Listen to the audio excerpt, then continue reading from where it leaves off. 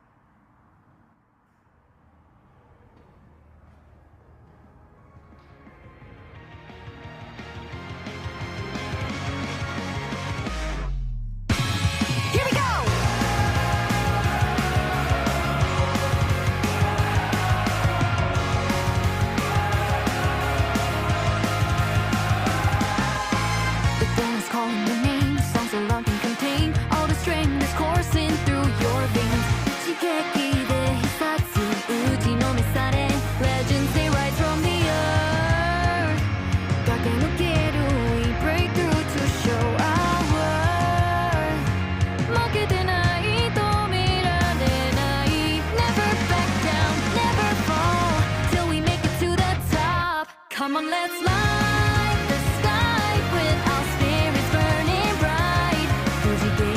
Together, you shall forever. Chikara dashite, we stand and fight our hearts out. Hono keshite, tayasanai de. Calling our name, changing the game, setting the chains ablaze.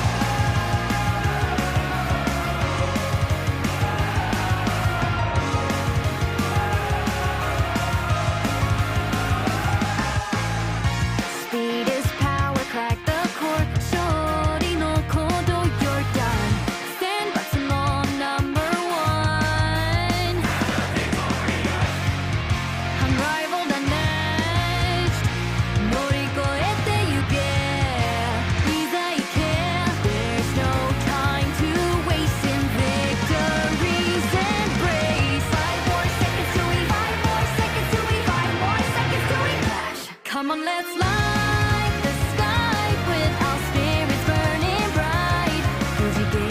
Together, you shall forever. Chikara dashite, we stand and fight our hearts out. Hono keshite, tayasanai de. Calling our name, changing the game, setting the chains ablaze.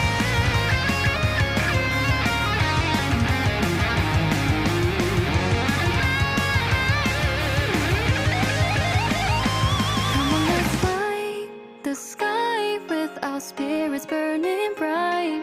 Good again forever, you shall together. Chikara dashite, we stand and fight our hearts out. Hono keshite, tayasanai de. Calling our name, changing the game, setting the chains ablaze.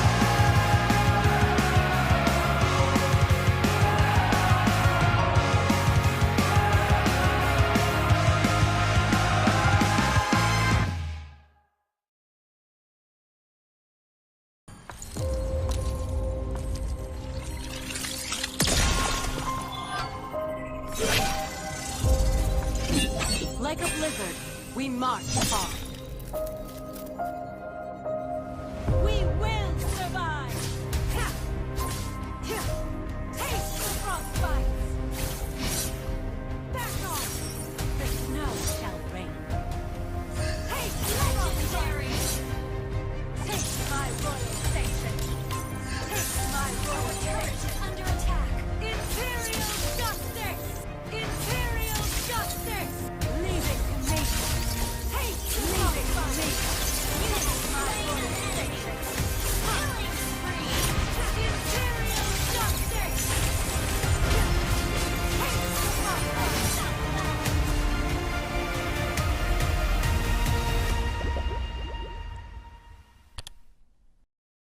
Homes are now where we work, learn, and, play?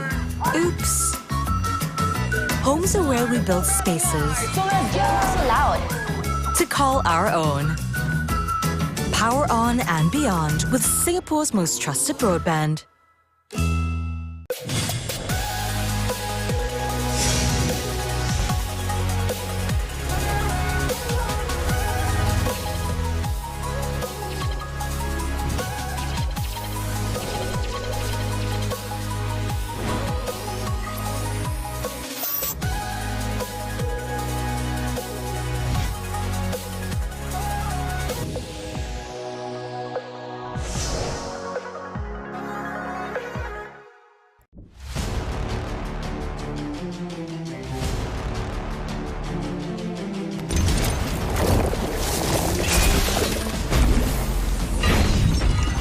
You have slain an enemy. Double kill.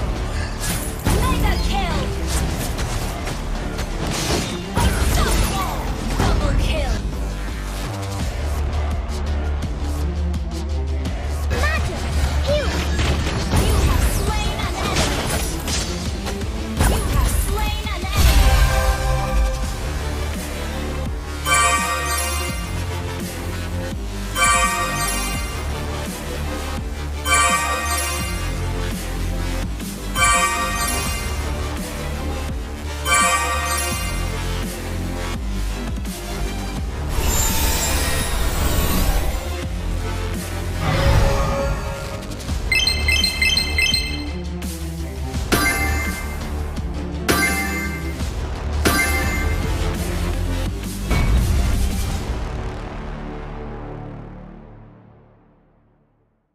What's up, everyone? Welcome back to another episode of Hero Spotlight, featuring the second hero of the Forsaken Light series, Melissa. With the help of her beloved dolls, Melissa can easily melt her foes from an unreachable spot. Hero skills. First skill, falling. Melissa dashes in the target direction and gains extra attack speed for a while. She'll also pull Muddles and Cuddles toward her when the two are on the field. Falling is Melissa's mobility tool that allows her to maneuver around the map and adjust the position of her dolls. The extra attack speed, on the other hand, grants her decent burst potential. Killing spree. Second skill, go Muddles! Melissa throws Muddles in the target direction, which will stop upon hitting an enemy hero or reaching the maximum distance and bind itself to all nearby enemy heroes. For the duration, Melissa will summon Giggles on each of her basic attacks to shoot an extra Cursed Needle at Muddles, and can also use the attack minion button to attack Muddles directly. All the damage taken by Muddles within the duration will be transferred to the bound victims. Each needle thrown by Giggles will also reduce part of the cooldown of Melissa's first skill. Go Muddles is Melissa's primary damage source. Slain an enemy. Ultimate. Cuddles, protect me! Melissa orders Cuddles to release the field of protection, damaging and pushing away nearby enemies while blocking them from entering the field for a while. The field will disappear early if Melissa moves too far away. Cuddles, protect me! Is Melissa's main defense measure against melee heroes. Passive. Doll Buster. Melissa deals extra damage to summoned units, including Muddles and all units summoned by the enemy. Pro tips. Pro tip number 1. Move Muddles flexibly with falling to avoid losing the enemies bound by Go Muddles. Didn't your mother You have ever tell slain you? an enemy. Never get too close to needles. Pro tip number 2. Cast Cuddles Protect Me to knock back approaching enemies, and then falling to move the field and block or restrict the enemy's movement. Skill combos. Laning phase. During the laning phase, cast Falling to quickly approach the enemy. Bind them to Muddles using Go Muddles, and then poke them with basic attacks. Annoyances. Cast Cuddles Protect Me when they're getting too close. Team fights. During team fights, look for the right opportunity to engage using Falling, cast Go Muddles to bind Muddles to multiple enemies, then spam basic attacks. Cast Cuddles Protect Me to block approaching enemies, and use Falling when it's up again to adjust your position and increase your attack speed for higher burst damage. Tactics. Mid-game. With her excellent mobility and solid ultimate mechanism, Melissa plays a big role in small-scale teamfights in the mid-game. Late game. After getting her hands on a few pieces of core equipment, Melissa can deal significant burst damage after successful Go Muddles hits, while the field created by Cuddles Protect Me allows her to take on enemies from a safe spot. For equipment, we recommend this crit chance and attack speed build to maximize Melissa's burst potential. For emblem, choose Weakness Finder of the Marksman emblem to make the best use of her extra attack speed. Among the battle spells, Inspire is a great choice to further boost Melissa's burst damage. Finally, one friendly reminder for all Saber, Hayabusa, and Layla players. Always keep an eye out for Melissa's position and do not try to barge into her field of protection. You just can't. Well, that's all for our new hero, Melissa, the Cursed Needle. And until next time, we'll be seeing you in the Land of Dawn.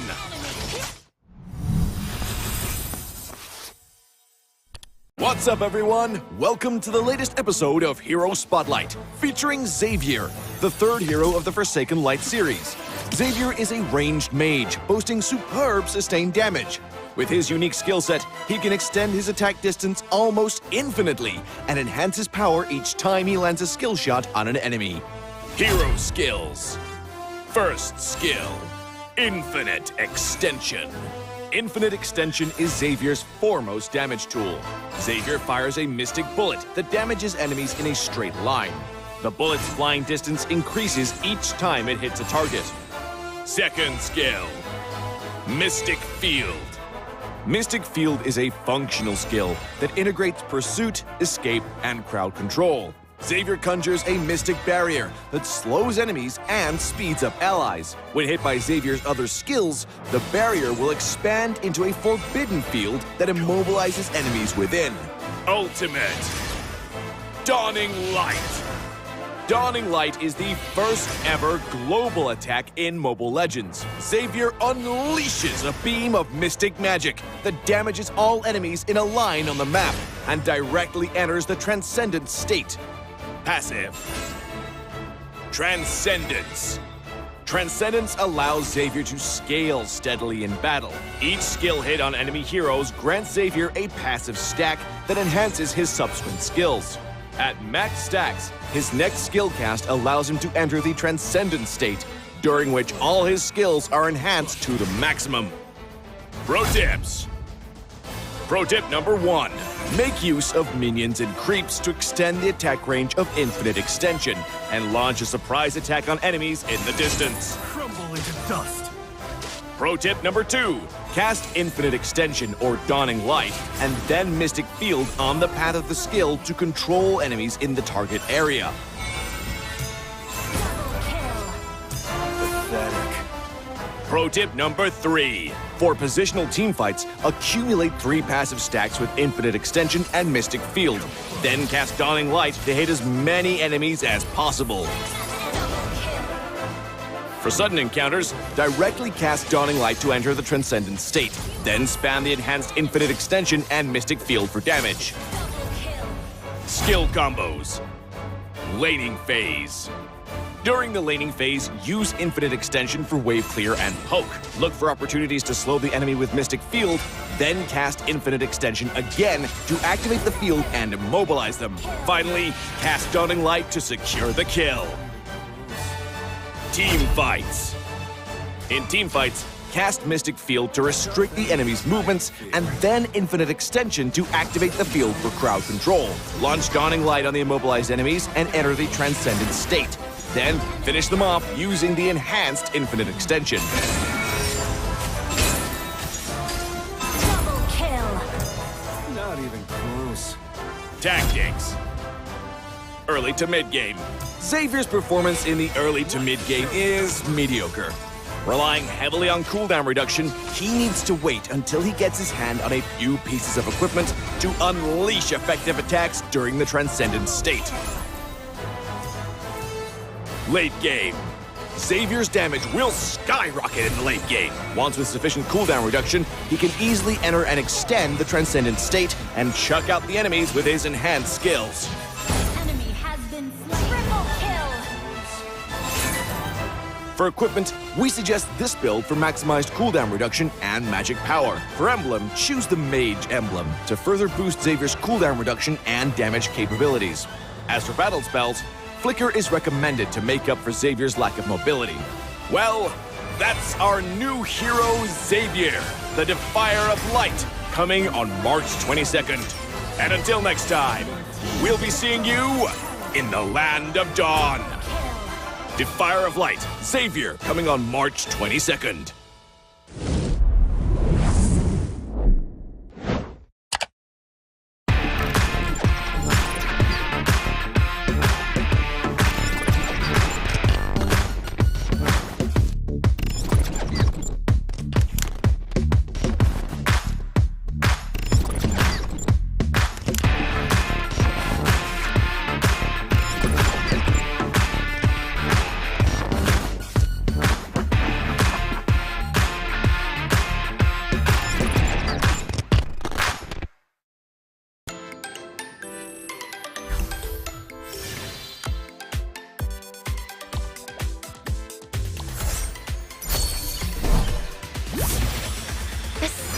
Adventure starts here. Let's go out and play! Introducing my buddy. That's Maru. Friendship is a magic string that binds us together. Are you ready for a super cute adventure?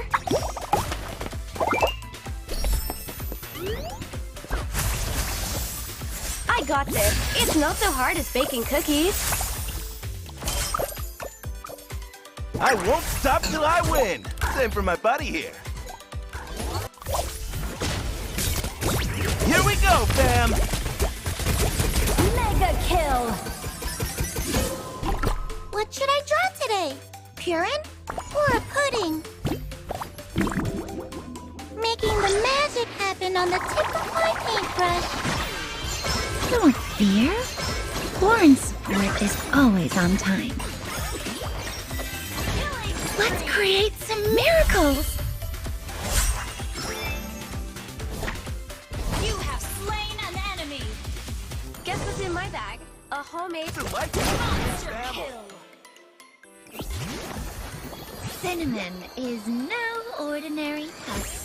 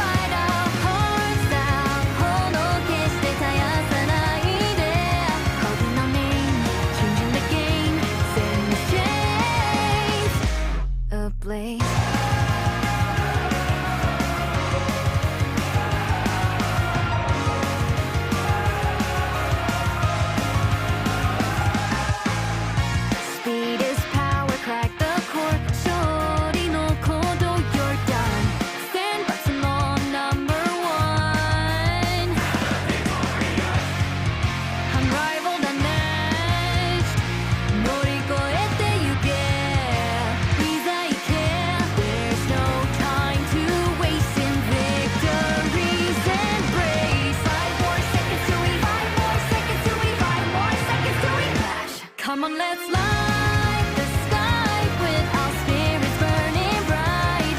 くじけぬ together, you shall forever. 力出して we stand and fight our hearts out. 炎消して絶やさないで。Calling our name, changing the game, setting the chains ablaze.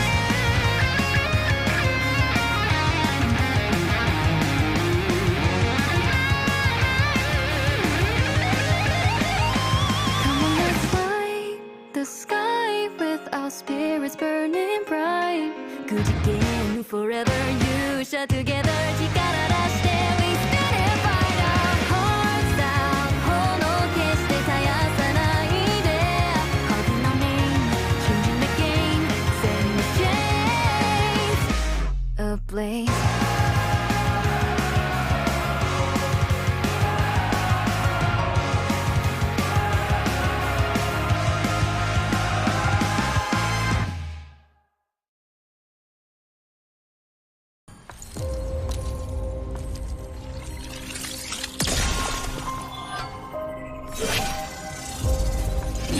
Like a blizzard, we march on. We will survive! Ha! Ha! Taste the frostbite! Back off! The snow shall rain. Taste legendary!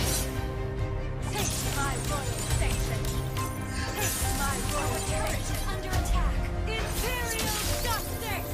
Imperial justice! Leave it to me! Taste the frostbite! Taste my royal station! Killing spree! Imperial justice! Taste the frostbite!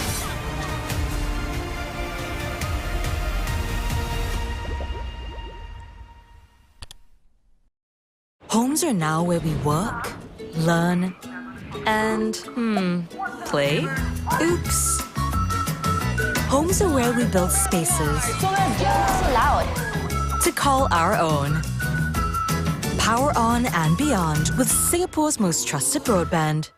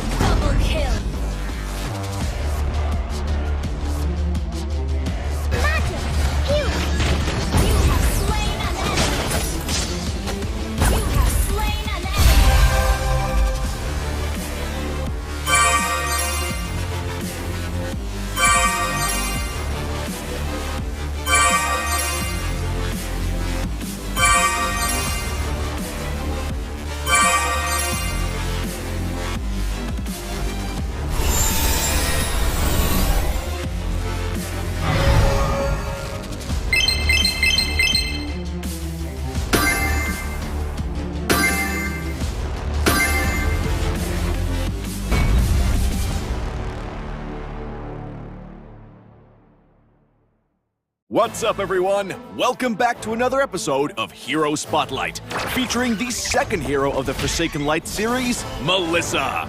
With the help of her beloved dolls, Melissa can easily melt her foes from an unreachable spot. Hero skills. First skill, falling. Melissa dashes in the target direction and gains extra attack speed for a while.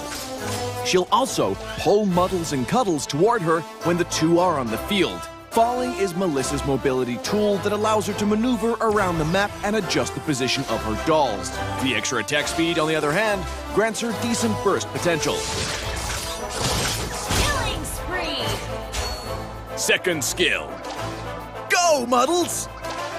Melissa throws Muddles in the target direction, which will stop upon hitting an enemy hero or reaching the maximum distance and bind itself to all nearby enemy heroes. For the duration, Melissa will summon Giggles on each of her basic attacks to shoot an extra cursed needle at Muddles, and can also use the attack minion button to attack Muddles directly. All the damage taken by Muddles within the duration will be transferred to the bound victims. Each needle thrown by Giggles will also reduce part of the cooldown of Melissa's first skill.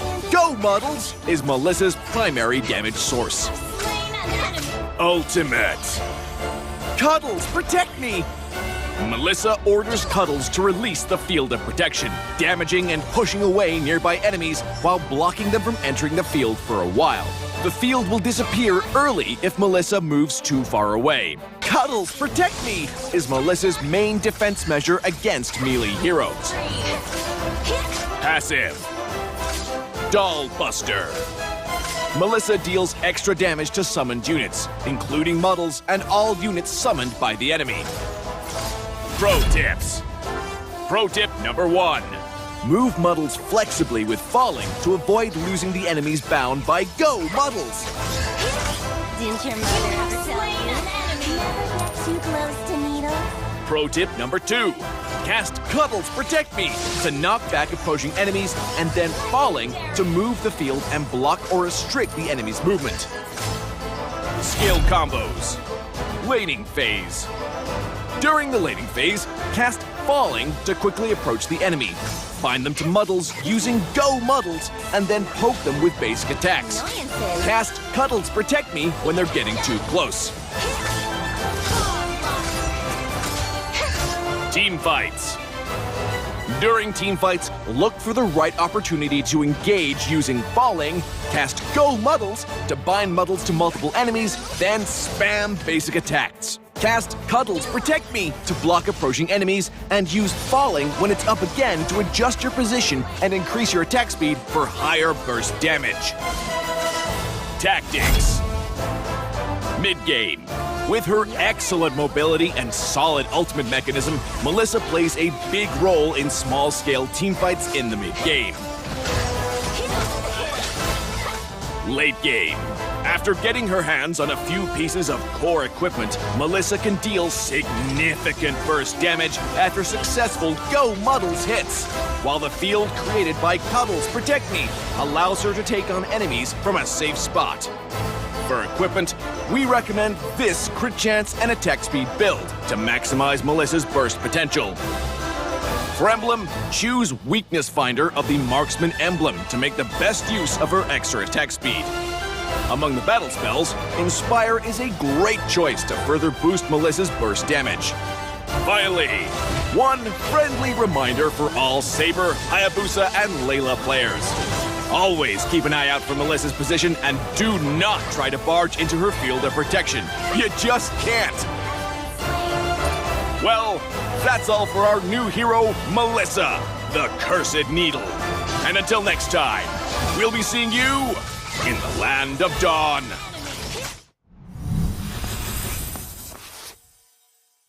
What's up, everyone? Welcome to the latest episode of Hero Spotlight, featuring Xavier, the third hero of the Forsaken Light series. Xavier is a ranged mage, boasting superb sustained damage. With his unique skill set, he can extend his attack distance almost infinitely and enhance his power each time he lands a skill shot on an enemy. Hero skills. First skill, Infinite Extension. Infinite Extension is Xavier's foremost damage tool. Xavier fires a mystic bullet that damages enemies in a straight line. The bullet's flying distance increases each time it hits a target. Second skill, Mystic Field.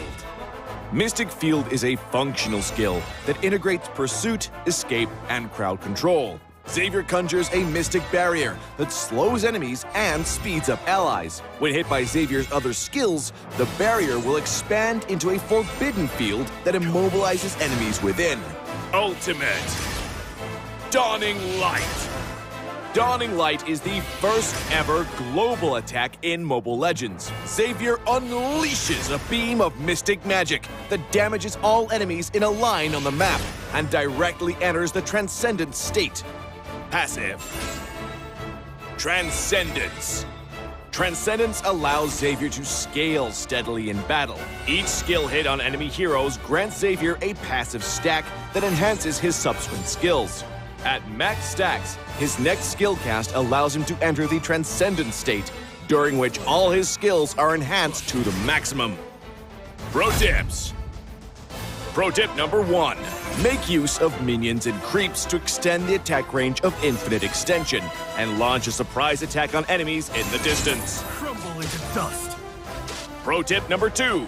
Cast Infinite Extension or Dawning Light and then Mystic Field on the path of the skill to control enemies in the target area. Pathetic. Pro tip number 3. For positional teamfights, accumulate 3 passive stacks with Infinite Extension and Mystic Field. Then cast Dawning Light to hit as many enemies as possible. For sudden encounters, directly cast Dawning Light to enter the Transcendence state. Then spam the enhanced Infinite Extension and Mystic Field for damage. Skill combos. Laning phase. During the laning phase, use Infinite Extension for wave clear and poke. Look for opportunities to slow the enemy with Mystic Field, then cast Infinite Extension again to activate the field and immobilize them. Finally, cast Dawning Light to secure the kill. Team fights. In team fights, cast Mystic Field to restrict the enemy's movements, and then Infinite Extension to activate the field for crowd control. Launch Dawning Light on the immobilized enemies and enter the Transcendent state. Then finish them off using the enhanced Infinite Extension. Double kill. Not even close. Tactics. Early to mid-game. Xavier's performance in the early to mid-game is mediocre. Relying heavily on cooldown reduction, he needs to wait until he gets his hand on a few pieces of equipment to unleash effective attacks during the Transcendent state. Late game. Xavier's damage will skyrocket in the late game. Once with sufficient cooldown reduction, he can easily enter and extend the Transcendent state and chuck out the enemies with his enhanced skills. Enemy has been slain. Triple kill. For equipment, we suggest this build for maximized cooldown reduction and magic power. For emblem, choose the Mage emblem to further boost Xavier's cooldown reduction and damage capabilities. As for battle spells, Flicker is recommended to make up for Xavier's lack of mobility. Well, that's our new hero, Xavier, the Defier of Light, coming on March 22nd. And until next time, we'll be seeing you in the Land of Dawn. Defier of Light, Xavier, coming on March 22nd. Mega kill. Unstoppable. Double kill. Magic! Healing! You have slain an enemy. You have slain an enemy. You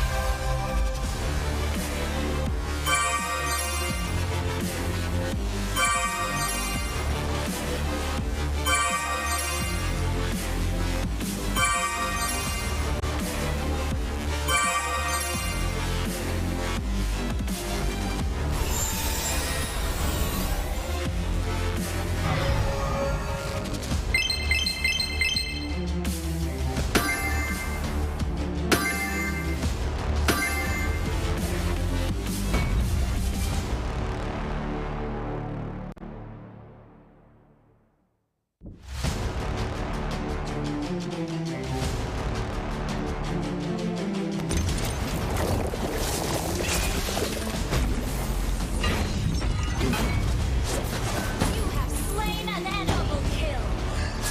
Mega kill. Unstoppable. Double kill. Magic! Healing! You have slain an enemy. You have slain an enemy.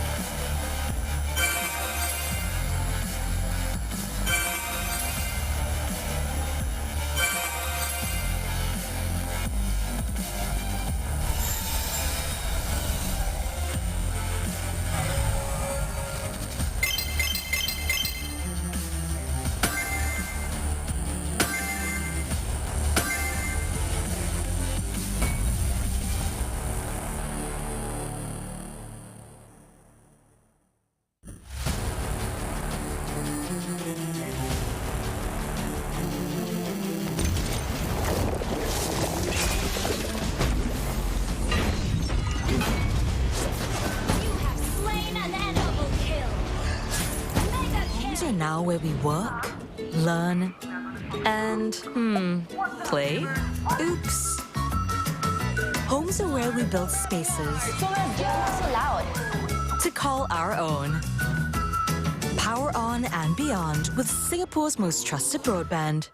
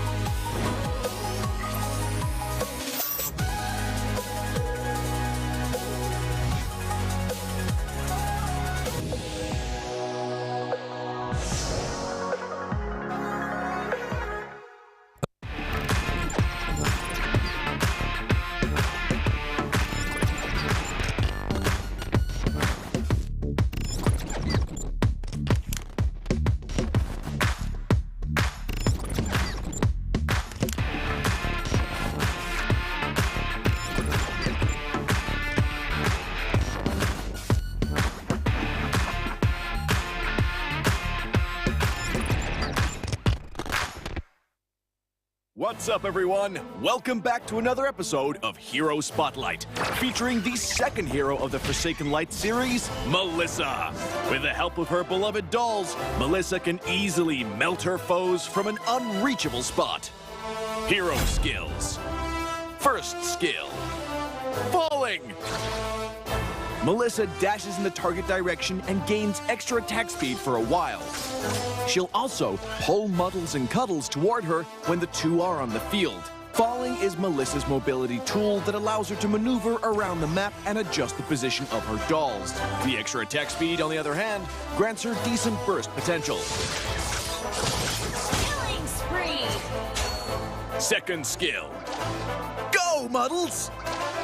Melissa throws Muddles in the target direction, which will stop upon hitting an enemy hero or reaching the maximum distance and bind itself to all nearby enemy heroes. For the duration, Melissa will summon Giggles on each of her basic attacks to shoot an extra cursed needle at Muddles, and can also use the attack minion button to attack Muddles directly. All the damage taken by Muddles within the duration will be transferred to the bound victims. Each needle thrown by Giggles will also reduce part of the cooldown of Melissa's first skill.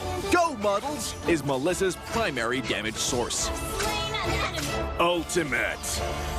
Cuddles, protect me! Melissa orders Cuddles to release the field of protection, damaging and pushing away nearby enemies while blocking them from entering the field for a while. The field will disappear early if Melissa moves too far away. Cuddles, protect me! Is Melissa's main defense measure against melee heroes. Passive. Doll Buster. Melissa deals extra damage to summoned units, including Muddles and all units summoned by the enemy. Pro tips. Pro tip number 1. Move Muddles flexibly with falling to avoid losing the enemies bound by Go Muddles. Didn't your mother ever tell you? Slain an enemy. Never get too close to Needle. Pro tip number 2. Cast Cuddles Protect Me to knock back approaching enemies, and then falling to move the field and block or restrict the enemy's movement. Skill combos. Laning phase. During the laning phase, cast Falling to quickly approach the enemy. Bind them to Muddles using Go Muddles, and then poke them with basic attacks. Cast Cuddles Protect Me when they're getting too close. Team fights. During team fights, look for the right opportunity to engage using Falling, cast Go Muddles to bind Muddles to multiple enemies, then spam basic attacks. Cast Cuddles Protect Me to block approaching enemies, and use Falling when it's up again to adjust your position and increase your attack speed for higher burst damage. Tactics. Mid-game. With her excellent mobility and solid ultimate mechanism, Melissa plays a big role in small-scale teamfights in the mid-game. Late game. After getting her hands on a few pieces of core equipment, Melissa can deal significant burst damage after successful Go Muddles hits, while the field created by Cuddles Protect Me allows her to take on enemies from a safe spot. For equipment, we recommend this crit chance and attack speed build to maximize Melissa's burst potential. For emblem, choose Weakness Finder of the Marksman emblem to make the best use of her extra attack speed. Among the battle spells, Inspire is a great choice to further boost Melissa's burst damage. Finally, one friendly reminder for all Saber, Hayabusa, and Layla players. Always keep an eye out for Melissa's position and do not try to barge into her field of protection. You just can't. Well, that's all for our new hero, Melissa, the Cursed Needle. And until next time, we'll be seeing you in the Land of Dawn.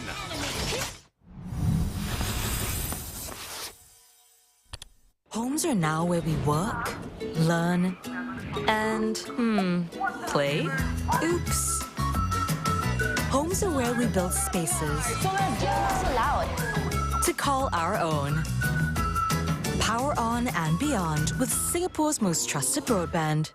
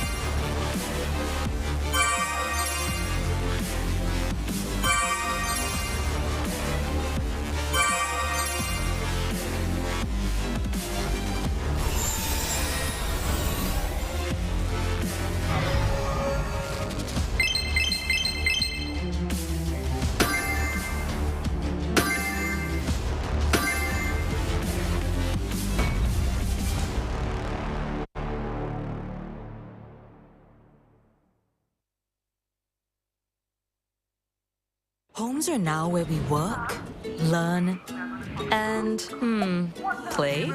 Oops. Homes are where we build spaces So loud. to call our own. Power on and beyond with Singapore's most trusted broadband.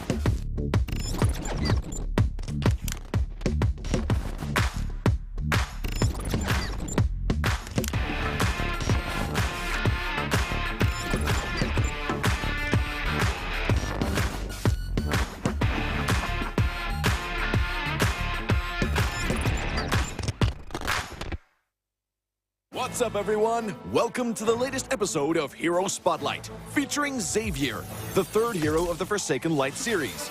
Xavier is a ranged mage, boasting superb sustained damage. With his unique skill set, he can extend his attack distance almost infinitely and enhance his power each time he lands a skill shot on an enemy. Hero skills. First skill, Infinite Extension. Infinite Extension is Xavier's foremost damage tool. Xavier fires a mystic bullet that damages enemies in a straight line. The bullet's flying distance increases each time it hits a target. Second skill, Mystic Field. Mystic Field is a functional skill that integrates pursuit, escape, and crowd control. Xavier conjures a mystic barrier that slows enemies and speeds up allies. When hit by Xavier's other skills, the barrier will expand into a forbidden field that immobilizes enemies within. Ultimate Dawning Light. Dawning Light is the first ever global attack in Mobile Legends. Xavier unleashes a beam of mystic magic that damages all enemies in a line on the map and directly enters the Transcendent state. Passive. Transcendence. Transcendence allows Xavier to scale steadily in battle. Each skill hit on enemy heroes grants Xavier a passive stack that enhances his subsequent skills. At max stacks, his next skill cast allows him to enter the Transcendent state, during which all his skills are enhanced to the maximum. Pro tips. Pro tip number 1, make use of minions and creeps to extend the attack range of Infinite Extension and launch a surprise attack on enemies in the distance. Crumble into dust. Pro tip number 2, cast Infinite Extension or Dawning Light and then Mystic Field on the path of the skill to control enemies in the target area. Pathetic. Pro tip number 3. For positional teamfights, accumulate 3 passive stacks with Infinite Extension and Mystic Field. Then cast Dawning Light to hit as many enemies as possible. For sudden encounters, directly cast Dawning Light to enter the Transcendent state. Then spam the enhanced Infinite Extension and Mystic Field for damage. Skill combos. Laning phase. During the laning phase, use Infinite Extension for wave clear and poke. Look for opportunities to slow the enemy with Mystic Field, then cast Infinite Extension again to activate the field and immobilize them. Finally, cast Dawning Light to secure the kill. Team fights. In team fights, cast Mystic Field to restrict the enemy's movements, and then Infinite Extension to activate the field for crowd control. Launch Dawning Light on the immobilized enemies and enter the Transcendent state. Then finish them off using the enhanced Infinite Extension.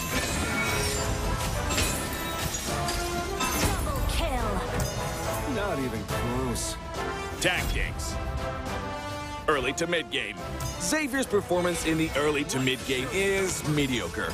Relying heavily on cooldown reduction, he needs to wait until he gets his hand on a few pieces of equipment to unleash effective attacks during the Transcendent state. Late game. Xavier's damage will skyrocket in the late game. Once with sufficient cooldown reduction, he can easily enter and extend the Transcendent state and chuck out the enemies with his enhanced skills. Enemy has been slain. Triple kill. For equipment, we suggest this build for maximized cooldown reduction and magic power. For emblem, choose the Mage emblem to further boost Xavier's cooldown reduction and damage capabilities. As for battle spells, Flicker is recommended to make up for Xavier's lack of mobility. Well, that's our new hero, Xavier, the Defier of Light, coming on March 22nd. And until next time, we'll be seeing you in the Land of Dawn. Defier of Light, Xavier, coming on March 22nd.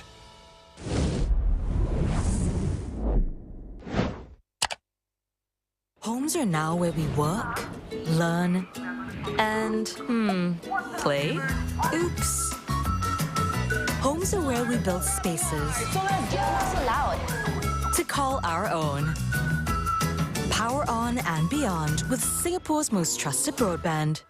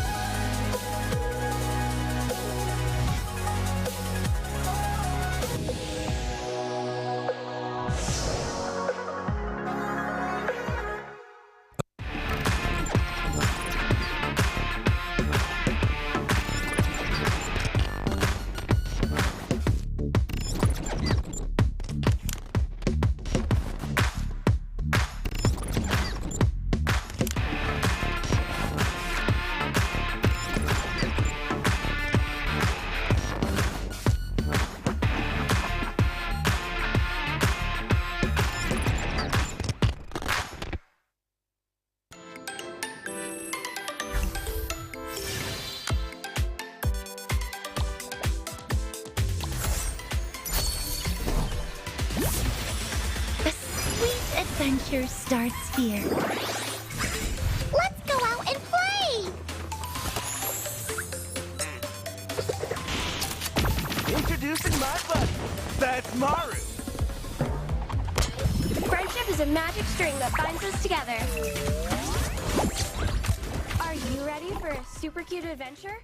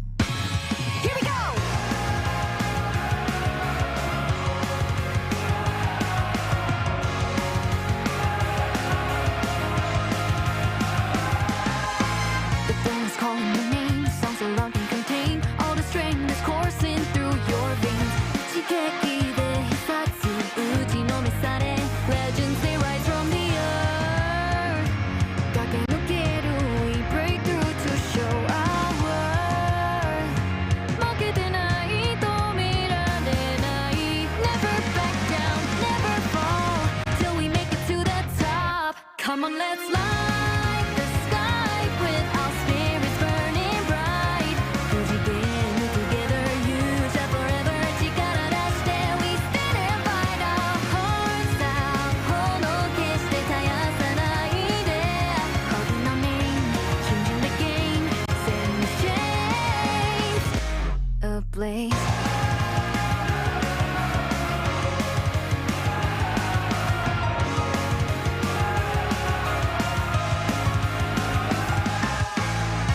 Speed is power, crack the core. 勝利の鼓動 you're done. Stand by small number one.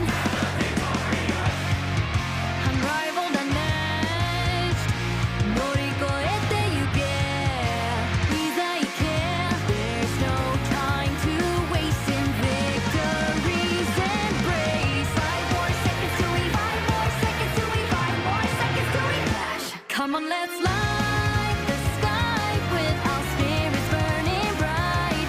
'Cause we can move together, use up forever. 力出して we stand and fight our hearts out. ほのけして絶やさないで。Calling our name, changing the game, setting the chains ablaze.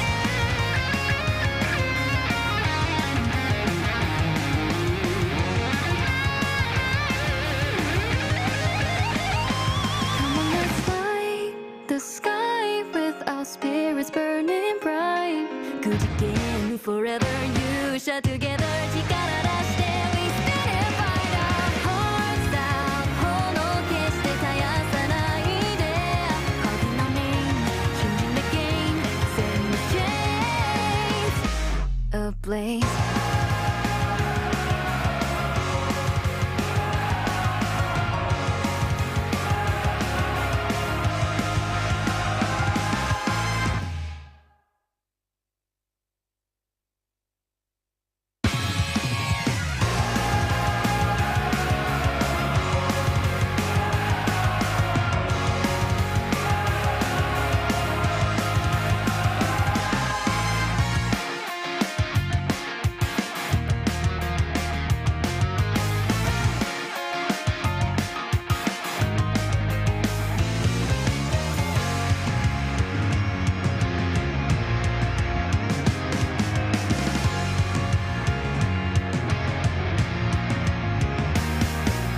Ladies and gentlemen, welcome back to another season of MPL Singapore. We're in season 3 and you just watched an amazing music video with all the players and all the casters being professors. You guys were in it, I was in it.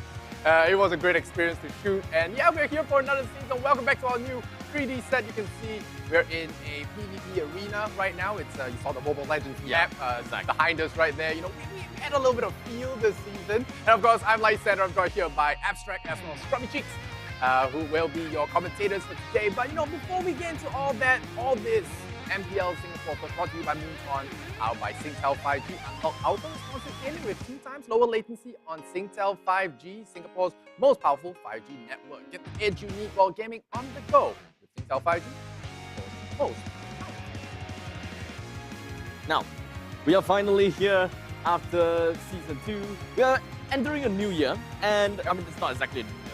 But finally, we are going to be looking at Season 3. We've got quite a lot of teams in here, and I am just absolutely stoked to see what they have got in store for us.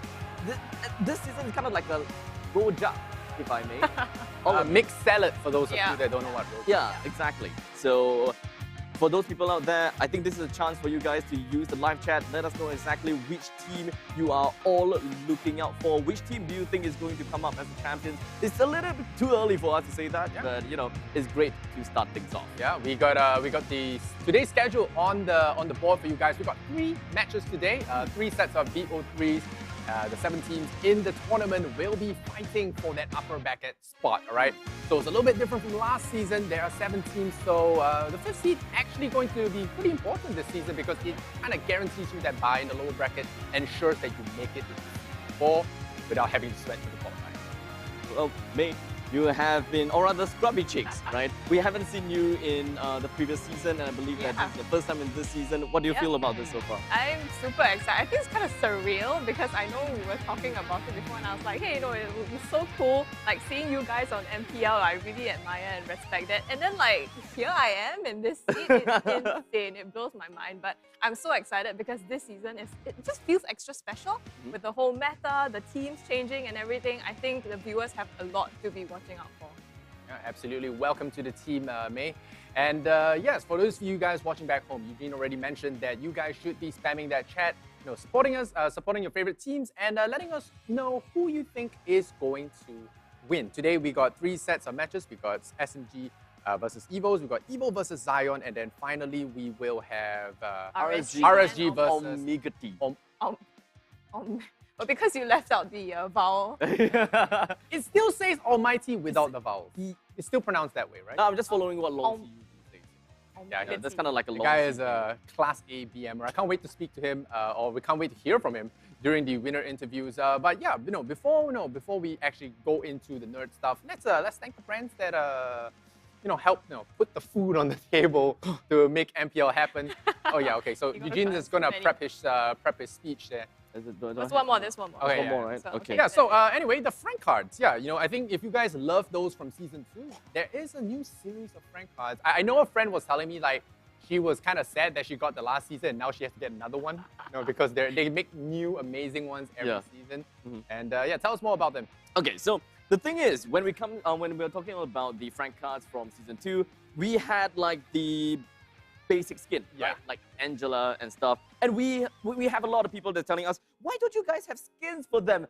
This time we have skins! This time we have Lancelot. I believe that this is the Royal Matador skin. So I believe that we have 10 of these to be collected. So a lot of these are out there. If you guys want it, there is a lot. I believe that you can tell us more about it. Yeah, they're all 10 MLBB cards featuring Angela, Ruby, Lunox, Roger, and Lancelot. You can see Abstract counting I only got them. 6, so I haven't collected them all. Yeah, with your Frank debit or credit card. So how you want to sign up? Just go to Frank by OCBC's website and click on MPL SG S3 banner to register and find out more. On top of that, you stand to win yourself attractive loots like the time-limited Epic skins, which obviously we all want skins, and Apple iPhone 13, as well as an OSIM gaming massage chair. Speaking of OSIM gaming massage chairs, we are all sitting on brand new chairs this season. Yep. All right, Okay, you're as gone. demonstrated by Misty Abstract. You're taking a nap on the job. Yeah, of course, this season our official gaming chair massage chair sponsor, OSIM, is joining us. You know, as you can see, their brand, their brand logo just swollen behind on that amazing arena. I just can't get enough of that 3D set. Featuring OSIM's U-Tron gaming chair with the massage series with over 43 years of experience. OSIM has integrated this time-tested massage technologies, the patented V-Hand technology, with an ergonomically designed chair that will provide great comfort and help you combat and relieve neck, shoulder, and back pains from prolonged gaming. So the players actually have this, I don't know if they call that on the mic, but the players actually have this massage pillow that they have, you know, when they play. Players are more well taken care of. But, you know, they do have that massage cushion, and they can massage their necks while they game. So for you homebodies, those that have been taking work from home, stay from home, stay at home very seriously, that massage cushion could be for you. Of course, to a lot of Singaporeans, I think the brand OSIM is no stranger. Exactly. You've seen it since you were a kid. The brand is as old as time, and yeah, you know, they're well known for their massage chairs. So if you're looking to pick up a gaming chair and you want the massage variant, Perfect might be looking at that U-Tron, yeah? Yeah. I remember the time where OSIM first had that massage chair, and a lot of people were just kind of asking, why would anyone need that, right? I asked myself, why would I need that as well? Until I went over to one of the showrooms and I just decided to sit on it. And I'm just like, why wouldn't anyone want that? That's how they get you. They put those chairs in the front, you sit down and like, I won't want to do Yeah, it's like the kind of stuff that you wouldn't think that you needed in life until you really Tried it? Yeah, until you really put your butt on it. Like, how do I live without this anymore? Exactly, right? Because when you're sitting on the chair for way too long, oh, my back hurts, oh, my shoulder hurts, and a whole lot of you guys are trying to be as old as we are, and just trying to be like, okay, as I am, okay? I'm the only old one here, all right? Yeah, who always have back aches, shoulder aches, neck aches, shoulder blade aches, and all that kind of stuff. And they solve all of that. Yeah, so I did You that. definitely need one for yourself. It's kind of sad, but it is what it is. I've admitted defeat. My bones are not good. Maybe that's why I'm so short. But moving on. A lot of self-roasting going on here. You good? You know, I gotta shoot my own foot before anyone else shoots me, right? Fair enough. You know, you can't be hurt by YouTube comments if you're mean to yourself first. Aha! Okay, so I believe that it is time for us to finally get ourselves into the nerd stuff. Nerd stuff indeed. All right, we got 3 matches today, and each of them is a best of 3. First of 2 wins for those of you guys that are unfamiliar with the best of 3 format. All right, so we got SMG versus EVOs. There's a lot to talk about that one. But then after that, we have EVO versus Zion, 2 new brands to the MPL family. And of course, lastly, we will have Almighty versus EVOs, which RSG, which is a rematch of last season's lower bracket final. So there is quite a bit of beef for that final series of the day. Sadly, you guys will not be covering that, but it will be something to watch out for, because I do believe Almighty had made RSG sweat a lot last lower bracket. And yeah, it will be very exciting to see how they will deal with that this time around. Almighty have promised new strategies. EVO's got a new captain in the form of Diablo. Lozy's looking happier, so there might be something, some changes. Like you mentioned, Rojak or Mixed Salads, we got a bunch of new faces, old guards stepping down, even Potato, he has stepped down from the player role. He's become like, I think, a coach / manager of Zion. So there's a little bit of drama there. Oh, I wouldn't say drama, but, kind of like a, you betrayed me, join another team kind of thing. So, a good rivalry, if I may say. Good rivalry, Potato starting his own team, leaving EVO. So, big question of the day is EVO's SMG. Can EVO still live up to that brand? Is the hat trick happening? Oh, okay. So here's the thing, right? I have been in talks with some of the other people, Nash being one of the main person I've been talking to. We both have come to an agreement that EVO's without Potato is basically going to be the Singapore counterpart of Todak. What does that mean? Is that Todak without Chiku equals to lose. Todak with Chiku equals to win.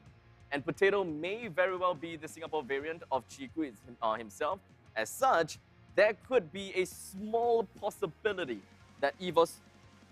Never mind. Forget that later. Yeah. EVO's might not even make it to the podium this time. Whoa, really? There might be a possibility.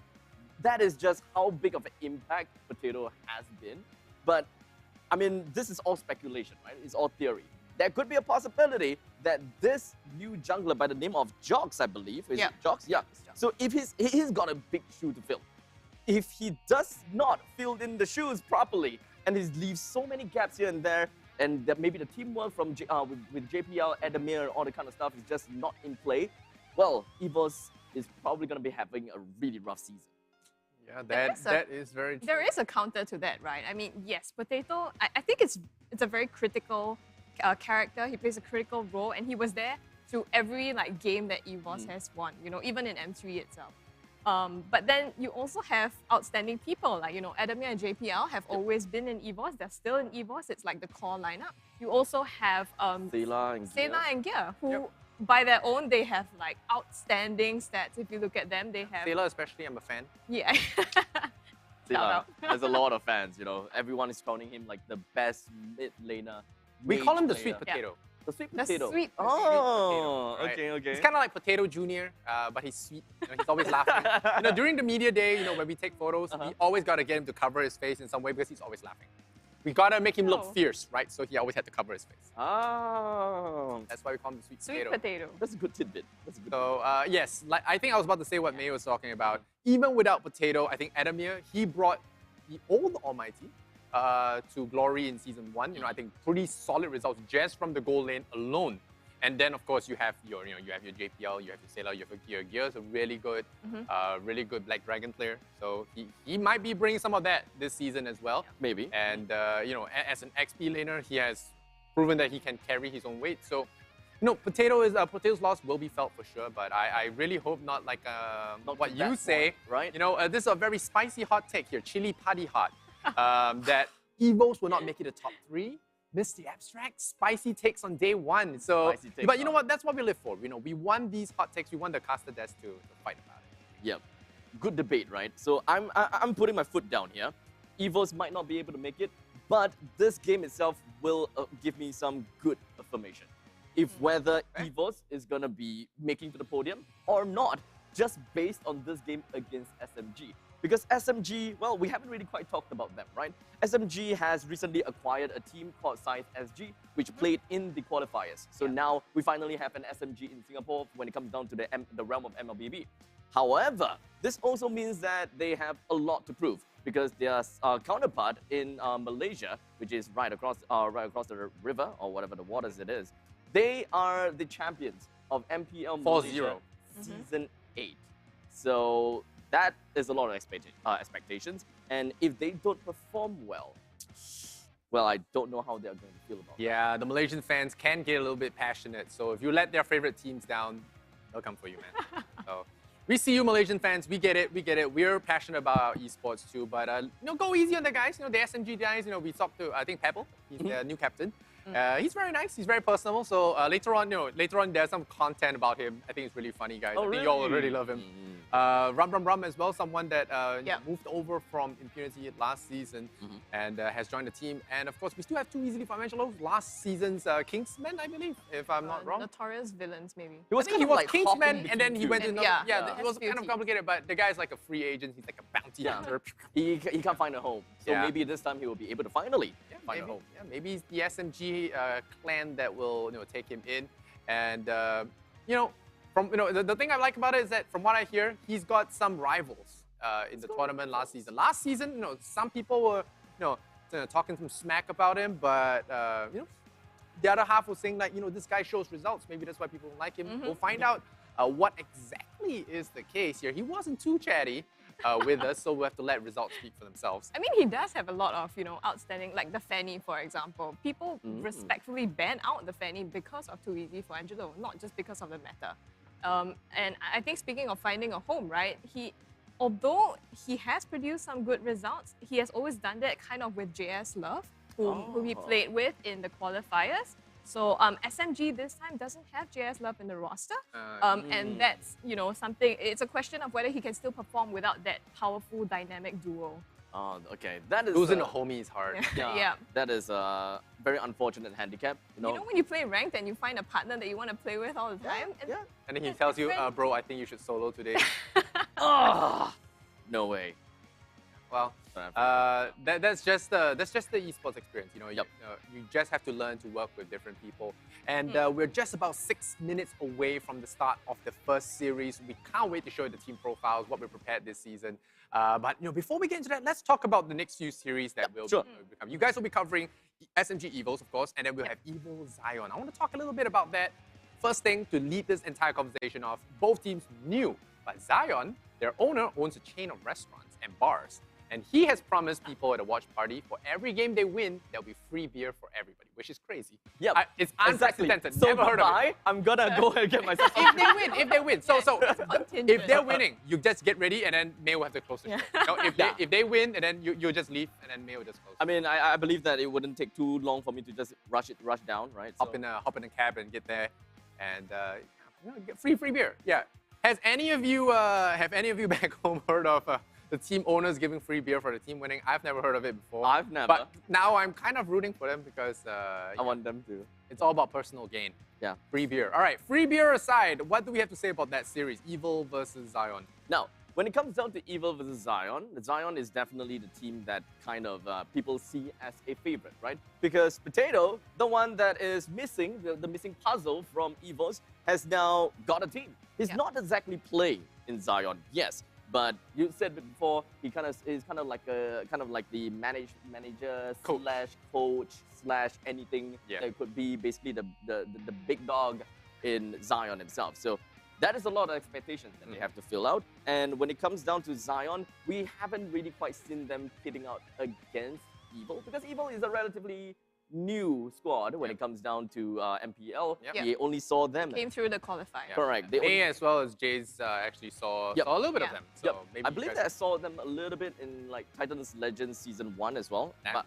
I can't exactly remember whether that was the full team or not. But they were impressive, I gotta have to say. However, when it comes down to dealing with Zion, both of these teams are still holding on to quite some expectations. Because Zion, well, like I said, Rojak. Just mix vegetable salad, mix everything, whatever. They have Forza, who is a veteran. Yeah, Forza has been like literally everywhere. We have Supergirl, that is also part of the lineup. So at least when it comes down to theory, and of course their individual play style, how do they work together is something I and probably all of us have yet to see. Yeah, I think a lot of these new teams, it's good on paper, right? You got some vets here, you got this, people promising. You know, there's this very good saying. Potential is just results not realized. Something like that. Very deep stuff, but also something to note, regardless of how this series goes, I think we can all agree that the captain of Evil is powerful. Pun intended. Pun very much intended. Yeah. So in case you don't get that, powerful is his name, and it's powerful as well. I'm very proud of that one. I do not care. Send it to my I will be dropping these all day. No, I'm okay with that. I'm kind of like a pun guy. I'm completely. No one will appreciate that joke because they're new players. I just use it's a really good joke, guys. I'm trying to explain. Okay, it's a good joke. You just don't get it yet. All right. Yes, I think that is pretty funny. So no problem about that. Yeah. All right. So I don't know where we go from here. I don't know where we go from here. Finger guns. Okay, but yes, we have 3 minutes to the first match. We got a little bit of time. Let's talk about that final series that you guys won't be covering. RSG versus Almighty. That rematch of the lower bracket finals. Some thoughts? What do you think is going to happen? Well, when it comes down to RSG versus Almighty, I believe that RSG is probably going to play their same old game. I don't think they are one of the teams other than EVOS that haven't changed like 50% of their lineup. In fact, they probably retain like 75% of their lineup. So I would believe that there wouldn't be too much of a difference when it comes down to how they play. This time, LY4 have decided to play onto the gold lane. So he's going to be focusing onto the marksman. He don't have to be too worried about what's going on here, what's going on there. With this current meta that is going to be very reliant on both the robots and the junglers, I think that there are going to be quite a good amount of pressure that's taken away from LY4, which might be able to help RSG to a certain extent. Okay, yeah. Thoughts about Diablo being the captain this time? Do you think it's just like a figurehead kind of captainship, or is that going to be like a different style of play? Because Diablo was on the bench for the most of Season 2, and now being promoted to captain, Lolzy's taking a back seat in the roamer seat. Any changes, do you think? I don't think they would make necessarily a figurehead change just for the sake of it. I'm pretty sure there is a reason. We may not be privy to the exact reason, but I'm sure they have like good evidence for that. And I think the fact that he's stepping up this season also means that RSG as a whole has something to prove, you know? Like EVOS SG, they have lost people as well, but they still remain like, they have their core, they're still a powerhouse. And I think this might actually be the season where people are expecting RSG to finally take the championship instead of EVOS SG. Or are they? Are they? Are they? I don't know, man. 2 years of curse. I But think with that Potato gone though, But to I- another team. yeah, but there is another team. There might not. It might not be Evos that robs them of it. Yeah. Might be someone else. You know? Yeah. that might be someone. But no, that someone else might be Almighty. You know, we've got 40 seconds. Let's say any words about Almighty. Anything stand out to you guys this season? They are the team that managed to get themselves relevant in the previous season because of the meta shift. It really helped them because of their wide range of hero pools that they can play. As such, with this current meta, people can still go for jungle's assassin. You can still go for jungle tank.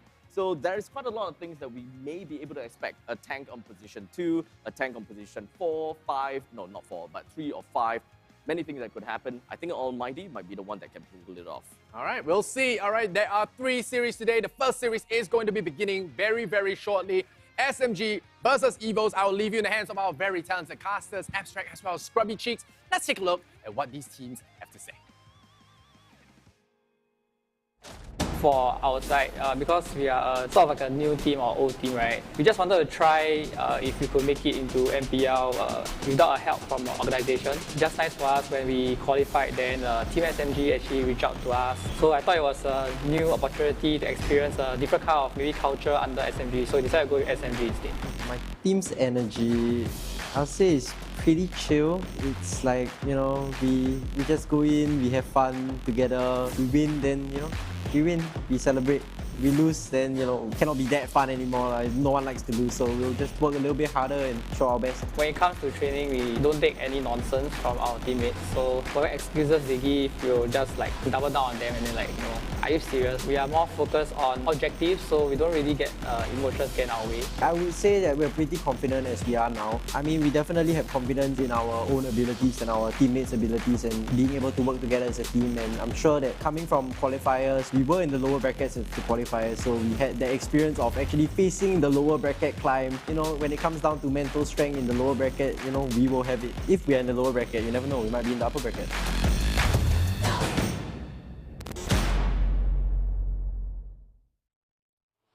We're trying our best to cope with it, but I can say that definitely we miss having Potato in our team. I feel like there's a lot of pressure on me. You know, like what if EVOS doesn't do well this season? Most likely it's going to be, you know, blamed on me, right? Yeah, but with pressure, it's a good way for me to rise up to the challenge, you know what I mean? The atmosphere is definitely different due to the lack of comms that Potato had once provided for us. Some of us has to step up to, you know, accommodate for such losses. Bringing in new players who haven't played in competitive scene, there's always going to be very basic mistakes like macro play and, you know, like just general nervousness. Bringing new players also means that we are able to try new strategies, try new drafts. I would say that the positive outweighs the negatives. No matter who you bring in, there's always going to be that hurdle first, right? I would say we are prepared. Maybe just a little bit under-prepared, but still prepared, still prepared.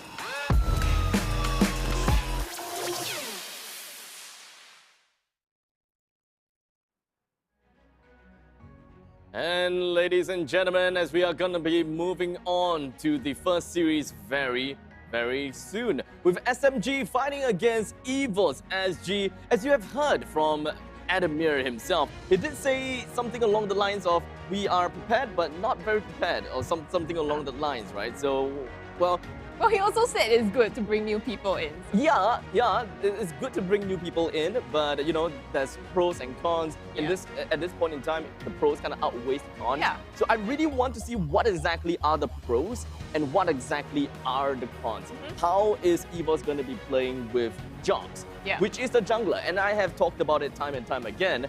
This meta is very focused on the roamer as well as the jungler. If Jox does not step up, if he doesn't give the kind of information that Potato originally does for the team, well, something is going downhill. Like, it will make or break the game, basically. His role is really important. Of all the seasoned players in the EVOS roster, they put a new player into one of the most critical roles in this battle. Exactly. Yeah. So I really do want to see how that is going to be like. It could be a game that gives SMG the run for their money. Well, I haven't really quite spoke to Pebble for about the team just yet. You know, I haven't really had much about it, but you know, buddy, if you're watching this, I'm gonna look for you. I'm gonna find you. I'm gonna ask you more questions and those kind of stuff, right? But I mean, for now, let's just focus down onto SMG versus EVOS. Yeah. Give me a prediction. My take? I'm still gonna go with the bomb EVOS. right at you.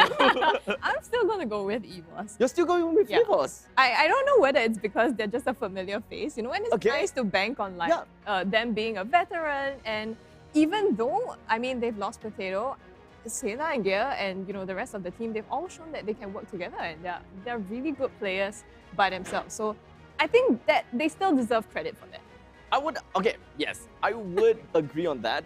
We've seen Adamir and how he has played in, I believe that the jungle last season. We have seen Sela dominating in the mid lane as a position 4. Yeah. Of course, with his very famous Lilia now being a pretty high accommodating player, or rather accommodating hero. A lot of people love to see Lilia. Lilia. Sure about Lilia. Why do they sound so darn similar? But Lilia, right? Because Lilia has such an utmost grandeur kind of way of clearing out middle lane. Yeah. There's no way that any other heroes can clear the middle lanes as fast as Lilia. So once you clear that, move right on. So with Lilia in the team, it is no longer about the rotations between the junglers and the roamer. It becomes the junglers, the mage, and the roamer kind of thing. So I wouldn't be too surprised if Sela were to pick Lilia, and that becomes their comfort to go for the very first pick. And I wouldn't be surprised that SMG actually goes for the respect ban. But sorry. That being said, though, SMG also still stands a good chance. Since you're on Team SMG, yes, I am on Team SMG. You know, buff them up a little bit. I think they have both the pro players as well as the kind of new players playing. You know, semi-pro and too easy for Angelo as well. We've seen him coming like up and coming in a lot of community, the semi-pro, and even now MPL regular season. So they have that same veterancy card, that veterancy card, Jace likes to say. Does he? Yeah, he says that a lot. Is that a real word? I don't know, but he uses it. I'm And he will say he coins it. He coins it. Oh, what even a if it doesn't exist. But yeah, they have that veteran card, so it could play out either way. All right. So because we have already hyped up so much about SMG as well as EVOS, it made you put yourself at the edge of your chair. You are so excited to jump right into the game. As such, I will be giving you guys the pleasure of throwing the game into a break for 15 minutes. But that's the real thing though. We're really going to go on for a short little break of 15 minutes. And once we are back, of course, we will be showing you the game of SMG versus EVOS. This is just a short little breather. This is just the suspense, the tension that we are bringing in for game number 1. You're being so anticlimactic right now. You know, we raised the hope so high and then we went down. But grab your popcorn, take a break, and we'll be right back with you. Skill combos. Laning phase. During the laning phase, cast Falling to quickly approach the enemy. Bind them to muddles using Go Muddles, and then poke them with basic attacks. Cast Cuddles Protect Me when they're getting too close. Team fights. During team fights, look for the right opportunity to engage using Falling, cast Go Muddles to bind muddles to multiple enemies, then spam basic attacks. Cast Cuddles Protect Me to block approaching enemies, and use Falling when it's up again to adjust your position and increase your attack speed for higher burst damage. Tactics. Mid-game. With her excellent mobility and solid ultimate mechanism, Melissa plays a big role in small-scale teamfights in the mid-game. Late game. After getting her hands on a few pieces of core equipment, Melissa can deal significant burst damage after successful Go Muddles hits, while the field created by Cuddles Protect Me allows her to take on enemies from a safe spot. For equipment, we recommend this crit chance and attack speed build to maximize Melissa's burst potential.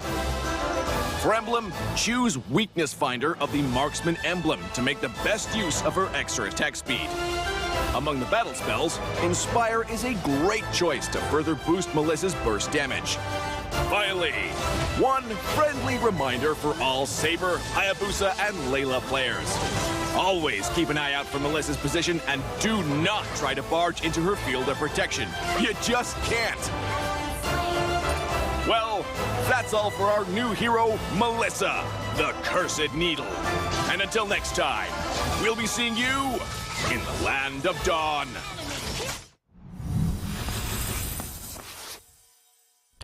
Homes are now where we work, learn, and, play? Oops. Homes are where we build spaces So loud. to call our own. Power on and beyond with Singapore's most trusted broadband.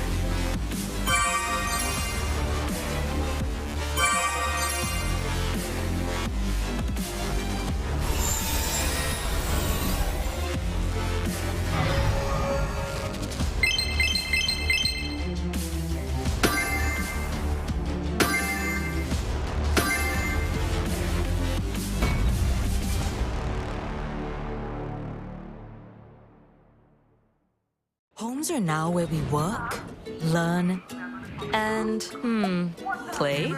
Oops. Homes are where we build spaces So loud. to call our own. Power on and beyond with Singapore's most trusted broadband.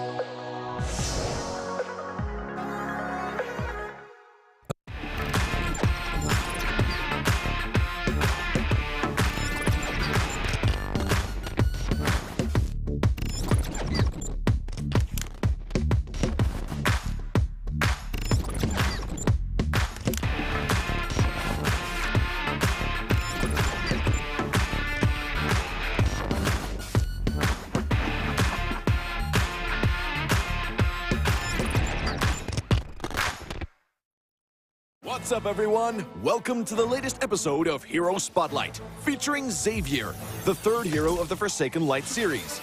Xavier is a ranged mage, boasting superb sustained damage. With his unique skill set, he can extend his attack distance almost infinitely and enhance his power each time he lands a skill shot on an enemy. Hero skills. First skill, Infinite Extension. Infinite Extension is Xavier's foremost damage tool. Xavier fires a mystic bullet that damages enemies in a straight line. The bullet's flying distance increases each time it hits a target. Second skill, Mystic Field. Mystic Field is a functional skill that integrates pursuit, escape, and crowd control. Xavier conjures a mystic barrier that slows enemies and speeds up allies. When hit by Xavier's other skills, the barrier will expand into a forbidden field that immobilizes enemies within. Ultimate Dawning Light. Dawning Light is the first ever global attack in Mobile Legends. Xavier unleashes a beam of mystic magic that damages all enemies in a line on the map and directly enters the Transcendent state. Passive. Transcendence. Transcendence allows Xavier to scale steadily in battle. Each skill hit on enemy heroes grants Xavier a passive stack that enhances his subsequent skills. At max stacks, his next skill cast allows him to enter the Transcendent state, during which all his skills are enhanced to the maximum. Pro tips. Pro tip number 1. Make use of minions and creeps to extend the attack range of Infinite Extension and launch a surprise attack on enemies in the distance. Crumble into dust. Pro tip number 2. Cast Infinite Extension or Dawning Light and then Mystic Field on the path of the skill to control enemies in the target area. Pathetic. Pro tip number 3. For positional teamfights, accumulate 3 passive stacks with Infinite Extension and Mystic Field. Then cast Dawning Light to hit as many enemies as possible. For sudden encounters, directly cast Dawning Light to enter the Transcendent state. Then spam the enhanced Infinite Extension and Mystic Field for damage. Skill combos. Laning phase. During the laning phase, use Infinite Extension for wave clear and poke. Look for opportunities to slow the enemy with Mystic Field, then cast Infinite Extension again to activate the field and immobilize them. Finally, cast Dawning Light to secure the kill. Team fights. In team fights, cast Mystic Field to restrict the enemy's movements, and then Infinite Extension to activate the field for crowd control. Launch Dawning Light on the immobilized enemies and enter the Transcendent state. Then finish them off using the enhanced Infinite Extension.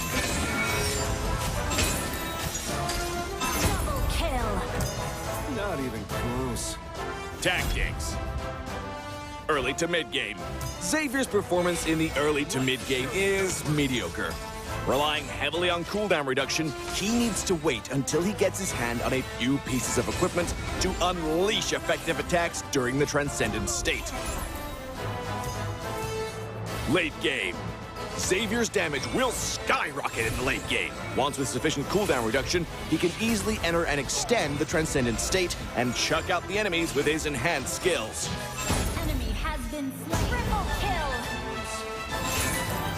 For equipment, we suggest this build for maximized cooldown reduction and magic power. For emblem, choose the Mage emblem to further boost Xavier's cooldown reduction and damage capabilities. As for battle spells, Flicker is recommended to make up for Xavier's lack of mobility. Well, that's our new hero, Xavier, the Defier of Light, coming on March 22nd. And until next time, we'll be seeing you in the Land of Dawn. Defier of Light, Xavier, coming on March 22nd.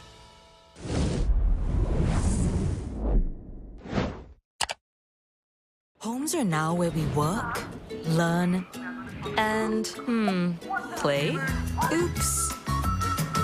Homes are where we build spaces So loud. to call our own. Power on and beyond with Singapore's most trusted broadband.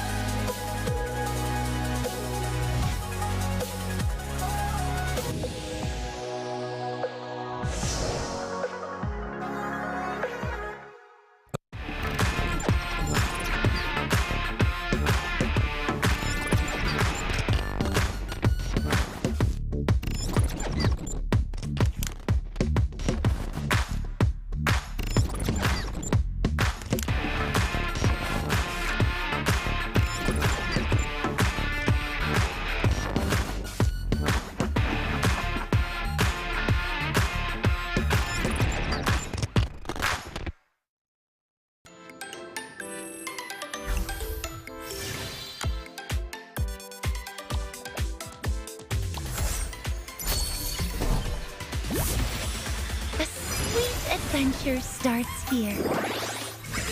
Let's go out and play! Introducing my buddy. That's Maru. Friendship is a magic string that binds us together. Are you ready for a super cute adventure?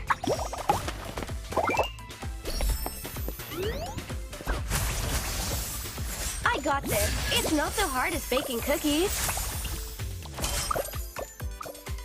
I won't stop till I win. Same for my buddy here. Here we go, fam. Mega kill! What should I draw today? Purin or a pudding? Making the magic happen on the tip of my paintbrush. Don't fear. Lauren's support is always on time. Let's create some miracles. You have slain an enemy! Guess what's in my bag? A homemade Monster kill! Cinnamon is no ordinary husk.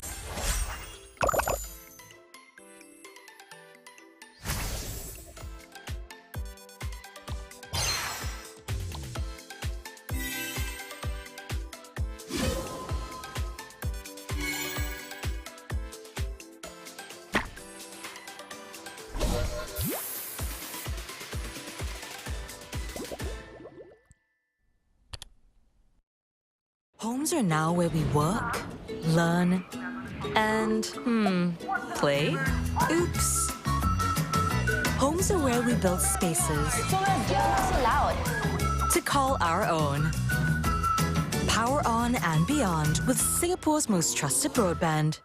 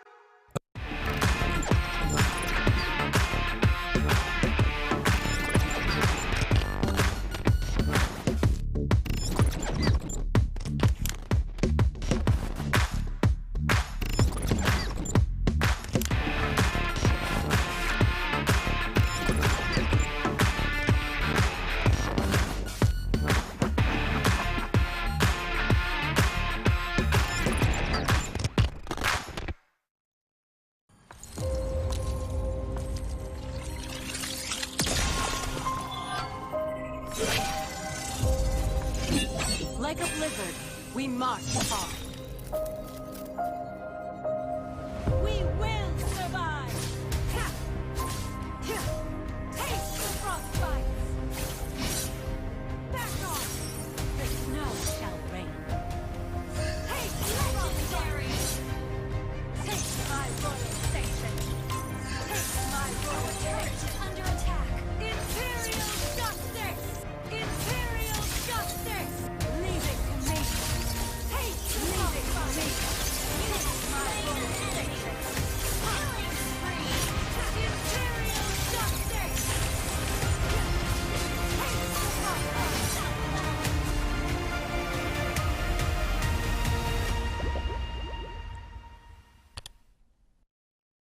Homes are now where we work, learn, and, play? Oops. Homes are where we build spaces So let's get what's allowed. to call our own. Power on and beyond with Singapore's most trusted broadband.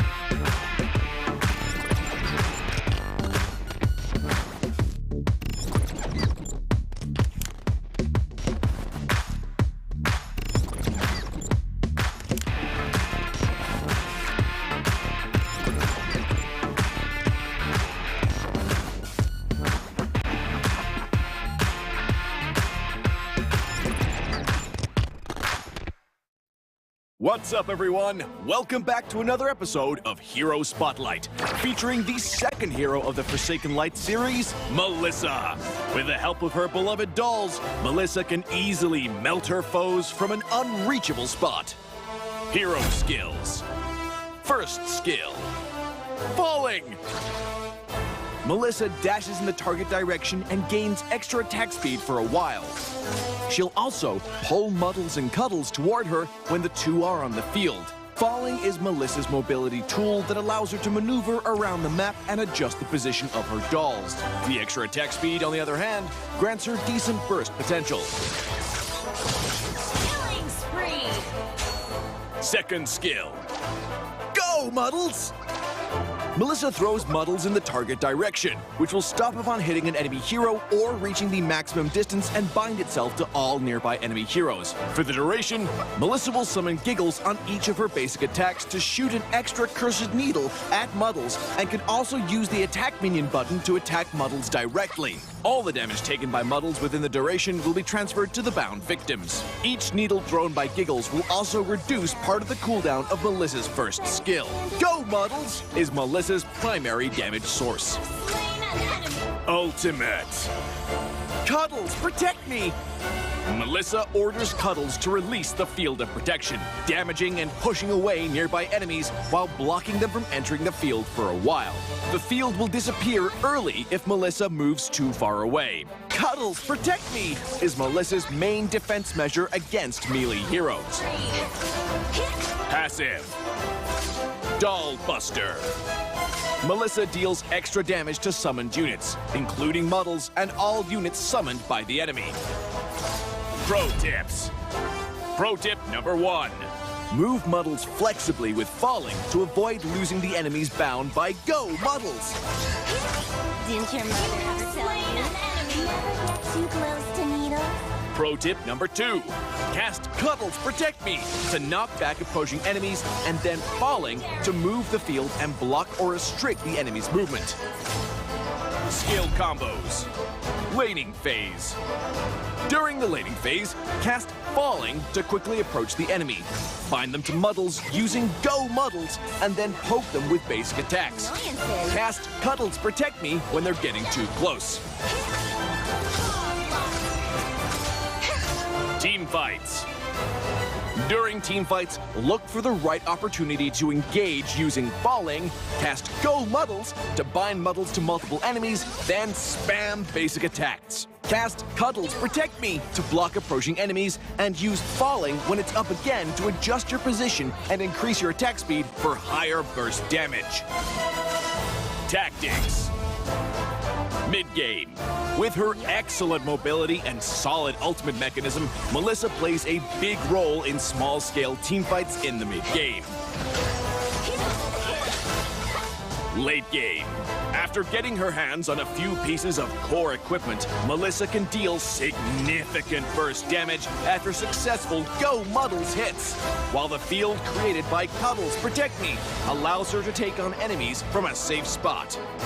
For equipment, we recommend this crit chance and attack speed build to maximize Melissa's burst potential. For emblem, choose Weakness Finder of the Marksman emblem to make the best use of her extra attack speed. Among the battle spells, Inspire is a great choice to further boost Melissa's burst damage. Finally, one friendly reminder for all Saber, Hayabusa, and Layla players. Always keep an eye out for Melissa's position and do not try to barge into her field of protection. You just can't. Well, that's all for our new hero, Melissa, the Cursed Needle. And until next time, we'll be seeing you in the Land of Dawn.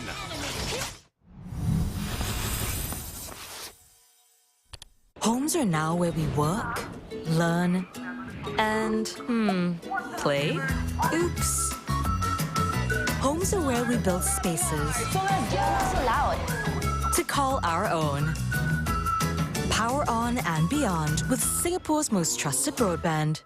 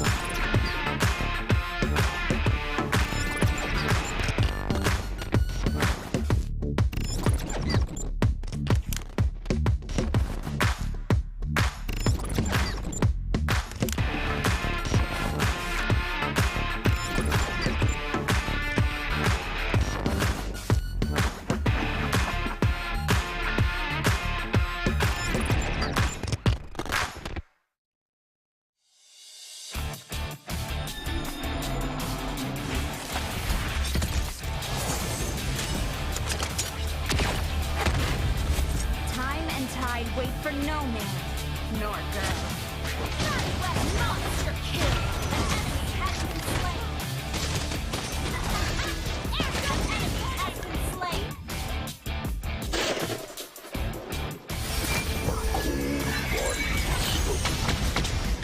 First blood!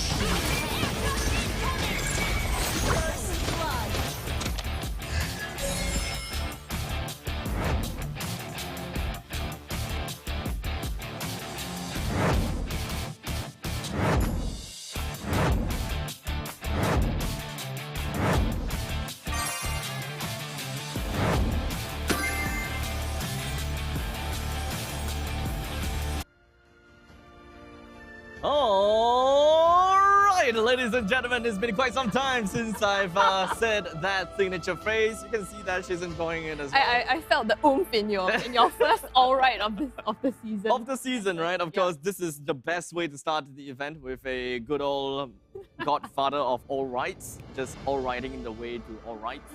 What am I saying? I have no idea. Now, we have went through quite a bit of a break due to a couple of technical difficulties, but don't worry, we have got all of this done and dusted, and we will be jumping over to the first game of today, and that is going to be SMG versus EVOS Esports once again. My name is Abstract, with me here is Grubby Cheeks, and the both of us will be your caster for this game. Yep, for those who have just joined us, welcome to Season 3 of MPL Singapore. We're very excited to be here. I'm very excited to be here to kickstart this season. My first and, I don't know, a gazillion time for Abstract, maybe. I suppose a gazillions for ML itself, but MPL SG itself, that would be the nice third. Yeah, I don't know why there was a very long pause after that, but yeah, that's the third. And of course, we'll be looking forward to Season 4 itself. That will be happening at the later part of the year. But, you know, let's not get ahead of ourselves. Let us focus a little bit more about today's and this current game that we are going to be looking out for. For those people that is wondering if whether Xavier is currently still available for competitive plays, the answer is no. We will not be seeing Xavier just yet. Melissa is definitely available, and we can pick that out if the teams wanted to. And after seeing all of that amazing gameplay of how Melissa works when it comes down to the hero spotlight, the question is if whether any teams will want to go for that. What do you think? I feel like with the meta shift towards, you know, the more tanky kind of... You can play tanky in the jungle now, right? You can play like fighters in gold even. The meta's a bit crazy, I think. It is. So I don't know whether people would rather opt for that rather than like more MM style kind of characters. Yeah, there will definitely be a couple of teams that would probably want to go for the marksman and I suppose assassins when it comes down to the position 1 and 2s. Yeah. But there are, of course, some teams as well that would want to go for tanks and couple of marksmen when it comes down to their position 1 and 2 respectively. Well, it could be that Melissa's picked up, if you want to say counter in the gold lane especially, because, you know, she's a lane bully, right? With muddles, like it's an extra person just being annoying. So if you want to counter that, if you want to be strong against an enemy marksman, then it could be a pick. Now, let us take a look at the team players that we have here. Introducing the players from the side of SMG first, we have Rum, Too Easy for Angelo, Dairy, KX Springs, as well as Pebble. And from the side of EVOS, we have Adamir, JPL, Gear, Jox, as well as Sailor. Now, I believe that there is quite a lot of interesting things that we can talk about when it comes down to these player lineups. Two very specific players that I would want to talk about, right? Number one, we gotta have to talk about Jox when it comes down to EVOS. We have been kind of hyping EVOS up a little bit, be it the top side or the bottom side. Well, you've been putting them down. Putting them down, yes. But yeah. Yeah, but it really now depends on the Jox. Yeah. This game itself will show us how his mechanics is, how his probable communication with the team is, and how the team will eventually work around and play around Jox. Yeah. The biggest question is whether they are even going to play around Jox, or do they play around with someone else instead.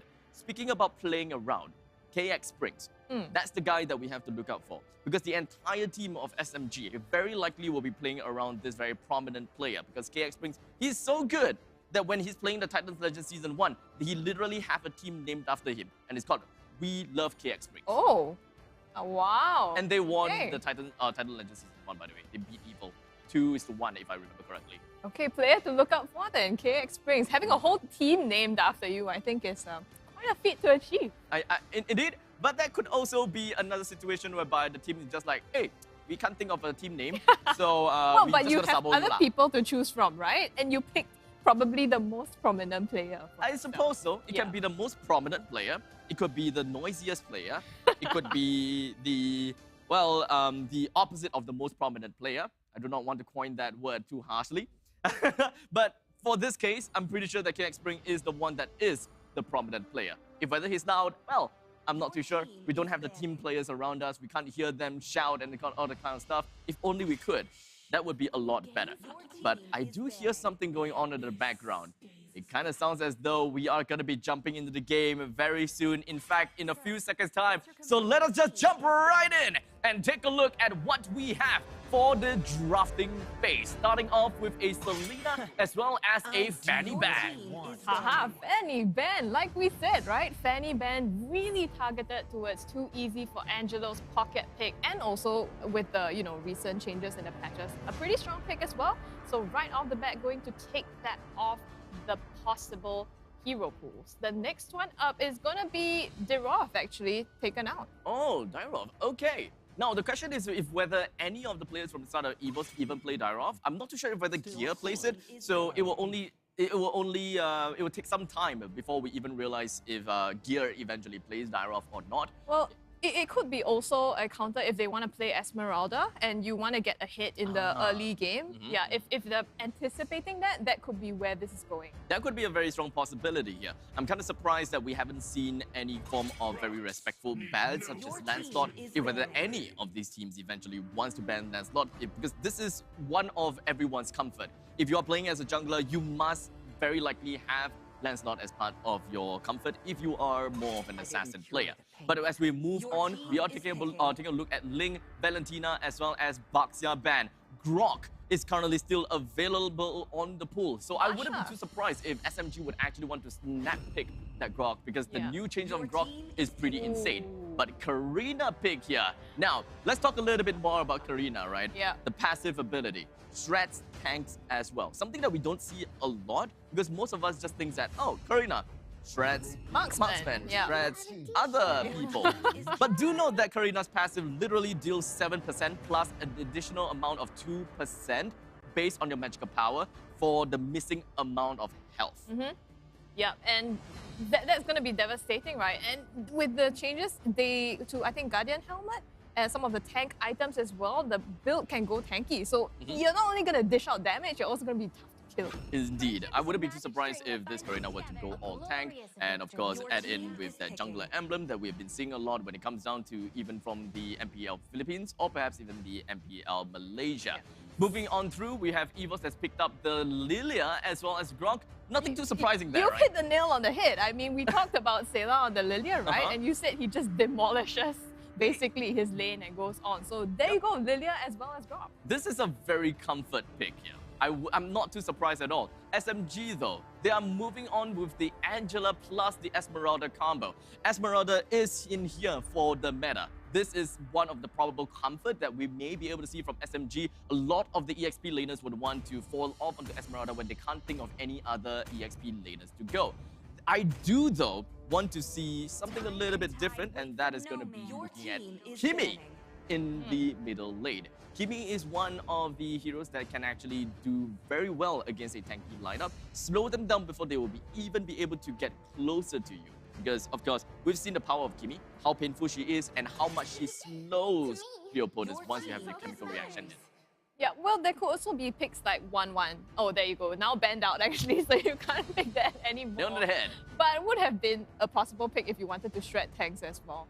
On the board right now, though, it's going to be EVOS taking Beatrix for themselves. So still in the meta, even though she was nerfed a little bit. A little bit, yeah. But a lot of people eventually still want to go down to Beatrix. A lot of people will go down to Beatrix as compared to the 1-1 because the amount of things that you gotta have to do to unlock your potential as Beatrix is a lot lower as compared to the 1-1. Because 1-1, you gotta pop your Inspire, you gotta pop every single one of the weakness points on your opponents. Despite the fact that it has been reduced to 3 weakness points rather than 4 weakness points, there is still some caveats in front of it. While Beatrix is just boom, boom, pow. It's safe, and she has 4 guns. Like she has 4 guns. Full stop. Yeah, you can just choose whatever that you want. Do you want Renner or do you want I forgot the other names. That was. Oh wow! I just like suddenly blanked out. Nibiru. Nibiru. Yes. Nibiru's Passion. Bennett's Rage.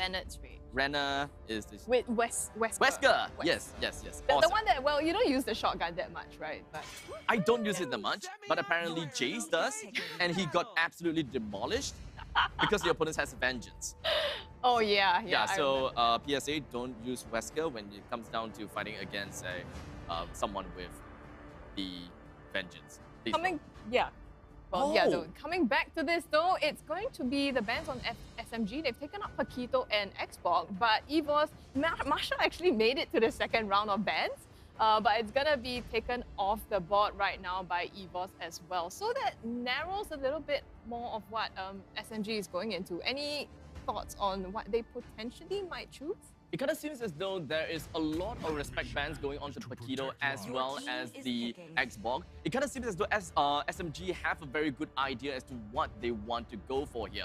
There is going to be some tanky style of play that EVOS want to go ahead with. And having an Xbox gonna be in the jungle is definitely scary. Paquito in the jungle is definitely scary as well. We haven't really quite seen anyone with the Xbox jungle just yet. Of course, since we're looking at the first game of today, I do want to see it though. But in this game, that is gonna be banned. We have a Hylos that is just gonna be picked up right here and right now. There's still quite a bit of heroes that is still available for the picking, and that is gonna be Jox. Jox as the jungler. What is he gonna pick? What are the available heroes? Is it possible for him to actually go for any form of assassins at this point in time? Does he want to go for Lancelot, or does he have some other fighters that he have got in his mind? Well, he has options, right? And especially with the Hylos pick and the Grok pick, you already have a really beefy front line. Yep. At the same time, you have Beatrix and Lilia for the damage. So it's like they've kind of covered both grounds there already. And I think that kind of widens the variety of heroes that he could possibly go into. But on the side of SMG, going to opt for the Lunox as well as the Popo and Koopa. Okay, a very magic-heavy team from the side of SMG. Not a lot of them actually focuses too much about their attack speed, so the Hylos Ring of Punishment wouldn't be too big of a problem. However, when we are thinking about rotation basis, SMG's rotation basis wouldn't be very good, and when we are looking, oh, damn. Whoa. Oh boy, EVOS, what are you guys showing us here right now? It is going to be a full-out tank composition from the side of EVOS. They're immediately going to be adapting based on the tank meta that we have been seeing for the past few weeks over from the side of MPL PH as well as MPL MY. Definitely not something that I was expecting. I really thought that we may be able to look at kind of like the old meta, the assassins onto the jungle. But this time, EVOS, you guys are blowing me away. Please show me what you guys have got in store for us. I would love to see how you guys are going to be playing. As Ram will be fighting against Ram will be fighting against Gear in the EXP lane. KX Springs versus Adamir in the gold lane. Pebble as well as Sailor onto the mid lane. Jox as well as, I believe, Too Easy for Angelo in the jungle. Who's going to be the one to come up the winner in game number 1 between SMG versus RSG? No, RSG, sorry, EVOS. SG. EVOS SG. You get the two powerhouses mixed up. Yeah, because it's like SMG, there's S and G. But it's RSG here, all right? Taught me wrong and all of that. JPL is going to be rocking down onto the Franco. Understandably, when we are looking at a Franco pick onto the opponent's side, that pretty much means that like, let's say, EVOS is looking at a Franco. That means that they picked it up just so that they will want to disrupt the momentum onto SMG's lineup, which is the jungler. Yeah. This Karina is very reliant on whatever farm that he gets in the jungle, and that is probably the only thing that he will get, right? As the position 2 jungler, he gonna have to make use of whatever that he have in the camps and then move around with his roamer. In this case, it's going to be Angela, which I believe would be pretty tough to work with in the early stages of the game since there's so many tanks here. Despite the power of his passive, there is not enough scaling. Yeah. I mean, speaking of Karina though, do you think that's going to be like opt for a more tanky build? Because he already has the Esme as well as the Angela. Like, would you opt for more damagey or like a tanky defensive kind of option? I will still say that there's a reason to still go for tanky, right? Yeah. Going in for Garden Helmet, going in for Weakness Helm, you keep yourself in the game for as long as you can. Yeah. Yes, the tanks will be able to dive onto you as much as they can, but do note, tanks are still classified as tanks. Yes, they have damage. Yes, they have survivability. But how long can they go on with the amount of damage? If you're able to outlive all of the damage that these tanks is able to offer, then what else can you do other than auto attacks? Just keep auto-attacking until hopefully they die. But we'll see what the strategy is here, ladies and gentlemen. We are back into Game 1 between Team SMG and EVOS SG. Now, this is going to set the pace for the games going forward. Exciting stuff. Upcoming kind of like maybe underdog or like a dark horse against a really well-known powerhouse of EVOS. EVOS SG's lineup is definitely something that I love a lot, and now it is all about execution. It really is more about execution because SMG's lineup, I'm not a big fan of all of that. Yes, 4 mages, 4 players that plays magical composition, and then we are looking at KX Springs. That is going to be the melee, that's going to be the physical attack damage dealer. And this is what I mean by playing around this player. But in the meantime, we got JPL going straight in for the hook onto KX Springs. Gets the glorious pathway out just to, you know, speed them up into the turret and close off this kill. It's going to be KX Springs falling as first blood. Great momentum starting off for EVOS SG. I'm just appalled. Because EVOS SG got themselves the first blood! How is this happening? Usually EVOS SG is the one that get first blooded, not the other way around. So what exactly is going on here? I don't know. It kind of seems like as though Jogs is doing pretty well, isn't he? I think definitely. I don't know if the glorious pathway was a bit of an overkill since it looked like they kind of already got the kill, but right now it's going to be a fight at the turtle. The hook doesn't connect with anyone and it's going to be JPL that falls as the first blood. Turtle is abandoned. They're going straight for the kills. It's John that's knocked up and immobilized. He's going to trade out between run. Too easy for Angelo. It's 2 for 2 across both teams, and one of them got away with the turtle here. No, it's still there. Yeah, it's still there. So now this is the question, right? If whether Too Easy for Angelo should have been going for the jungler emblem, or if whether going in for the assassin emblem would have been better. Because in that current situation, right, hypothetically speaking, if Too Easy for Angelo actually picks up the not bounty hunter, but the killing spree, he would probably get a triple kill then.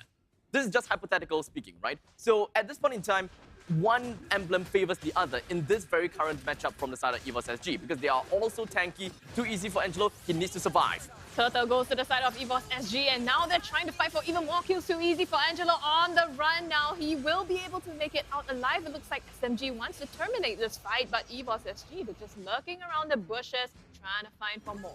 Good amount of dedication, if I may. And unfortunately, Adamir will be able to get a win down onto KX Springs. This is just the power of the power of Beatrix, right? You can't exactly go for a very aggressive start against Beatrix. And EVOS SG, they have got a great start, great momentum, and the early game, understandably, will go over to the side of EVOS SG. They will be able to run it right down, and they will do whatever they can, whatever that they need to, in order to bring down the players from SMG in the early stages of the game, and will try to want to end the game by 9 minutes in.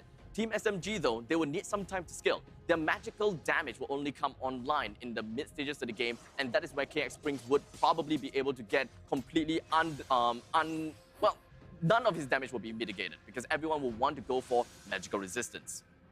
I don't know if like that iron hook was meant for the crab or not, but he hooked the crab and they managed, I think, to steal it away. That was insane. In any case, though, EVOS SG, as you said, going to take the leverage and start crashing down onto the top tier 1 turret over here, getting it down to half HP, not quite there yet, but like you said, they're gonna still make use of this advantage even more. I think what's scary about EVOS SG is that, yes, they have that early game advantage, but when you look at the late game, they have a lot of CC as well. Very hard, reliable CC in the form of, you know, gear, in the form of JPL. But when you look at Team SMG, it's not that as stable. Yeah, they don't really have much. The only thing that we are looking out for is going to be Rum's ultimate. That is one thing, right? KX Spring, yes, you can kind of recall your fellow Koopa. Koopa, yeah. I always get confused with that. Popo's the owner, get that right. Popo is the owner, get it right, Abstract. You can just recall Koopa.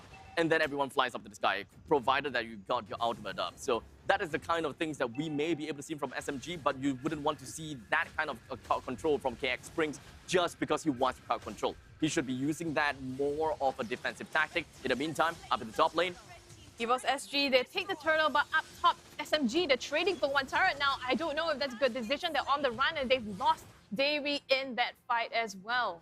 It's gonna be, well, EVOS SG, they look like they're still trying to chase this down, just invading jungles, getting more kills. Can they find Pebble in the bush here, though? Doesn't manage to. Iron Hook also misses. Unfortunately, going to be a disengage. well, it is still 5 minutes into the game, and now the first tier defense turret up to the top lane has been destroyed. A little bit slow, if you ask me. I would say that Team SMG is probably doing a decent job by itself, just by defending most of these turrets and ensure that the opponents would not be able to charge right in. Because EVOS SG's lineup really enables them to play hyper-aggressive and just jump themselves onto the enemies. For example, down to the bottom lane, you can pretty much see that Grog, he is charging right down onto Purple and Koopa, leaving Purple and Koopa with just a quarter of health left. He still survives, he's still down to the bottom lane, but EVOS SG, as much as they really want to get some kill down on the Purple and Koopa, which is KX Spring, which is very important, they don't really have that map awareness, or rather they don't really have the map control in order to do that.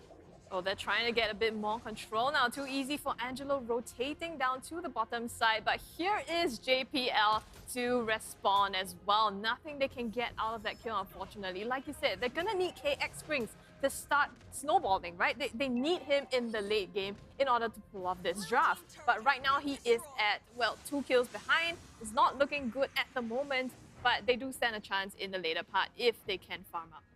I'm really very curious as to how the itemizations went, and of course, how much gold do they have in total, if whether the position 1 is truly a position 1. But hold on a second, it's gonna see that Pebble just gonna be melted down. That flicker with the wall charge gets him immediately, and now EVOS SG, they're just running through the drop. They managed to get one, not overcommitting. They've gotten the mid-tier turret here. Here are the hooks from JPL just going at it again and again, making Team SMG just hurtling underneath the safety of their turret. It's just all about a catch, isn't it? EVOS SG have a lot of catching material. Gear can just go in for the wild charge, leave them up in the sky, and of course, a good amount of stuns for a good amount of duration. JPL can just needlessly stay at where he is, and then goes for the hook. Very simple.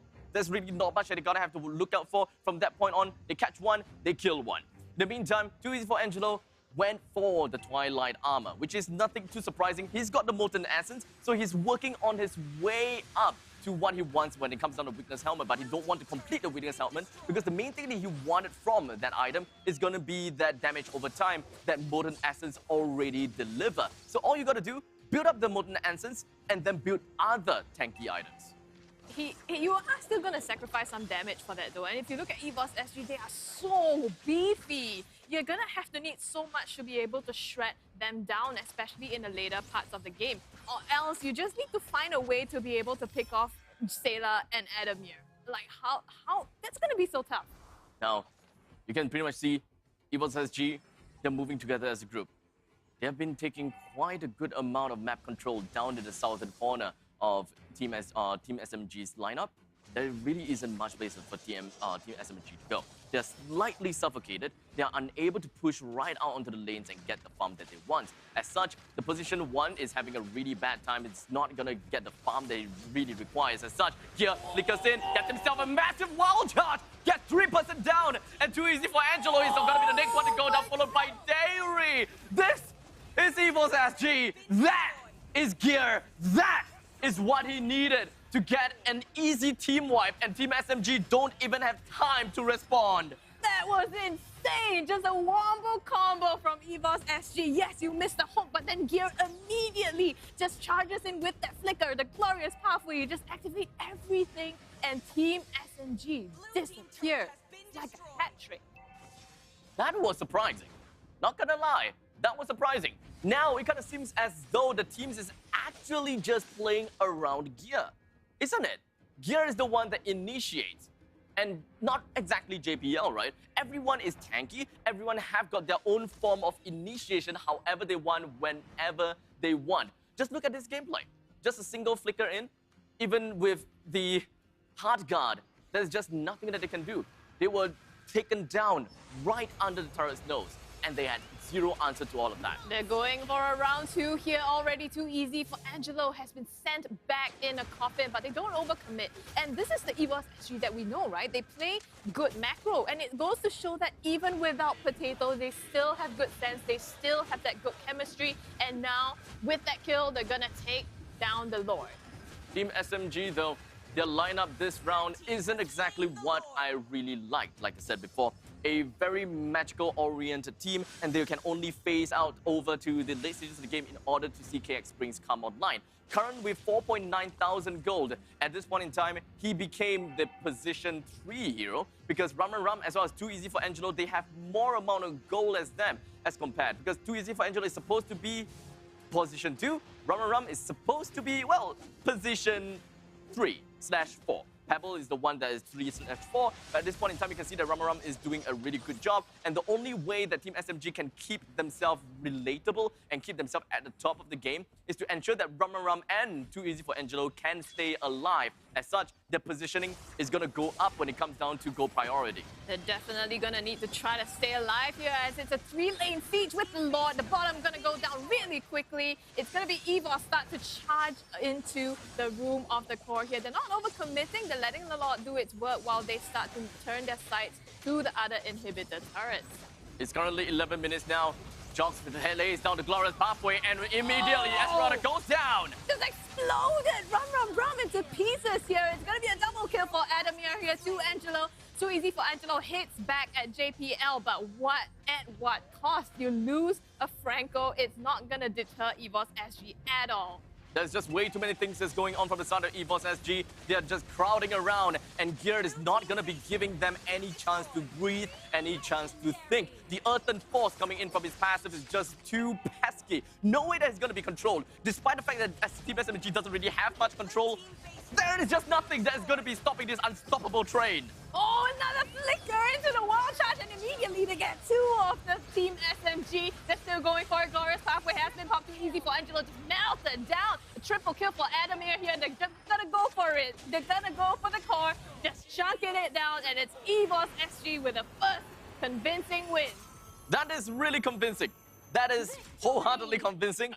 But there is something a little bit different about EVOS SG, 100%. Last time, it was pretty much all about the potatoes played.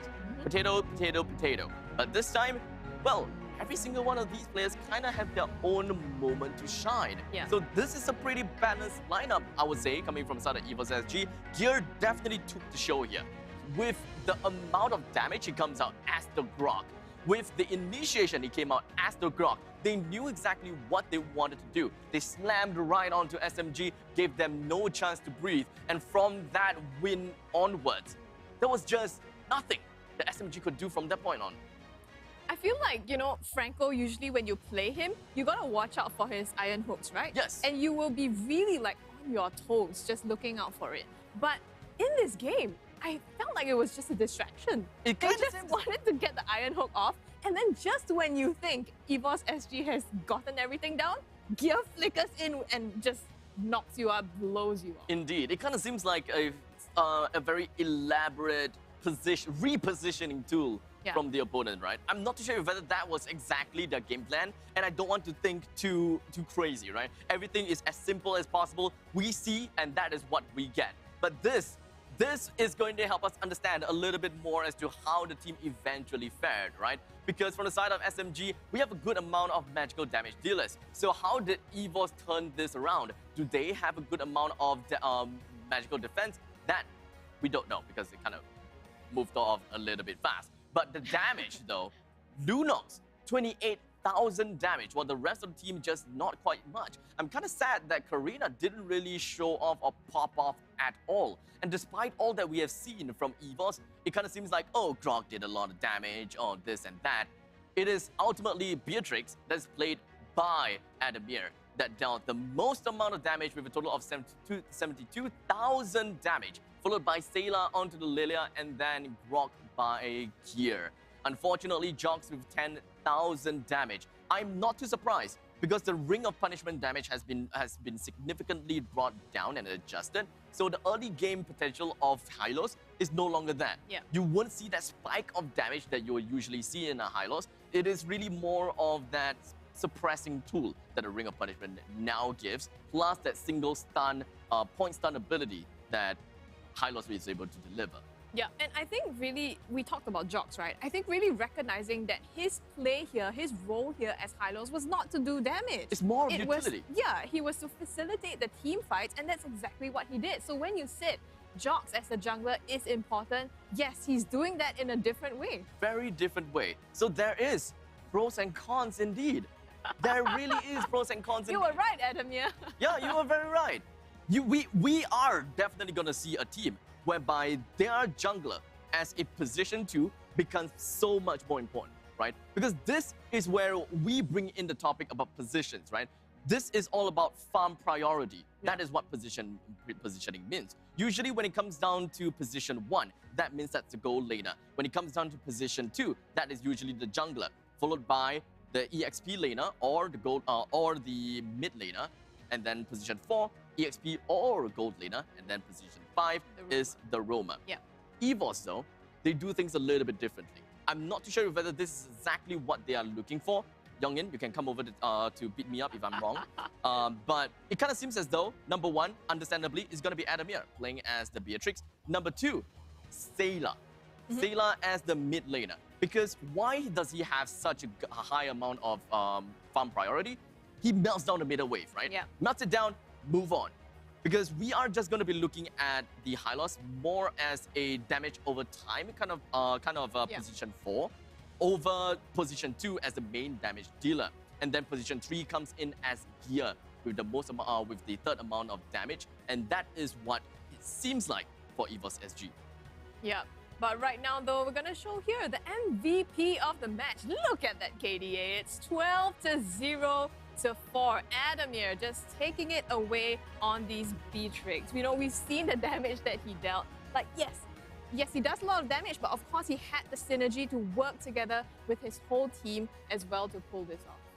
Well, what can I say? This is a Beatrix after all. And if he's able to get all the farm and all the items that he can, then that is it, right? Because I think that this is like, what, a 10 minutes game? Or somewhere around the lines? 12 minutes. Or 12 minutes game. Okay, 12 minutes game, and he has got almost full item build. Yeah. And that is impressive enough, Yeah. all right? And don't mind me if I say this, but Adamir is not the best marksman that we have in MPL XG.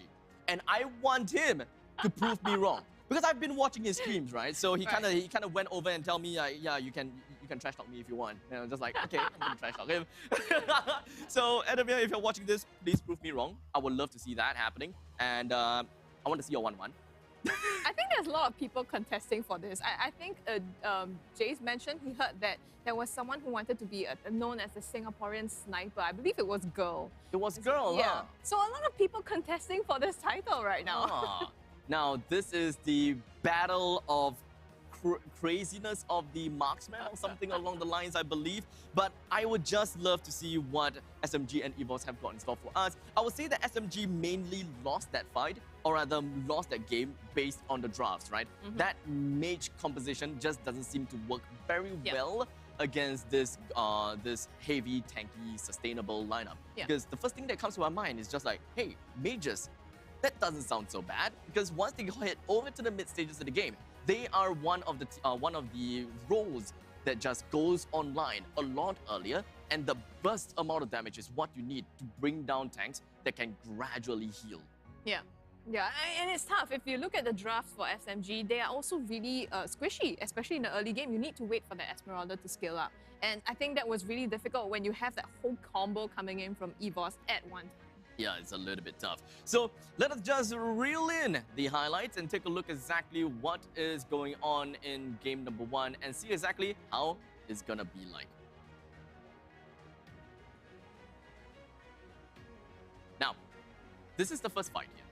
2 minutes in. We will have 1:1. Look at Too Easy for Angelo, right? He was so in between of everything else. He does have the hard guard on top of him. But unfortunately, gear being a gear. Grok being a Grok.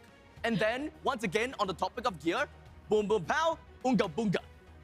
Boom, boom, pow, indeed. You know, really, you just, in the blink of an eye, the whole team of EVOS just crashes in and they know exactly what kind of skills they need to pop, what kind of role they play here. And it's just like, Team SMG, they were caught off guard and they didn't have anything to defend.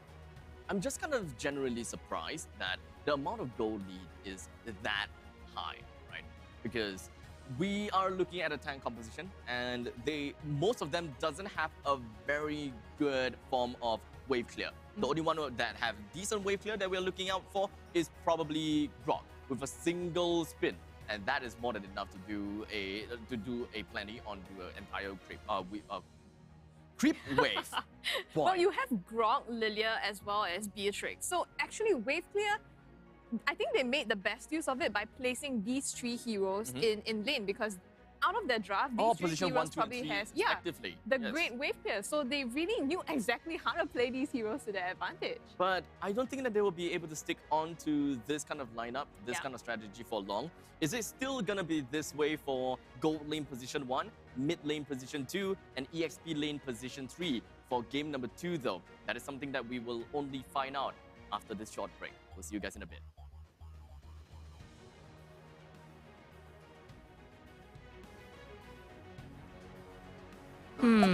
Play? Oops.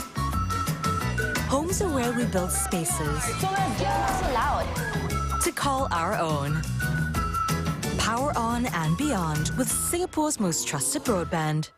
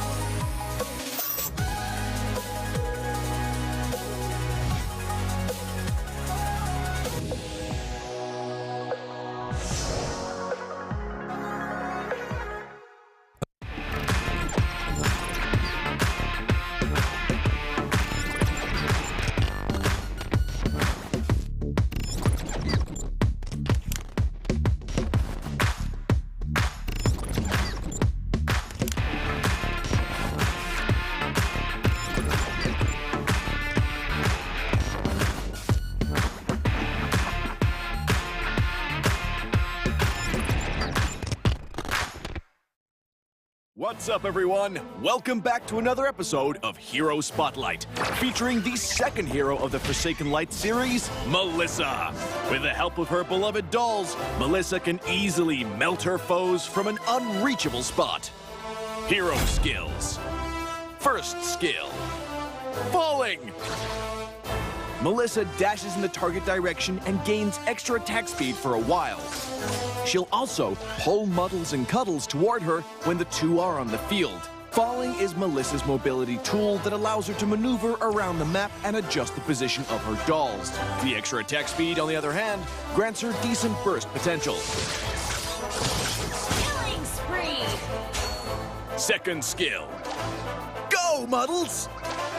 Melissa throws Muddles in the target direction, which will stop upon hitting an enemy hero or reaching the maximum distance and bind itself to all nearby enemy heroes. For the duration, Melissa will summon Giggles on each of her basic attacks to shoot an extra Cursed Needle at Muddles, and can also use the attack minion button to attack Muddles directly. All the damage taken by Muddles within the duration will be transferred to the bound victims. Each needle thrown by Giggles will also reduce part of the cooldown of Melissa's first skill. Go Muddles is Melissa's primary damage source. Ultimate. Cuddles, protect me! Melissa orders Cuddles to release the field of protection, damaging and pushing away nearby enemies while blocking them from entering the field for a while. The field will disappear early if Melissa moves too far away. Cuddles, protect me! Is Melissa's main defense measure against melee heroes. Passive. Doll Buster.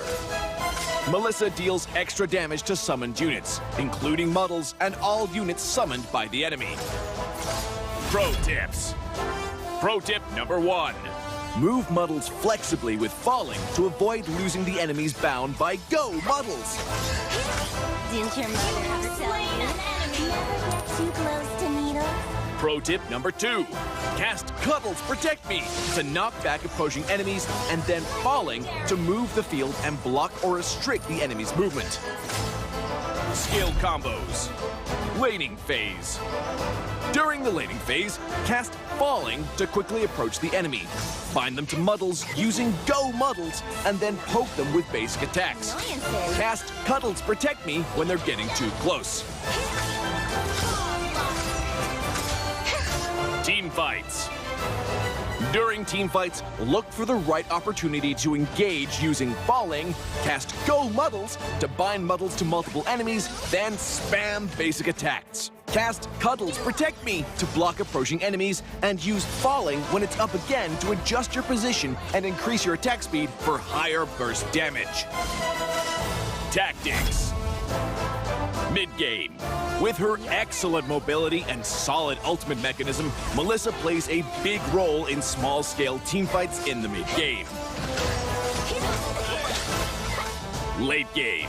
After getting her hands on a few pieces of core equipment, Melissa can deal significant burst damage after successful Go Muddles hits, while the field created by Cuddles Protect Me allows her to take on enemies from a safe spot. For equipment, we recommend this crit chance and attack speed build to maximize Melissa's burst potential. Alright, ladies and gentlemen, welcome back into the game, and let us wrap it up as to how game number 1 eventually worked out. It definitely seems as though things are relatively tough for SMG, and I kind of called out the fact that they doesn't really have a very good draft against EVOS, and I hope that they come up with an idea as to what they want to do here against EVOS SG.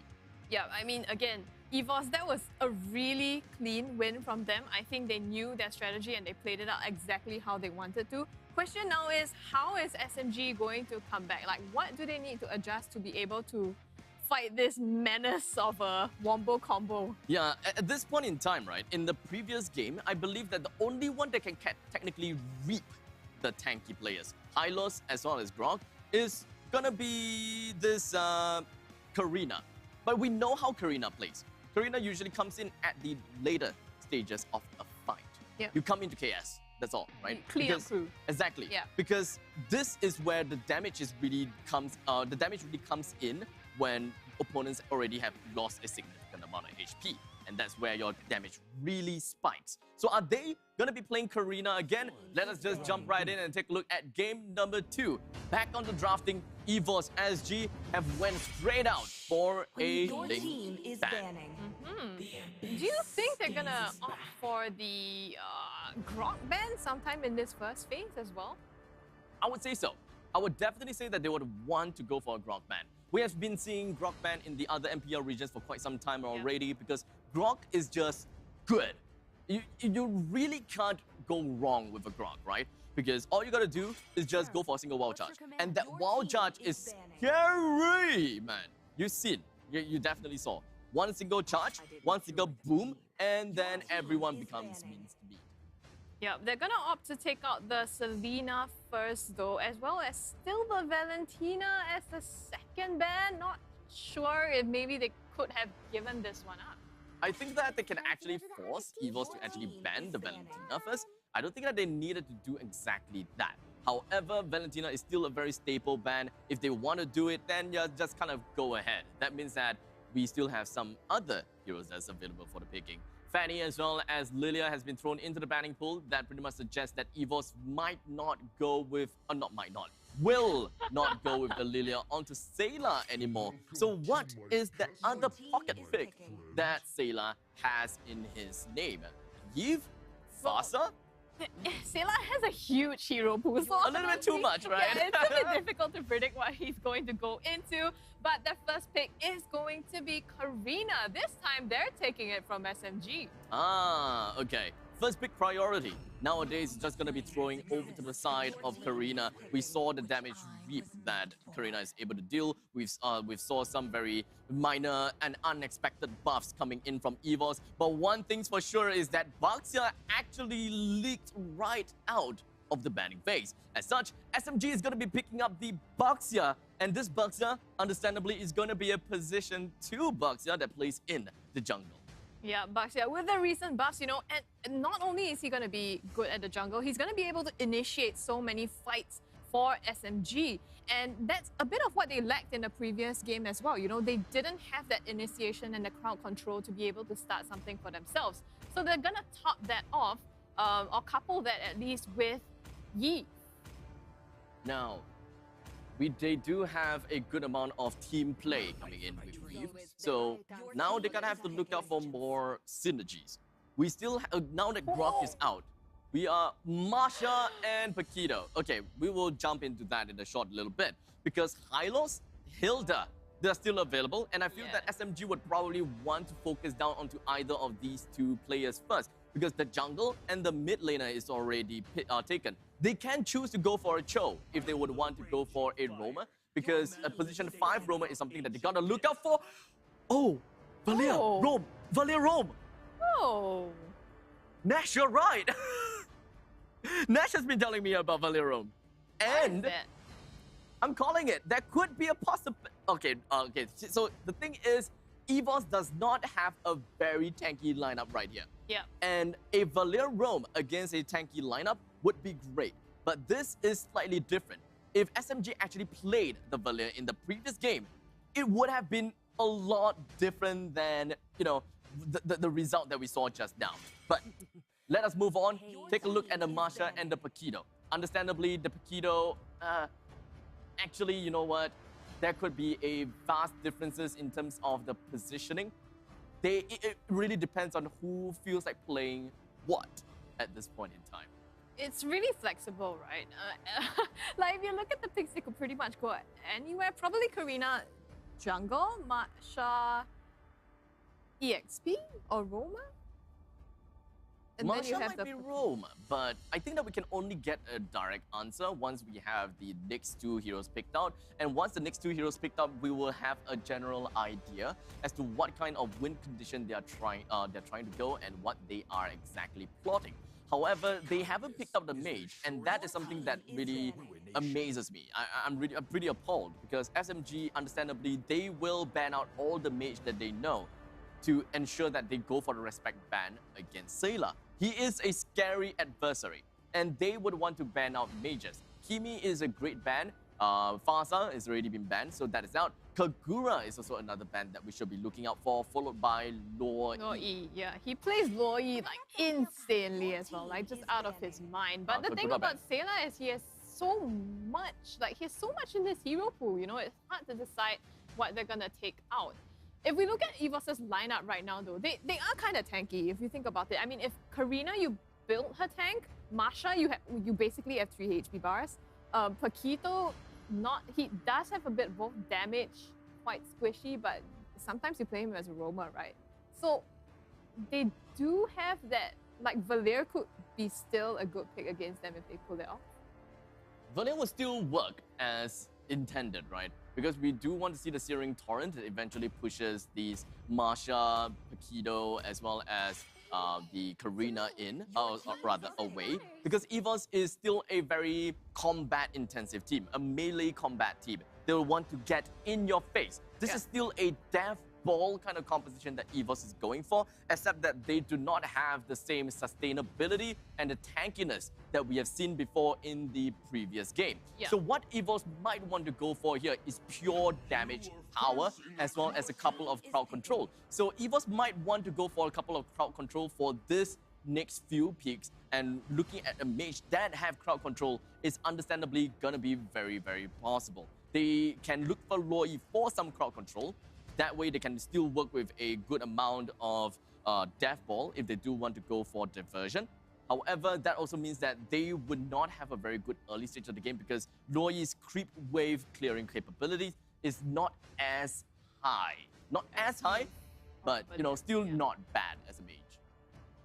Well, and it's different, right? Like on EVO's side, they don't have, not only do they have a different strategy, it's melee damage and it's also very single target-ish. Like you don't have the same wombo combo as previously. So it's like they're opting for a totally different strategy this time, and it's gonna be the Benedetta as well as the Sicilian locked in. Okay, a very damage-intensive lineup.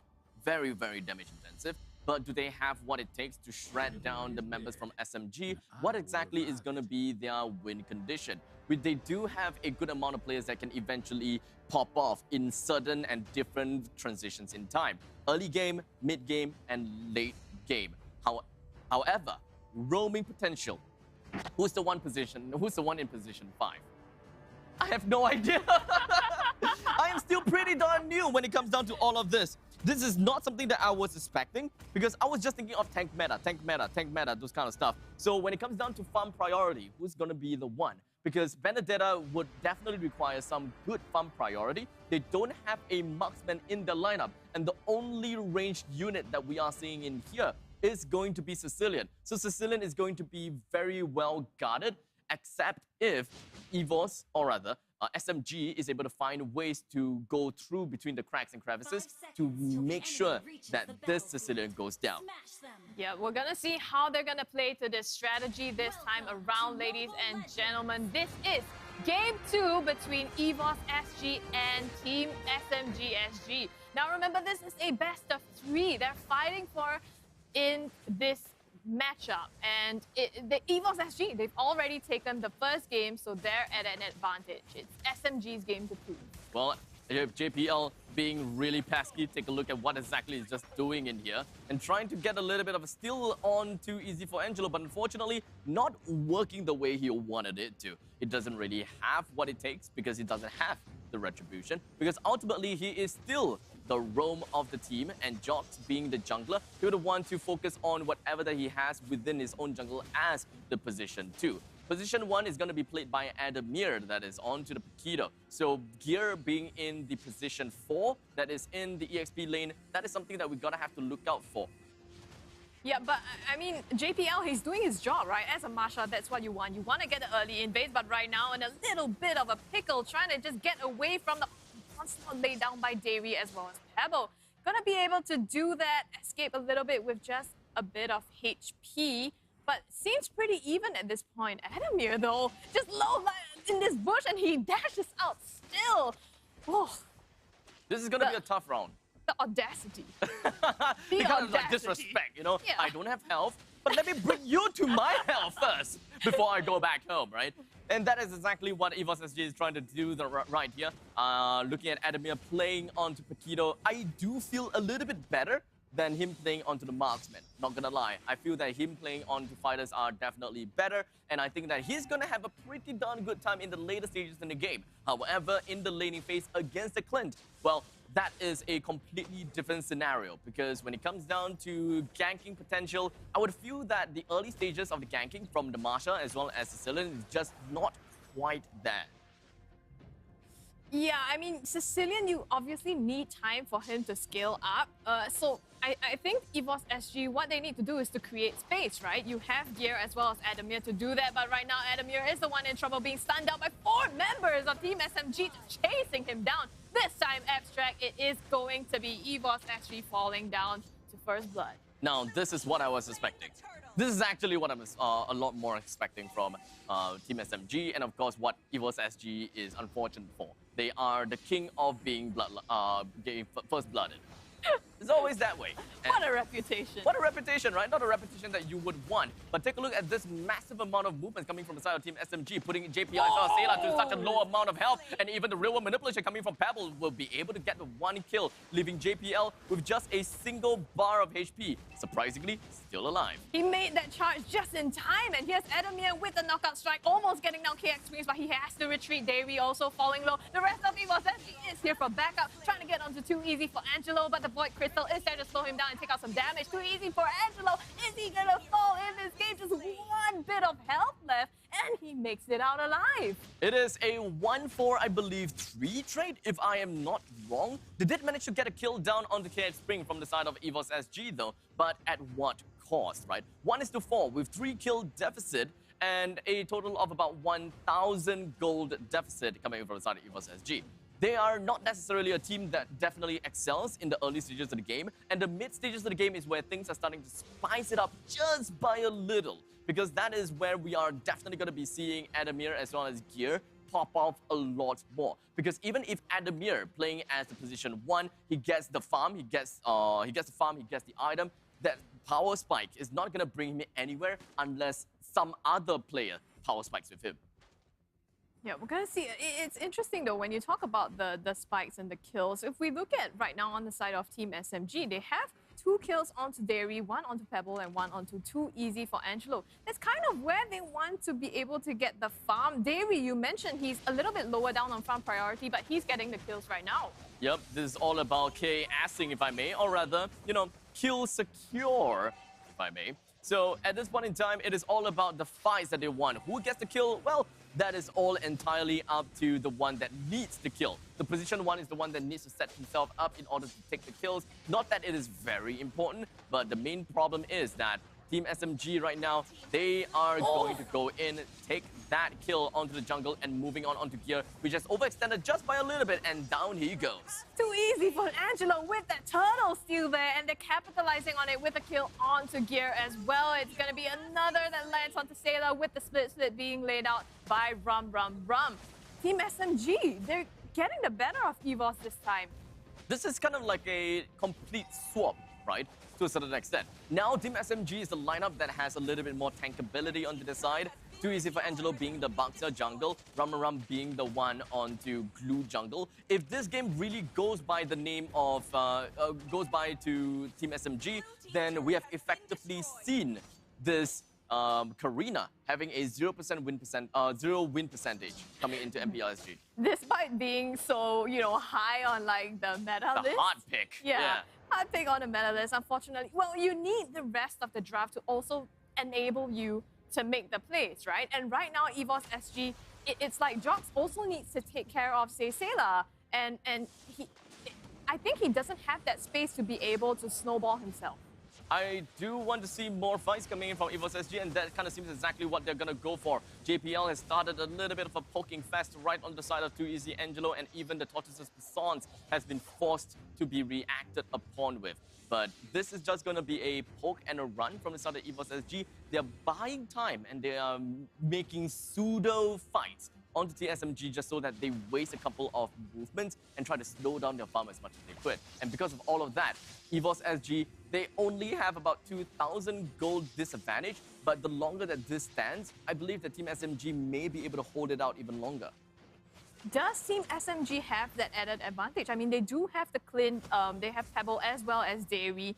In the later game, is that going to put out more damage than what Sailor can do? I would believe so, yes. When it comes down to the damage department, Team SMG does have some good damage in the early/mid stages of the game. EVOS SG was returned to get the spike in the mid stages of the game later, and that is where things are definitely starting to get a little bit scary. We are now in the mids and the early part of the mid stages of the game, and this is where EVOS SG would want to turn the tides of the battle. The railroad manipulation is being laid down now, and they managed to take out JPL within that zone of pain. And now Gear, he's on the run. Does he have the dashes to make it out? Comes across the wall and will be able to escape alive this time. Team SMG, EVOS though, I think in that time they also managed to take the turtle. So a little bit of consolation prize. They're trying to keep up as much in terms of gold. Pretty messy fight.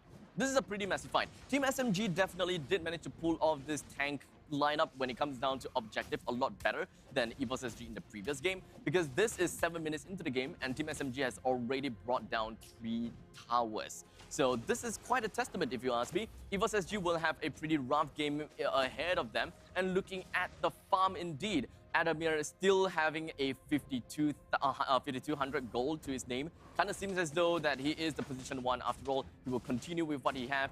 But if he do not continue with the farm, then he's going to be slowing down Team SMG with that snowball, and that gank is going to make things tough.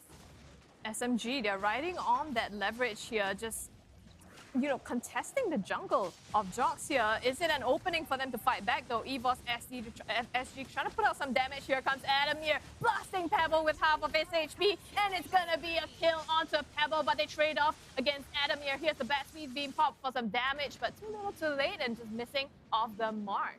There's really nothing stopping Team SMG from running or chasing. Team EVOS SG, they don't have a proper catch mechanic. They don't have anyone that hooks. They don't have anyone that really locks someone down. The only one that they have is very likely Sayla, right? The Sanguine Claws is one thing that we are going to be looking out for a longer, is like a more of a catch tool coming from EVOS SG. I would not count Adamir's knockout punches as a form of catch because that is used more of a damage and repositioning tool than to catching the opponents during all of that. For EVOS SG, they just want damage, damage, and damage. They want to out-damage Team SMG, but it doesn't seem to be the case right now. The contesting now for this Lord Team SMG, first Lord of the game, already taking the more aggressive positioning here and zoning out EVOS SG. Look at Davey just being the brushes. You know, he's a Valir and he's still able to fend them off. Now up top here, it's Rum, the Lone Ranger on the wrong side of town as EVOS SG turns their sights to him, but the rest of the team is here for backup. Here comes the real manipulation with the damage, but they react with a back piece as well. They trade out 1-for-1 now against the two teams. It's gonna be Rum that falls as well, and like I said, really messy fight. Adamir, he falls as well, and now Team SMG, they have the lead to continue chasing down. They're gonna disengage, maybe no, Gear just comes in, dashing away. Will he be able to make it out? Looks like Team SMG are going to choose to back off for now. A little bit thirsty for some blood from the side of Team SMG. I will say that the death from the side of Pebble was not necessary at all. But I do want to commend Rum though. He's the one that technically started out that fight, as you can see in this highlight. But he immediately backed away, or rather, he immediately turned around while he still had his split on, ran right onto Karina, brought down the position 2. And that is the position 2 down already. However, Adamir is still around the vicinity, only to get completely taken down by Too Easy for Angelo because the Tortoise's Persons is just a little bit too much for him to handle. The sustainability just doesn't help him at all. Yeah, but I think Gear managing to catch Pebble in that bush was really a consolation prize for EVOS SG, right? That's really kind of greed, though. Well, he did get away with it, didn't he? No. You mean for Pebble? He died. For Gear. Oh, Gear. Oh, yeah. Gear didn't manage to get a kill. Yeah, but it's a consolation prize. And right now, it's still going to be Team SMG that gets the advantage to take the Lord here. JPL hanging around, trying to see if he can just provide vision or contest it a little bit, but the real manipulation, no! EVOS just, he steals away the Lord, though, and here's going to be the damage. Team SMG, they want some revenge. They've gotten 2 kills. Are they going to get more? Adamir comes in from the top and slashes his way in. He's going to take down Too Easy for Angelo, but he has nowhere to go now. He's just going to fall as well to Pebble. Well, is it worth it? That is the biggest question. Technically, yes, it is worth it. Getting themselves the Lord just prevented their imminent doom of having the Lord charging right out onto the middle lane or perhaps bottom lane turret. Brings it down, which will make EVOS SG lose quite a lot of map control. The momentum will then be shifted away to Team SMG. And to add salt into wound, now EVOS SG has gotten themselves quite a number of gold advantage. With this highlight, you can see Karina did what he really needed to. He does have the jungle emblem, and stealing away the Lord is just as easy as 1, 2, 3. Yep, I think it is a big win for them, right? Because now you don't have that huge objective, that extra 6 men coming down on you and getting more objectives. And for SMG, they've already taken out like 3 turrets from EVOS SG. So right now, in terms of objectives, well, actually EVOS, I think in that time, managed to get another turret. So they needed that, otherwise they would have lost the bigger objective game. This is generally going to be a pretty long game. I would say that this is probably going to be a pretty long game. For on the side of EVOS SG, they do have a good amount of teams that, good amount of players that actually can skill pretty well into the late stages of the game. Let's not forget that Sayla is playing onto the Sicilian. Sicilian has an endless amount of skilling, and that is pretty darn scary. But speaking of scary though, JPL has been tanking so much shot and still not dead. And the rest of the players from the side of EVOS SG have decided to move right down onto the bottom lane second tier turret, almost bringing that down, while Adamir is just coming in for a poke, skip and a jump. Nothing lands on top of them. EVOS SG is getting desperate. Well, it could be desperate, or it could be that this is pretty much their strategy, right? If you look at their lineup here, they have heroes who are very individually... Pretty pushy as well. Yeah, they are able to survive on their own. And you have Gear, obviously, on the Benedetta. That's the job of Benedetta, to split push. And now, despite having lost so many team fights, they are at an advantage in terms of the objectives. So they're still playing the macro game, and it evens them out. And at this point in time, with 14 minutes into the game, 9-13. We have a total of about 1.5 thousand goal lead that EVOS SG has managed to clinch for themselves. They did manage to have a pretty sad start, but it's okay. Even though they have a deficit in terms of kill count, they managed to turn things around with all of that splitting, all of that objective that's went down. A total of 5 turrets that's taken down by EVOS SG. But hold on a second, too easy for Angelo. Oh, the Bat's Feast and all the damage, 4 people crashing down on them, and they're going to be able to take too easy for Angelo out on the top side. SMG, they wanted to trade out with a kill onto JPL, but with the 3 HP bars, they couldn't make that trade. Right now, it's going to be EVOS SG starting up this Lord here, and Team SMG, the one lying in wait. That's going to be slowly waiting for the point in time. The rest of Team SMG have decided to make a run for it. They can't exactly take this fight against EVOS SG for the Lord. As such, the second Lord will be yielded away to EVOS SG, and that Lord is understandably going to be marching up to the northern side, pushing the top lane. The middle lane second-tier defense turret understandably will go down along with the top lane turret if EVOS SG has decided to go full man onto one lane. This is going to be tricky, right? EVOS SG, they have the Lord, and the whole time they were doing this, Adamir and Gear, they were clearing the lanes as well.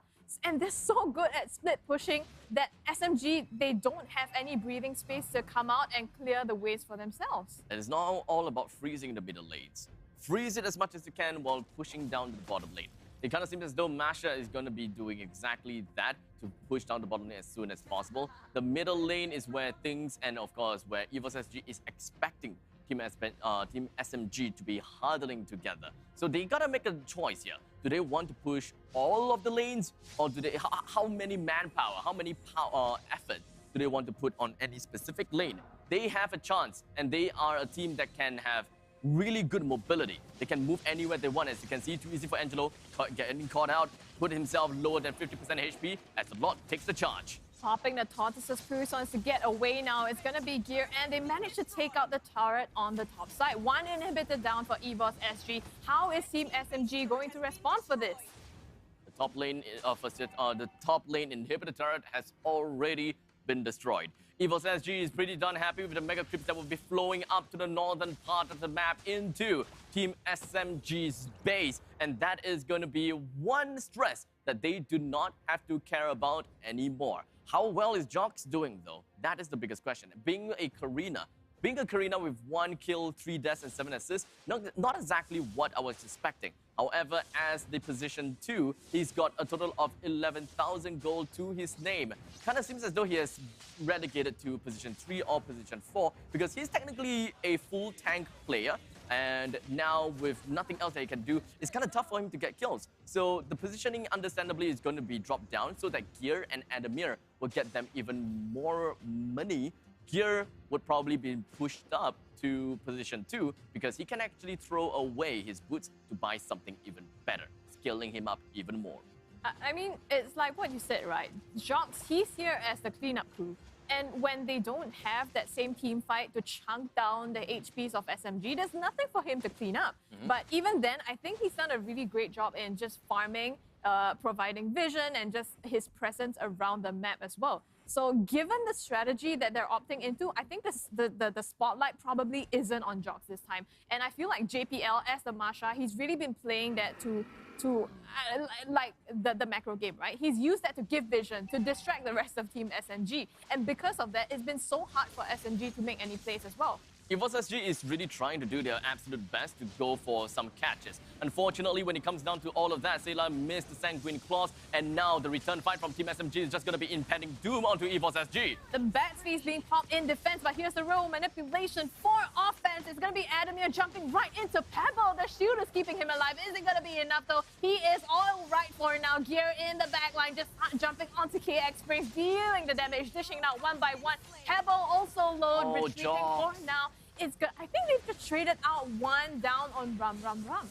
Well, the main important thing is that Jogs haven't really been jumping from kills to kills, which is pretty unfortunate if you ask me. Now, most of the kills are being taken away by EVOS SG, especially when it comes down to getting the kill down onto KX Springs, Dairy as well. So Jogs kind of has a little bit of a problem here playing as a Karina. Doesn't really fill in the shoes as what I would be expecting from a Karina and just literally bounce from one team to another, or rather bounce from one player to another. I believe that he's still got quite a lot of maturity to go on with. He's gotten caught in the top side, I believe, so Jogs also fell. But that being said, EVOS SG, somehow they still managed to pull it off. They managed to get, I think, 3 kills on the side of Team SMG. And that puts them pretty much ahead. Like, EVOS SG, despite that, still has the upper hand. Well, 14-14. EVOS SG has finally caught up in terms of kills. But when it comes down to the gold, well, nothing is too surprising. Well, the fact that 2EC for Angelo can still buy a Garden Helmet is technically surprising to me. But this is the fight where Team SMG believes that they have a chance, because with the Guardian Helmet and with some other items that they may have already gotten, they are probably going to give up quite a decent fight against EVOS SG. Let's not forget that Jogs is no longer available here. Jogs is no longer available. They don't have the Retry, and it's going to be Sailor coming in with the steal onto the Lord, and they run through the drop of Team SMG. It's 4 down already. One lone run remaining because he was on the top side. They wiped out everyone who was at the Lord. Well, Team SMG, unfortunately, they have too much tanks on their side. They're going for it. Yeah, at the late stages of the game, they just don't really have the damage as such. EVOS SG takes themselves game number 2 and won against Team SMG in such a considerable fashion of 2-0 scoreline. Wow, EVOS SG. See, the veteran card still plays a part. The veteran C card. Congratulations to EVOS SG. I think they played absolutely, they played to their strategy, right? And it was very different from the previous game where they had that whole wombo combo thing going on. This time it was a very, okay, I'm gonna do my own thing in my own lane, but then we're still gonna make it work at the end as a team. We can do the split pushing, we're gonna play the objectives. We lost the kills, but it's okay. Now, my initial question to EVOS SG is, technically speaking, why would they change their playstyle and, of course, the win condition 180 degrees? Because game number 1, they kind of went in for a all-tank meta, and that pretty much means that they're gonna have to end the game before the late game even comes in. Yeah. Any time in between of the early to the mid stages, the mid stages of the game, that is where you want to end the game as a tank. So what came up with what happened to them? Why do they suddenly wanted to go for a all-strike team to just go straight in for so much damage dealers? Does just a single box here give a good idea as to what they want to go for? It kind of seems as though that is the reason. Well, maybe 2 things. One is they just want to show off flex a little bit, or sometimes you don't have that same element of surprise. But if we look at the stats over here, is there anything that stands out for you particularly? Anything that stands out, huh? I think everyone played within their own realms. The positioning as well as the farm priority becomes very thinned out, and we don't really have to see or talk about anything when it comes down to the late stages of the game, because EVOS SG, the main name of the game, is gonna go for late game. Just play for the late game. But the Marsha Roam, though, I do want to find out a little bit more about Marsha Roam, because I am not exactly a big fan of Marsha Roam. I've seen things going on like that, and I know that Valia has been picked before by the SMG MY, thanks to Hungry Cast that throw in the information for me. The Valia was picked against the Marsha. So technically speaking, the counter did not work out for SMG. And the itemization wise, they are all pretty much neck and neck. So SMG probably just lost in terms of executions.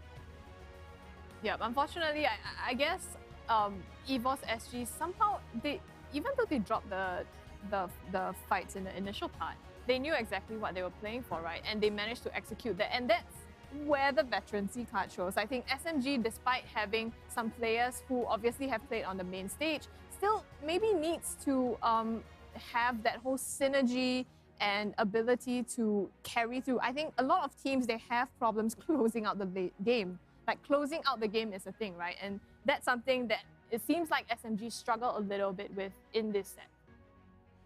Well, with all said and done, a match time of 20 minutes is relatively long, but EVOS SG still managed to get their game down and dusted. Now, how about damage though? Sailor, understandably, well, Sailor the man, right? Sailor the man, 72,000 damage to his name. This is pretty darn crazy. But who is going to be the MVP though? Is it Sailor?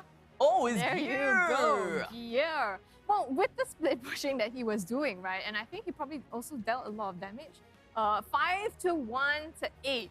A great job. And we talked about Gear and Sailor, you know, being really prominent players. At this time, they really have shown themselves. I gotta have to really thank Gear for bringing Benedetta into the game for today because I absolutely love Benedetta. I'm a Benedetta player.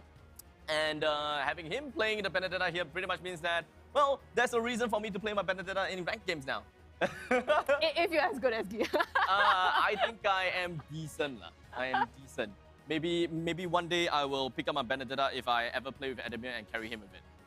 Whoa, whoa. Unfortunately, he didn't hear that. Big claims there. But we'll see. Maybe you never know. Remember to show the VOD to everyone as evidence if you ever pull that off. That shall be kept in the gutters. Let's just keep it that way, shall we? But with that all said and done, I believe that that is going to be the end of our very first game. And that is going to be between SMG versus EVOS, with EVOS getting themselves 2 wins in a row, which is very, very nice to see. But before we move on to the next segment, let us just take a look at the highlights and see what these players have got to show for us. And of course, what are the flashiest plays. Here we go with the first turtle that was being taken by SMG. And now they're just running through the fight. Too easy for Angelo getting that stun as well. I think, like we said, right, EVOS SG, they didn't have the best of times in the beginning of the fight. And this is SMG just going through the draft of EVOS. They had a really great start. But I think towards the mid and the later parts of the game, you can see, you know, Pebble with the on point, like exactly when to come out with the damage and the ult. Landed those and managed to also turn around the game. And at this point in time, this is where the game is starting to rotate into the late stages of the game. Even though EVOS SG has got a gold deficit, but because of the heroes lineup that really favored into the late stages of the game, they can start to pick themselves up one after another. Unfortunately, for this part of the game, Pebble's real-world manipulation that didn't really help them that much. They did manage to get 2 kills in the end though, but in the end, Adamir, he scored that 1 kill and then he got nowhere else to go. That is a total of 3 kills to their 3 kills to themselves.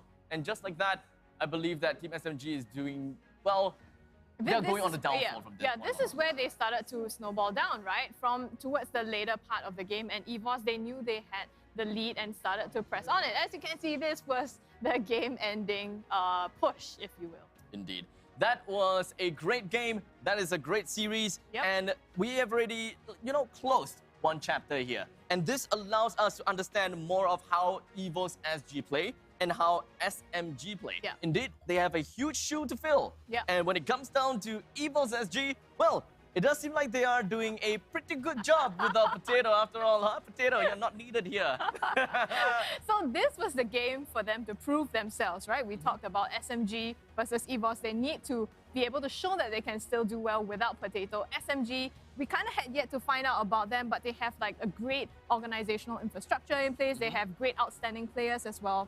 So the battle of affirmation, like you said, and it turns out that EVOS SG is the one who affirmed themselves and strengthened their position. Well, I would say that SMG is not a team that we should neglect yet. They are definitely looking at the organization that has won MPL SG Season 1 and the Season 2.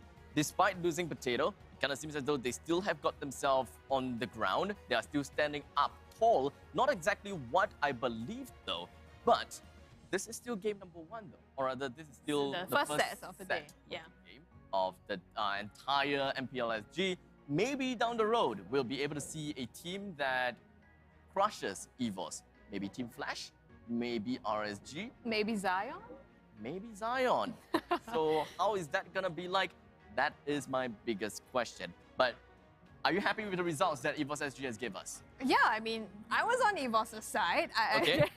So I think even without Potato, they obviously did a great job. I think a lot of credit to the other team members as well. Like, just because Potato has left, like sometimes one person doesn't necessarily make or break it. Obviously, he contributed a lot, but I love that EVOS had such a strong showing, and this is their way to say, you know, we are in this. Like, we can still pull this off.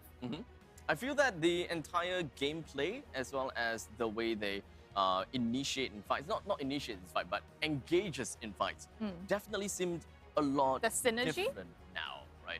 I felt in the first game there was like a fire, even was a in fire. the way, the way that they It kind of seems a executed. little bit too scary. Yeah. For the first game, but second Yeah. game is just kind of like, let's go for a slow and steady start, and then we break it off in the late stages of the game. That kind of crazy stuff, right? I do have actually a lot of questions for EVOS as to how the games went like, how is Jox as a replacement for Potato, this kind of stuff. Maybe Adamir will be able to answer all these questions. But, well, we're just going to move right on and pass the microphone over to Yuno as well as Adamir.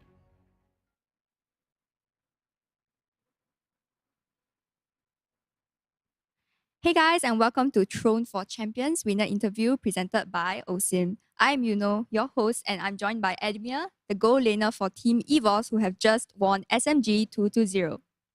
So congratulations on your win, and this is actually your first win without Potato. The casters were saying that Potato was the make or break player, and now that he's gone, what are your thoughts?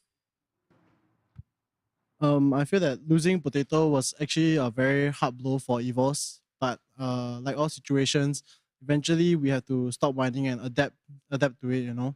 So while I feel without Potato, the team isn't what it used to be, but the remaining 4 players will still try to make up for what Potato provided to the team, and we'll just continue playing and doing our best. So you guys won your first game without Potato. So how did you guys adapt without Potato? I feel that Potato's strength was that he was always the shot caller, and he was always the ones calling the plays that we have to do.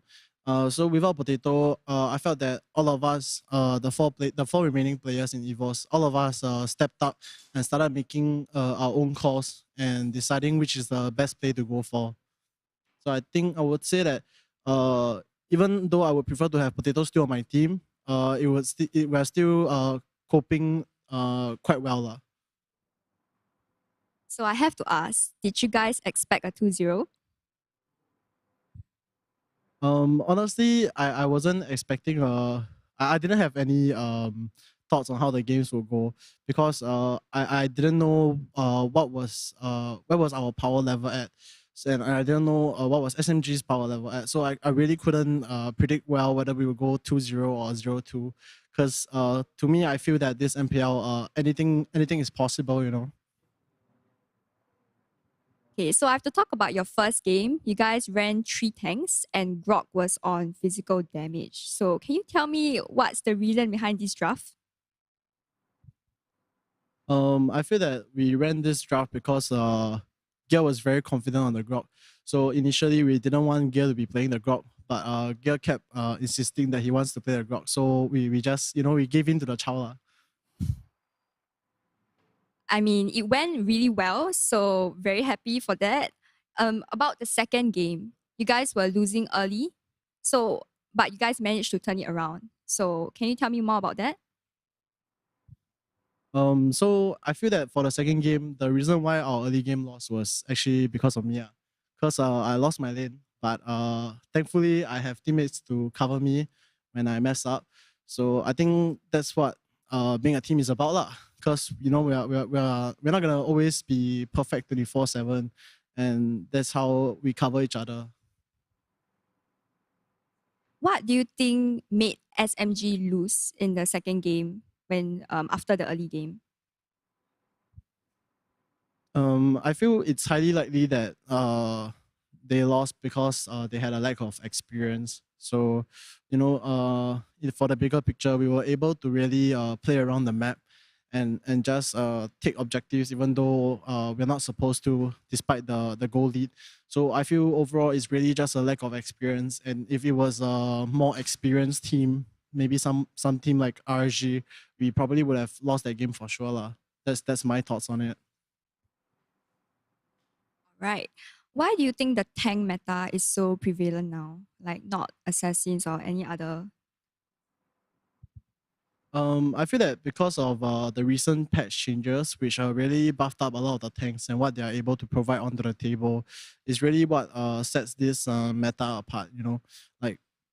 So because they buffed up the tanks, now there's less marksmen, and less marksmen equals less assassins. So now it's really I feel that it's really all-out brawl between tanks.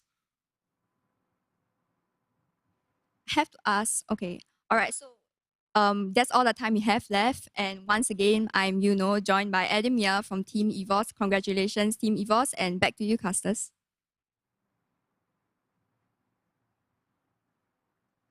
All right, thank you so much, as well as Ademir. And I believe that all of those questions and answers, I have noted them down nicely in here so that I get some good information about how SMG, EVOS, all this kind of thing going on.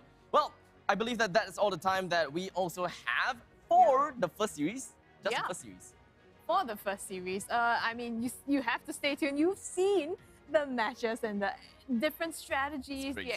What EVOS and SMG has brought to the table. So you definitely want to stay tuned for the rest of the other two series today. Speaking of rest. That's where he's going to throw it in. Speaking of rest, we are sitting on very comfortable, in case you haven't noticed, U-thrown chairs that we are resting on. And of course, a big shout out to our partners and sponsors for making today happen.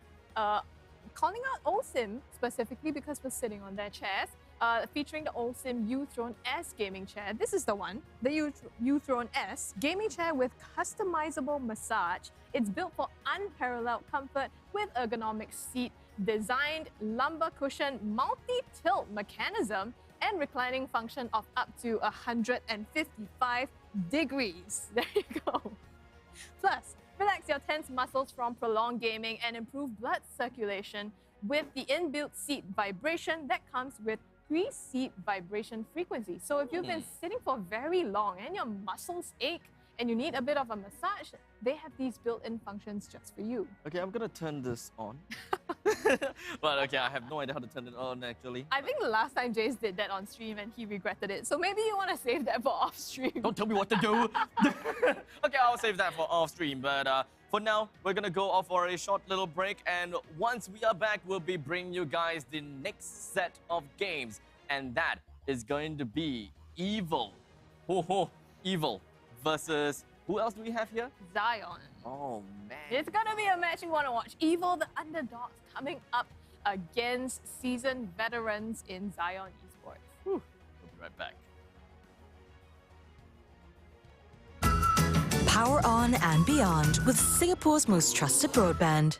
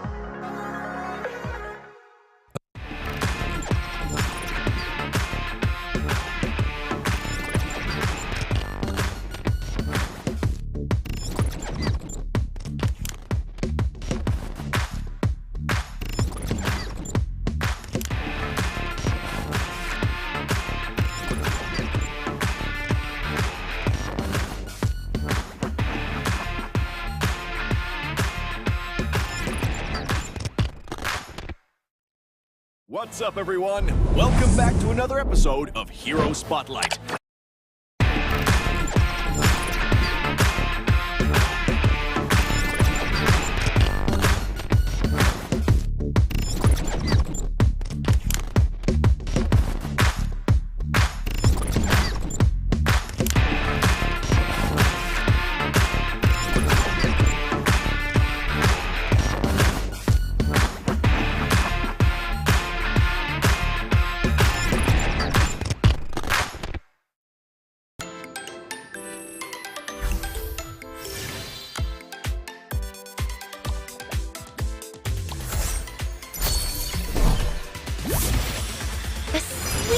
adventure starts here. Let's go out and play! Introducing my buddy. That's Maru. Friendship is a magic string that binds us together. Are you ready for a super cute adventure?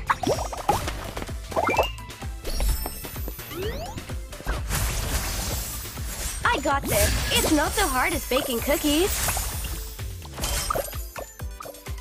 I won't stop till I win. Same for my buddy here. Here we go, fam! Mega kill! What should I draw today? Purin or a pudding? Making the magic happen on the tip of my paintbrush. Don't fear. Lauren's support is always on time. Let's create some miracles! You have slain an enemy. Guess what's in my bag? A homemade Monster kill. Cinnamon is no ordinary pet.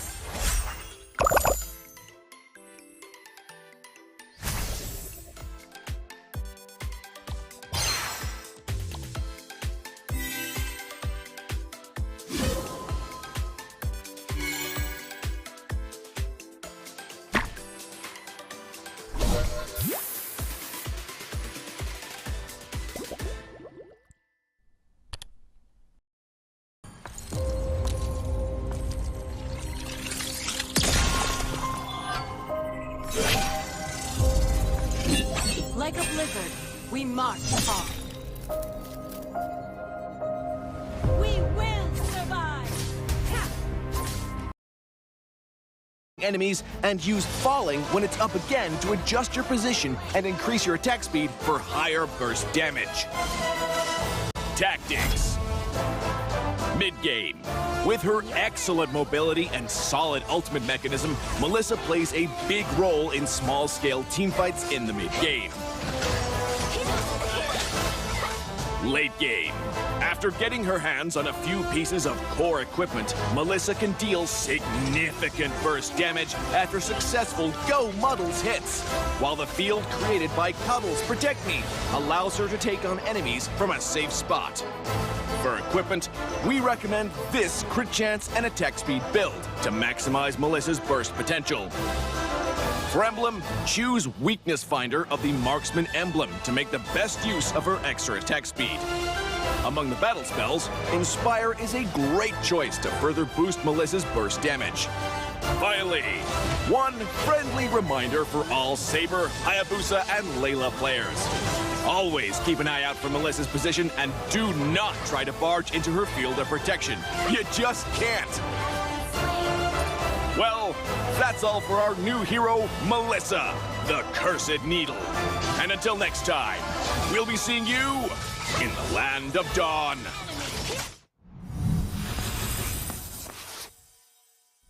Homes are now where we work, learn, and, play? Oops. Homes are where we build spaces So let's get what's allowed. to call our own. Power on and beyond with Singapore's most trusted broadband.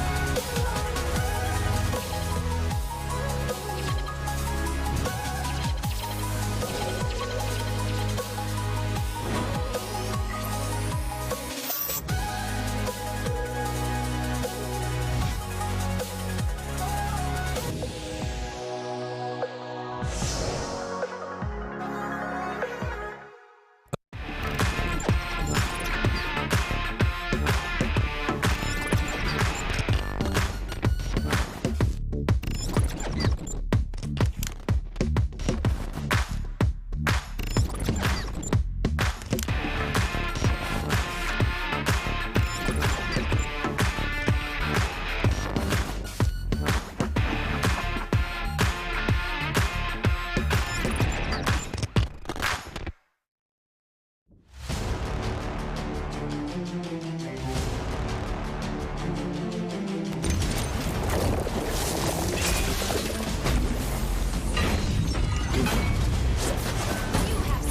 an double kill. Mega kill. Unstoppable. Double kill. Magic! Healing! You have slain an enemy. You have slain an enemy.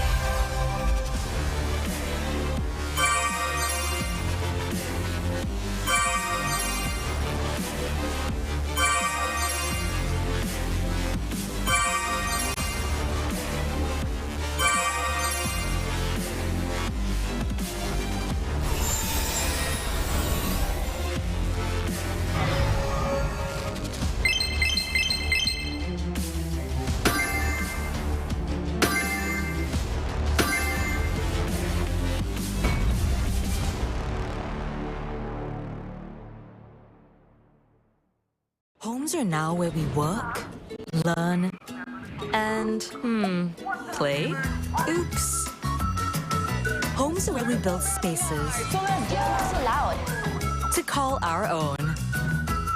Power on and beyond with Singapore's most trusted broadband.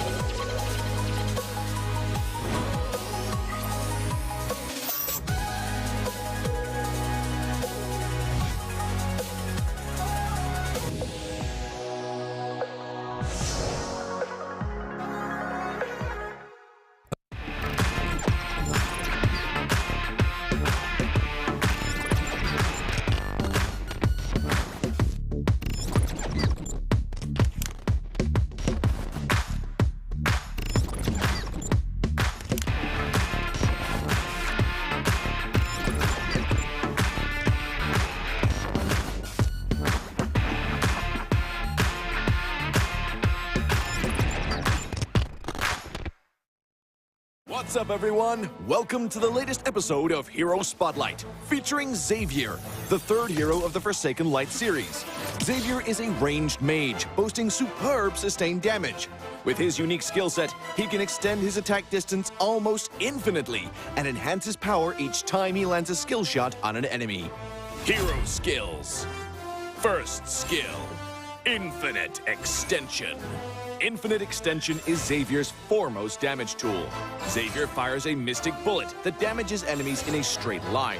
The bullet's flying each time it hits a target. Second skill, Mystic Field. Mystic Field is a functional skill that integrates pursuit, escape, and crowd control. Xavier conjures a mystic barrier that slows enemies and speeds up allies. When hit by Xavier's other skills, the barrier will expand into a forbidden field that immobilizes enemies within.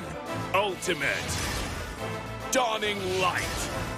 Dawning Light is the first ever global attack in Mobile Legends. Xavier unleashes a beam of mystic magic that damages all enemies in a line on the map and directly enters the Transcendent state. Passive. Transcendence. Transcendence allows Xavier to scale steadily in battle. Each skill hit on enemy heroes grants Xavier a passive stack that enhances his subsequent skills. At max stacks, his next skill cast allows him to enter the Transcendent state, during which all his skills are enhanced to the maximum. Pro tips. Pro tip number 1. Make use of minions and creeps to extend the attack range of Infinite Extension and launch a surprise attack on enemies in the distance. Crumble into dust. Pro tip number 2. Cast Infinite Extension or Dawning Light and then Mystic Field on the path of the skill to control enemies in the target area.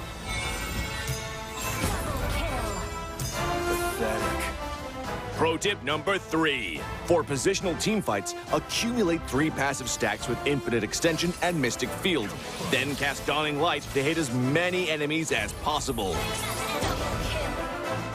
For sudden encounters, directly cast Dawning Light to enter the Transcendent state. Then spam the enhanced Infinite Extension and Mystic Field for damage. Skill combos.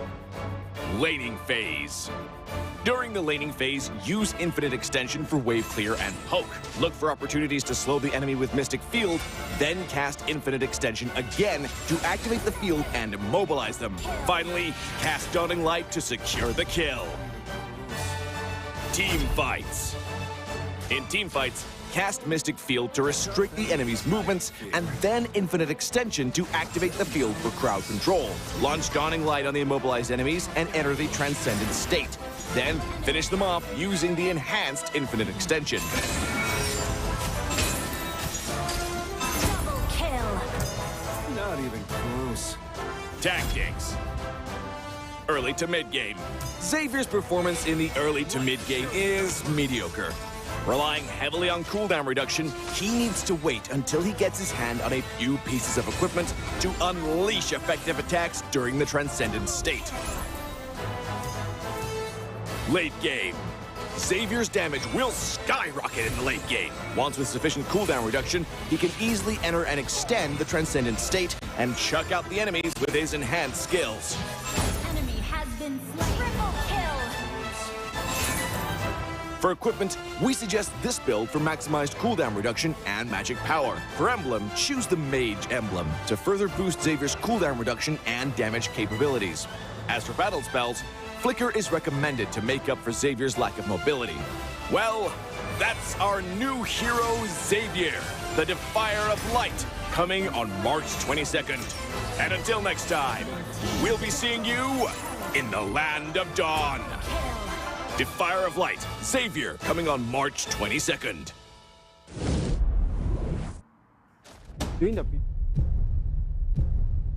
For our side, because we are sort of like a new team.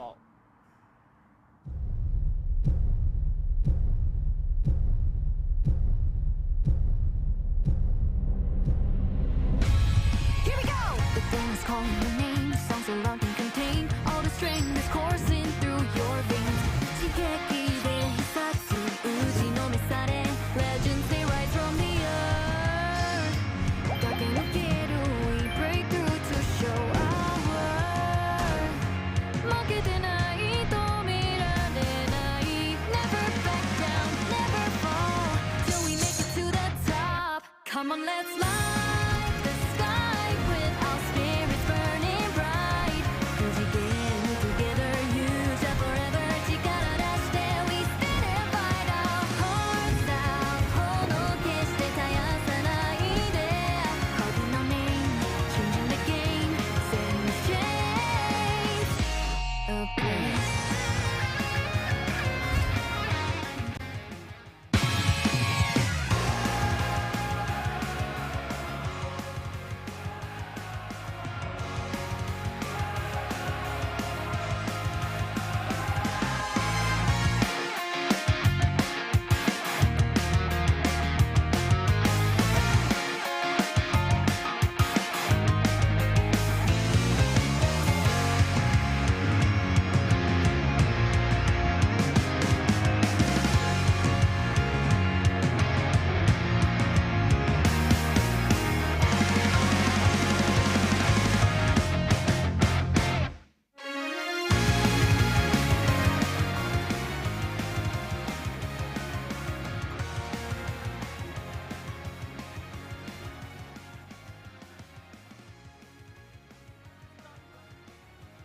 Versus Zion. How is this gonna sound like? How is this gonna look like? That is the biggest question. My name is Abstract, and with me here is Grubby Chicks, and the both of us will be your caster for this series. Yep. So this upcoming series is gonna be one of like a reckoning, right? A reckoning. Yeah, a reckoning. Because for those of you who don't know, Evil is a team that actually made it through the MPL qualifiers, and that's why they are here in this season. You might not have seen them previously, not quite a familiar name, but they did extremely well, and that's why they're playing against Zion. Zion, on the other hand, is kind of like, you know, a team that people are expecting to do really, really well. You have people like the powerhouses of X, EVOS, and RSG. Well, before we go on and talk a little bit more about Zion as well as our friends here from Evil, let us take a look at the schedule for today. What has happened so far is SMG versus EVOS, whereas EVOS has gotten themselves a total of 2 wins. So in that best of 3 format, they got both win, didn't yield a single one to SMG. The one that we're going to be looking at right now is going to be Evil versus Zion, and afterwards is going to be RSG versus Almighty, which unfortunately May and I would not be covering. We will be passing on the microphone over to Vertigo as well as Hungry Cast to cover that very exciting game of Revenge. Revenge matches are always the best, you know. I know, right? With so much emotion. So much storyline behind it. If you all remember, and if you guys follow RSG's Facebook page as well, it kind of shows off what kind of revenge that they're going for and why is that so, right? Because they fought against Almighty and they didn't have a very good time to the point that the manager blasted their ass. Ooh. Yeah. You know that you are better than this, says Ben. That's always a tough one. Yep. Tough one to swallow.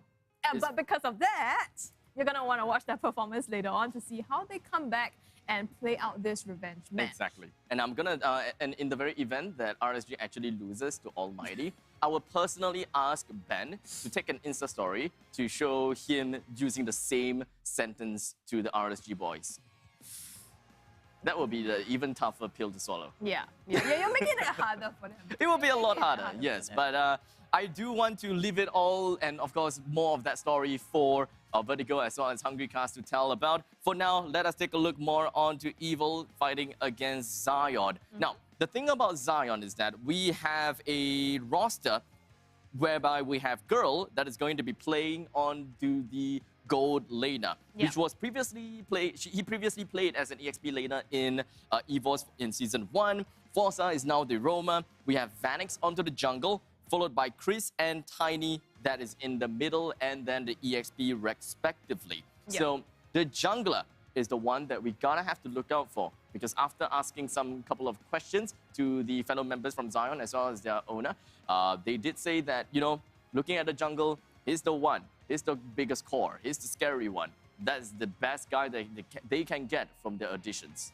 Okay, so we really want to look out for that. There's also one special thing about Zion Esports, right? We talked a lot about Potato in the previous match, you know, whether EVOS can pull it off without Potato. And in this next set, it is going to be Potato's team, kinda. If whether Zion can pull it off with Potato against Evil, right? Yes. Because we have some information about Evil, although not extensive. However, we do have some sort of expectations on the side of Evil as well after they have went through the MPL SG qualifiers to get themselves seeded into today's games. As such, I believe that Jace also have quite something to talk about Evil. He believes that Evil is a team that really puts the brains in their games, the way that they drafted, such as they have picked up the Faramis. So I think Evil in the qualifiers, they managed to beat the equivalent of Team SMG, barring a few roster changes, 2-1 in the qualifiers finals. And in that series, I think it was where they picked up the Faramis to adjust their strategies to be able to beat SMG. So really being able to draft around like Powerful as their core and yet still be able to complement that with other heroes against SMG. I think that's where Jace was coming from. We'll probably leave him to explain it a bit more, but that's why he thinks that they are a team that we should watch out for. Now, without further ado, I believe that we can take a look at the profiles of the players. So let us take a look at what Evil as well as Zion have got to say about themselves and maybe about their opponents as well. Find out what's the problem, like our drafting and our players. We bring the players that are not ready to the qualifier last year. When we joined the qualifiers, we actually saw the list of people playing. So we actually saw some familiar faces which we know are really strong, but that didn't stop us from trying to qualify. I found Carrot on public. When we just playing solo duo, then I met him. Then I find that he has potential. So I added him and we just work together from there. And for Coconut, he's my cousin. So me and him started off playing together, then created Evil. Carrot was Singapore #1 Kadita. I actually add him because, you know, like I want to learn how to play Kadita better or whatnot. And he actually introduced me to Powerful. He have a good teamwork with us. Like the play style he does, go very well with us. My team, very family-like. We are all like brothers. Also very hardworking. Most of them are students, but they do set aside time to train for MPL qualifiers and whatnot. So I actually appreciate their effort. I just hope that we can get through top 6. That's all we are targeting.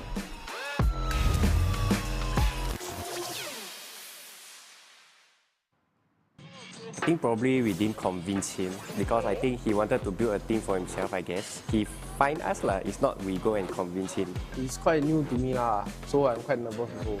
Because it's my first time. But actually competition and rank, there's really a huge difference. Because competition play as a team. So there's a lot of synergy that needs to be in place for it to work out. Unlike rank, as long as everybody know what they need to do, can already.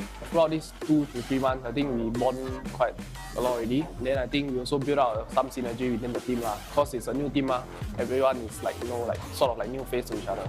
They are younger, but can train. Because when you're young, you got a lot of potential. So with Potato at helm, probably can pass a lot of knowledge to them.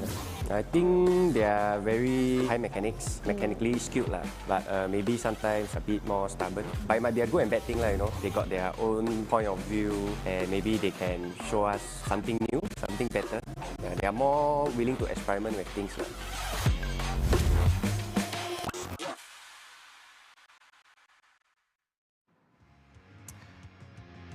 Boy, oh boy, Team Zion versus Team Evil. Now, I gotta play the devil's advocate here and I gotta have to ask you the very tough question, right? Evil, they are the team that is understandably the least experienced team in here, one of the least experienced team in here.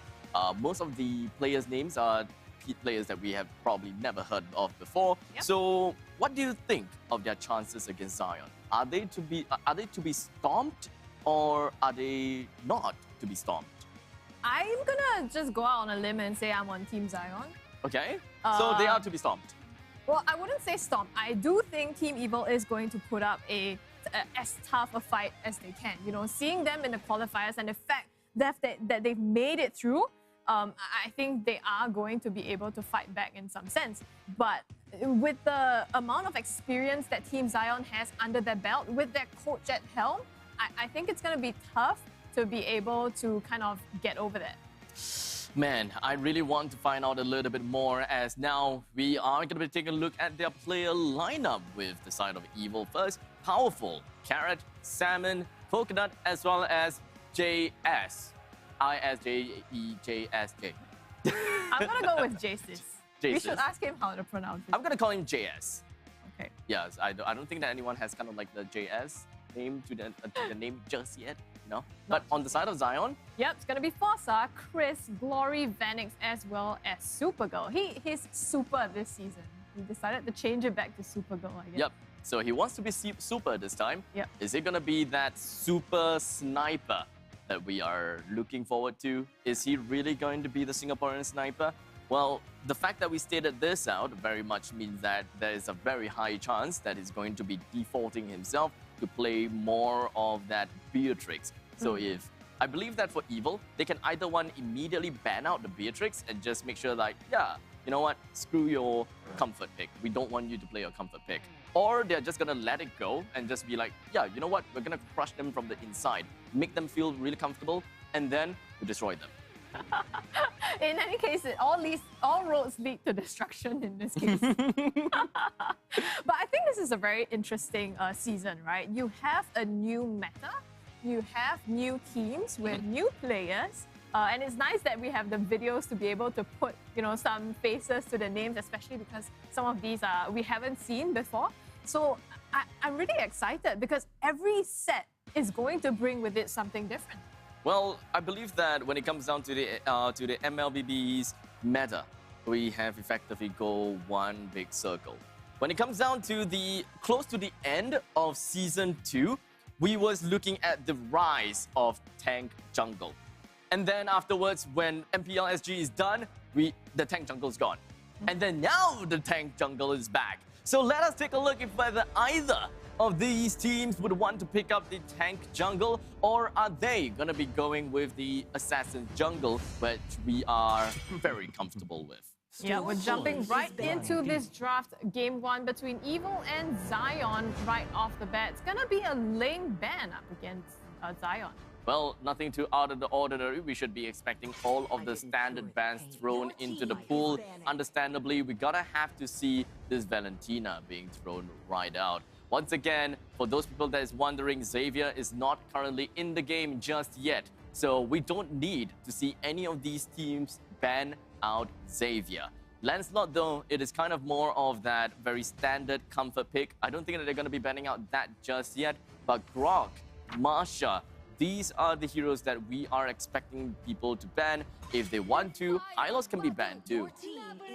It's going to be the Marsha, like you said, taken out of this game. Evil opting to be the one to chop the axe. I think Marsha, and we've seen JPL play Marsha in the previous game as well, you know. It's just really annoying with like 3 HP bars, and now that she does damage based on her max HP, she's gonna have as much power in the late game too. Yeah, so that is one thing that it really shows how scary Marsha is. But the thing is, I just don't quite see it. Because usually I look at things in a very simple point of view. I do not want to go too much into the advanced. I do not want to think too crazily about things. Like the other time I was thinking about, oh, Yuzhong is great. Why is Yuzhong great? Because of this and that, this and that. You pop your Black Dragon form and you disrupt everyone's paces, blah, blah, blah, blah. And when Youngin tells us why he picked Yuzhong, he had one word. He wins lanes. That's all. That's true. That's true. And keep it simple, right? Yeah, keep it simple.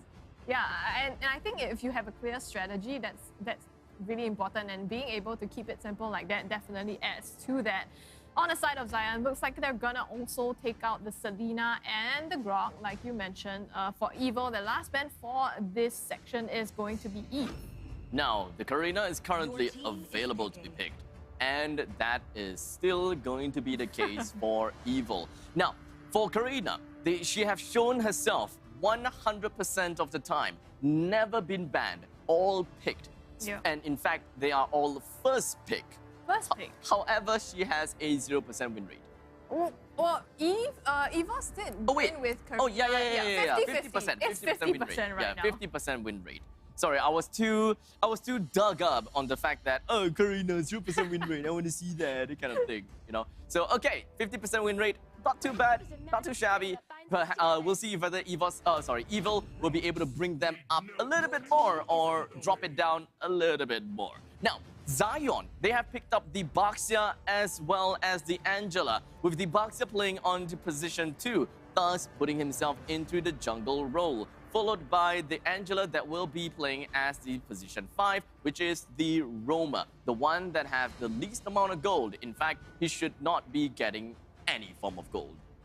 Yeah, but I mean, you wouldn't expect the Roma, the job is basically to support the team, right? And Angela is also is categorized as a support, basically. So it's as simple as that. Yeah, but on the side of Evil, they're gonna opt for the Sicilian. So rather a late game tilt to this, we do need to be able to give him the time to scale in order to make the impact that he has. Now, with the Sicilian being picked as well as the Mathilda. Okay, Mathilda being picked. So position 5 Mathilda, position 4 Sicilian, and position 2 Karina. I think I'm pretty okay with Evil's picks so far. My only problem is the fact that they have 3 magical damage dealers. That is pretty much all. Mathilda doesn't really quite count it as a part of the magical damage dealer because she only needs to care about the early stages of the game, and even in the late stages, even if the opponents do pick up any form of magical resistance, such as the Athena's shield, it's not too big of a deal for this Mathilda because her main thing comes in the early stages of the game. You mitigate her amount of damage in the late stages, it doesn't really quite matter. It's really just about how Karina as well as how the Sicilian plays. However though, Karina, yes, deals a chunks of magical damage, but the passive deals true damage after all. Yeah, and it's shaping up to, I mean, I'm okay with the fact that they have a lot of magical-based heroes right now, because they have 2 picks left, right? And that's going to be likely the EXP as well as the gold laner. So if you have those for physical damage, I think that would kind of balance it out. On the side of Zion, they're opting for the Esmeralda, and I think that puts them in a very tanky lineup. Right now, you're going to have the Baksha as well as the Esmeralda, and you have Angela for that support. So they have a lot of sustainability as well as front line. Oh, okay. Zion immediately went out to ban the Dyrov away so that Evil would not be able to pick that up. The other way that Evil should and can play this around with is probably pick up a Thamuz if they do want to play with some sustainability as well as a good chunk of damage in the early stages of the game. True, I don't think that he will be necessarily be able to win against the Esmeralda. However, when it comes down to the team fights, it shouldn't be too big of a problem. We're looking at either Thamuz on my end, or they can look at the Uranus if they do want to play over to the later stages of the game. But that also means that they would want to pick up something that is more into the early stages, which having a Lilia would be great. Unfortunately, they themselves have banned the Lilia, so they can't even play a Lilia gold lane at position 1 anymore. Yeah, I mean, they do have other options though, right? Lilia's taken out, but you have other... well, you probably want to get something that's good in the earlier game, and you have a really good time against Sicilian. So what are the options you think are on the table now? I believe that Fasa for the Side of Evil can definitely still be possible.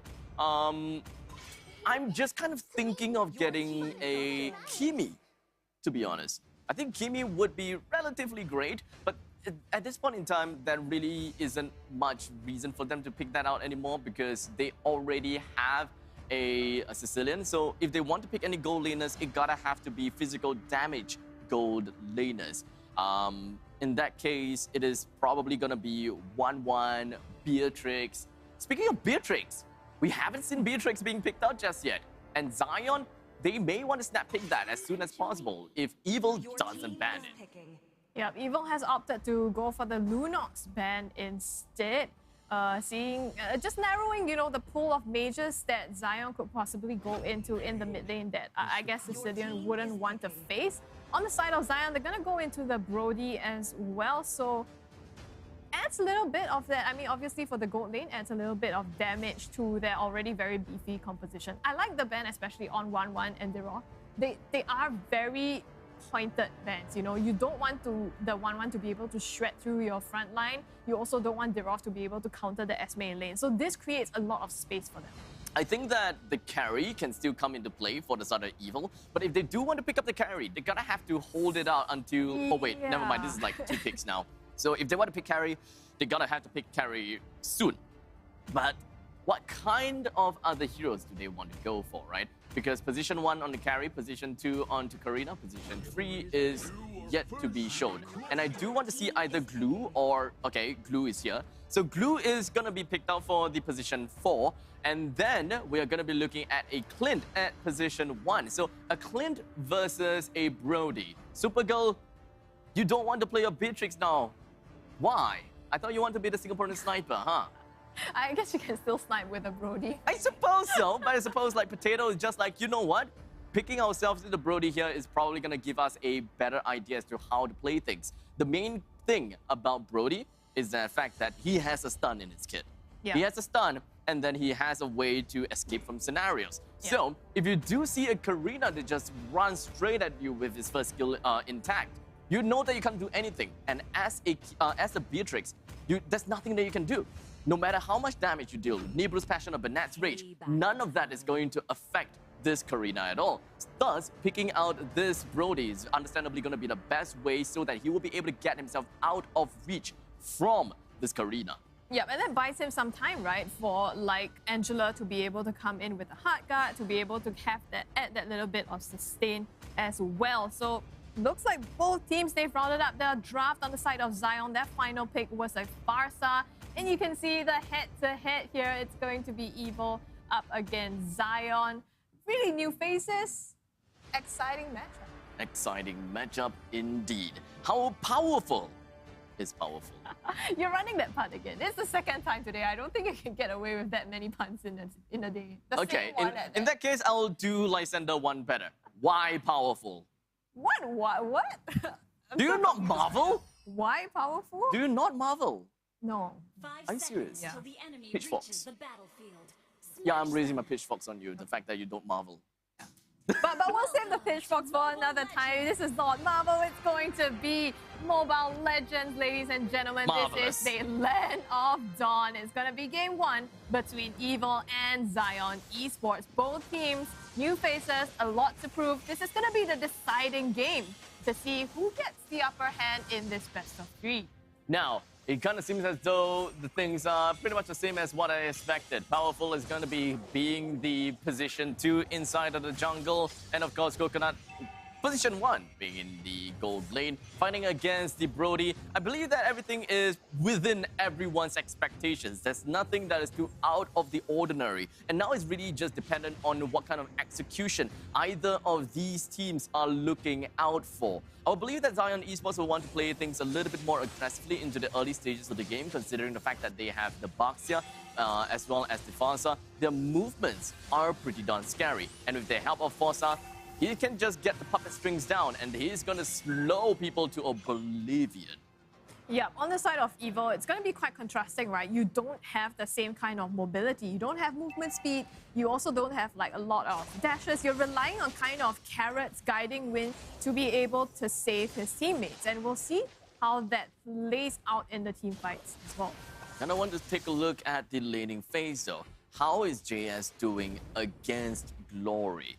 Kind of seems as though he's not exactly in the lane at all. He's kind of just creeping himself inside of the turret. So he's technically losing in terms of that point, but he's not allowing Glory to take all of the glory. Oh, all right. Well, Glory did cut the lane, so he does have, he's trying to pull the advantage even more. The rest of Evil coming in to respond on the bottom side, but not going to be able to take too much. It is the turtle that is up on the bottom. Zion going to be the one to try to contest it, but it's going to go the way of Evil. Powerful with that turtle buff. Now they're going on to Zion. Esports Split has been activated onto Vanix. It's going to be first blood. Credit to Powerful. Now, this movements coming from Evil is definitely darn scary. 4 members that's rotated over to the turtle. They are trying to get themselves the turtle, and of course, they even gotten themselves a single kill on the side of Vanix. That is definitely not good. If the side of Evil eventually got the turtle by rotating all 4 players, I would rather let them have it and just focus on farming as much as possible. Because when you're playing as an Esmeralda in the EXP lane, your positioning effectively goes a little bit higher than normal, if I may say. But unfortunately, I believe that Farsa, that's played by Chris, he does have quite a bit of importance in his role as well. So unfortunately, Glory, he gotta have to stay at where he is, position 4, followed by Chris at position 3, followed by, who else? Vanix on position 2, and then Supergirl on position 1. I believe that Vanix as well as Chris would get a swap soon. Top side, going to be Coconut, taken down by the duo of Supergirl as well as Fossa. It's not going to be good because he does need that farm. Looks like he has kind of an edge now in that lane. Gonna see how Evil responds to it though. They're rotating to the top as well. Powerful, can he find Vanix in the bushes? Just manages to spot him out, but Tortoise's puissance, that word always gets me. Activated. Passons. Yeah, to be able to make a clean escape. Yeah. So I do really like how Carrot as well as Powerful, they are just like buddy-buddy, right? Not only are they cousins in real life, they're cousins even in the game. Wait, are they the one that's the cousins? I think so, right? Yeah, Powerful and Coconut. Powerful and Coconut. Oh, Yeah. Oops, not Carrot. Oops. Carrot is the other one. Carrot is the one that is #1 Matilda. Yes. Kadita, I think. Kadita. God damn it. Yeah, Kadita. I'm getting everything mixed up. At this point in time, I just don't know what's going on. But in the meantime, JS. Whoa, Zion Esports getting the turtle, the retry game. They won it, and now all the ultimates are just being activated. Jace's Split trying to chase down Glory here, but it's not going to bring it to any fruition. They're going to cleanly disengage from the fight. Zion Esports just having barely a lead now above Evil. Just a small little lead, though. I believe that Evo should be able to take this game nicely if they are able to get the executions down. Coconut have yet to really do anything just yet. Considering the fact that he is position 1, we don't really need to see him doing anything. However, Zion Esports has been moving up north for quite a lot of times. And honestly, I am very surprised that Coconut only died a single time. In fact, Vanix kind of seems like he's going to go for more. It might change though. Zion Esports taking the aggression, trying to initiate a fight here with the wheel, but it's not going to be enough. Batskis pop onto Fossa. He's almost down now, just a little bit more damage, but here comes the feathered airstrike in return. It's going to take out Salmon as well as Powerful. And now Zion Esports, they press for more. They're trying to get a Coconut as well, and they round it up to a triple kill. Well, that is really just darn unfortunate from Evil. I wouldn't discount the fact that the Powerful really tried to go for that. I wouldn't even call it a greed. I would call it that it's just like a make it or break it play. If you're able to jump right in and you manage to connect all of the shots onto Forza plus Chris, then you're able to just put the fight onto stalemate. You wouldn't lose that badly. Unfortunately, that gamble didn't go too well on them. As such, the triple kill given away to Zion Esports is going to be their main detriment, pushing Zion Esports to roughly about 2,500 gold lead. Take a look how far how far these Salmon is, or Powerful is from Forza. Almost gotten the kill. If he did manage to get the kill down onto the Angela, he can very easily move on to the next person, which is the Fasa. And then yet another one, I believe, would be on Supergirl. We're going to see the teams contesting for the turtle. Again, Zion Esports getting this objective hard got popped for additional sustainability. They're trying to get Powerful here, just running with tails between his legs, but he's going to eventually fall to Vanix. This is just unfortunate, right? Zion Esports is just winning in small little engagements that they really want to go for some objectives. Understandably so. Evil will want to fight for the objectives as well. Coconut pops off in the early stages of the game, and Carrot is carrying the early stages, Powerful as well. But they are just not winning in those early game trades. In the meantime, Zion Esports, they are not necessarily that early game team. With Chris being in more of the mid stages of the game, but he can still pop off really nicely with his ultimate. So I think that Forza is doing a really big job. Bat's Feast as well as Feathered Airstrike being popped out. You see these mages just going hit to hit with their ultimates, but in the end, they just have to disengage until it's done, and now Powerful, the one in trouble. It's going to be adding another kill to Supergirl. Jace is now being the one targeted, has to use split to get away from the fight. Carrot, he's hiding under the safety of his turret. Takes too much damage, but not enough for Zion to clean it up just yet. Through all of that, Vanix is allowed to be steamrolling from one target to another like no tomorrow. Evil don't really quite have an answer to how to deal with this Baxia at this point in time. Perhaps because Evil just don't really, well, manage to execute what they wanted to just yet. Do they have a wombo combo though? Not exactly. It kind of seems as though they are more of a catch and pull kind of team. They would want to catch someone with the Sanguine Claws. They would want to catch someone with the split. And other than that, there's not much they will be able to do. Otherwise, it is just raw damage and power that Evil brings out. Oh, immediately blown up Salmon. Just no time for him to react at all. He's going to be taken on the only casualty in this fight right now in the mid lane though. Powerful and Jace is throughout the rest of the team. Evil is here trying to protect their mid tier 2 turret, but Zion Esports going to be throwing out blows after blows. They've only managed to take out half of the turret's HP, but they're going to turn their sights to the Lord. Looks like the inexperience from the side of Evil is really starting to show, as Zion Esports is getting themselves the run for their money just by appearing everywhere in the map. Evil is unable to hold themselves against Zion. They're allowing the objectives to be given away to Zion. And time again, Evil are starting to get a little bit scared of moving around the map, and they just couldn't find the right opportunity to jump onto Zion. Well, it's tough, right? I mean, if you look at the lineup, the only possible initiation you might want to use is Circling Eagle on the side of Carrot, but then is that going to be enough for them to be able to close out the fight? Salmon has been using Bat's Feast a lot in defense rather than offense, and that's basically also his damaging skill. And it's currently 9 minutes and 45 seconds into the game.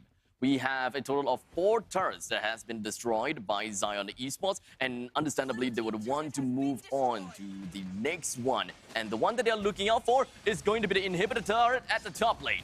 Oh, Vanix just comes in and stuns out Jace. Is too far ahead now, having to back off. Here's the feathered airstrike to create even more space for them. They don't manage to take out the inhibitor turret here.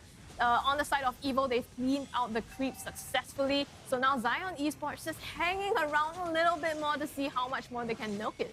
Is this power rankings really going to help us? Or rather, the other way. Is this game going to really help us with the power rankings? Because Zion Esports, it kind of seems a little bit of a sloppy gameplay to a certain extent. However, they are fulfilling what they want to do, and that is going to be pressuring every single one of these lanes one way or another. They are almost getting themselves a 10,000 goal lead. At this point, it's only 8,000, but they are doing a pretty darn good job. I gotta have to say that Vanix is doing a super good job when it comes down to zoning out the opponents. He's just going in for the will unity and just crashing down to everyone else. He's opening up the map like no tomorrow, and he's still doing damage because of the weakness helm plus Tortoise's Passons.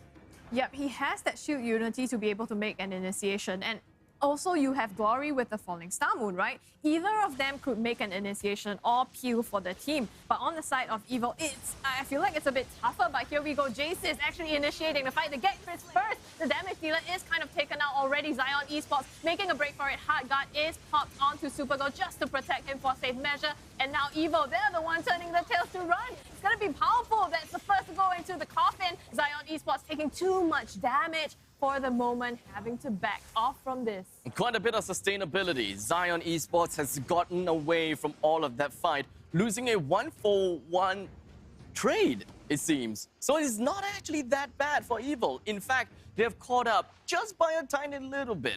Zion Esports, they have to be really careful though, because we are treading into the realms of late stages of the game already. Coming close to the late stages, right? Because Salmon is currently playing as the Sicilian. If you do not look out for him and do not watch out for him, he would eventually be able to slap your back lines like no tomorrow. Chris will be scared of the bad attacks. He will be scared of the Sanguine Claws. And even Supergirl may have a couple of problems here and there. Even with the Hard Guard from Forza, he will still be able to expect something from Salmon.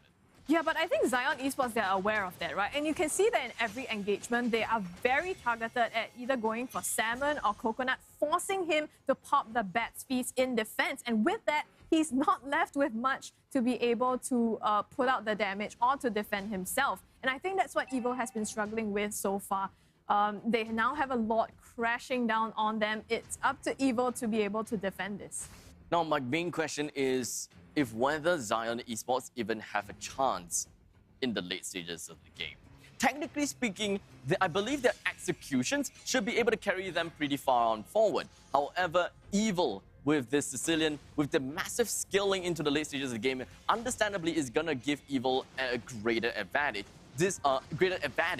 This handicap is something that Evil will technically need, but Zion Esports, they are no stranger to the MLBB seed. They are just going to be working right on with the Esmeralda jumping right in first. They're making quick work of the inhibitor as well as Salmon. You can see them just crashing down on him to take out all the damage, and he is not long for the world. The Lord is taken down, but they've already lost 2 on the side of Evil. It's not enough for them. Zion Esports, they recognize they have the advantage. They're going to come onto the mid inhibitor turret and out right onto Powerful as well. And no, it's going to be Coconut. They know who they're targeting, but right now they must shift their focus to the core. Powerful comes back, tries to take out their backline. It's going to be Vanix to sacrifice himself for the rest of the team. But Zion Esports, they have enough. They're going to close out this game 1.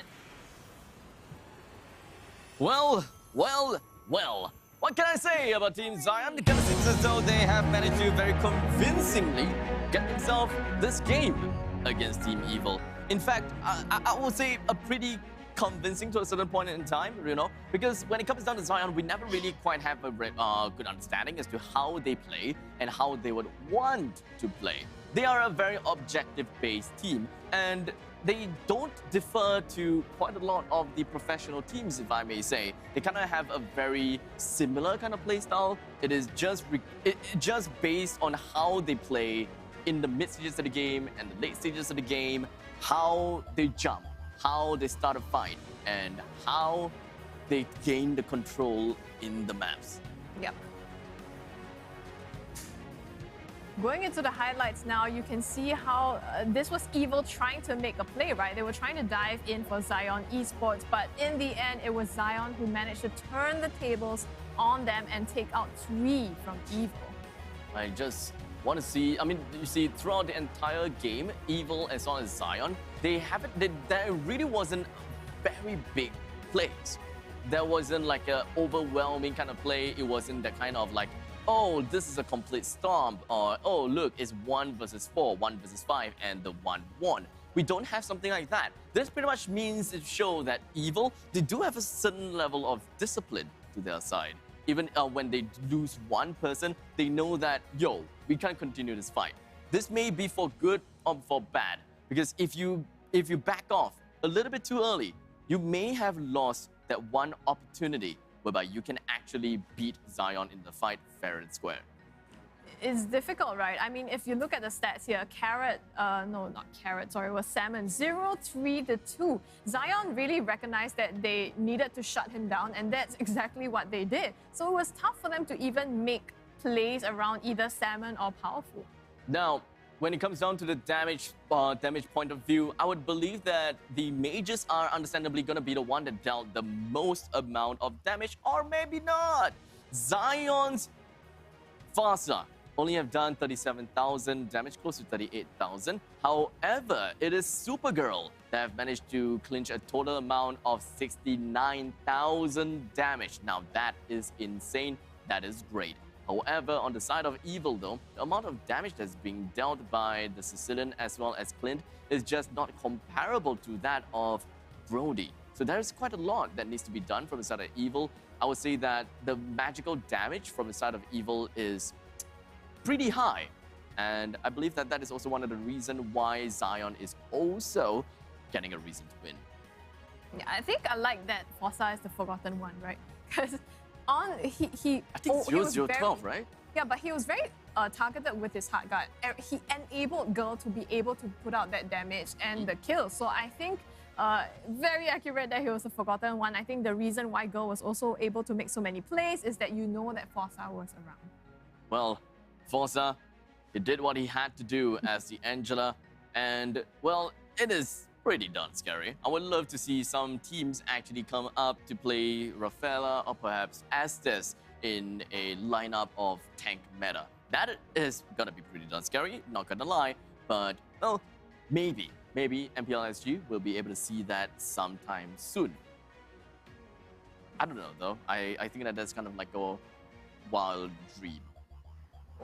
We'll never know, but for now, we're focused on this match, and we're gonna see who is the MVP of the match. Gonna be Supergirl, no surprises there on the Brody with a KDA of 8-0-2. 8-0-2, huh? Supergirl indeed pretty darn super, but I am not convinced because he's not playing Beatrix. Just because he uses a different hero doesn't mean he can't do it.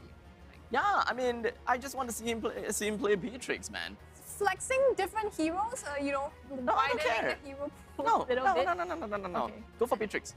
Yeah. Abstract, Supergirl, Abstract's gonna take this up with you probably after the stream. Yeah, why no Beatrix? I think that the reason is, of course, answered because of Potato, right? And the various reasons why this Brody would have played such a better part as compared to Beatrix. They don't necessarily need that raw damage output to really melt down the enemies at that very game. They needed some form of survivability onto their marksman. In this case, the position 1 marksman, which is Supergirl playing as the Brody. The 1 stun and that gap is definitely going to help them in many occasions. Albeit, I didn't really quite get to see that because there was way too much chaos in the match. However, Team Zion getting themselves game number 1 here. I gotta say, well, I'm pretty darn happy. However, for Evil, they have quite some expectations to meet, and I believe and I hope that game number 2 will be better. Yeah. Well, there was also Evil, they managed to change in the qualifiers. They did drop a game as well, but I think after that was when they adjusted, reoriented themselves a little bit, and they came back in the later parts. So it's not to say that they can't repeat the same thing in this set, and I think we're definitely going to look forward to their performance in the next game. In that case, we're gonna go off for a short little break. We'll be right back in 5 minutes and we'll show you guys the game number 2 between Team Evil versus Zion.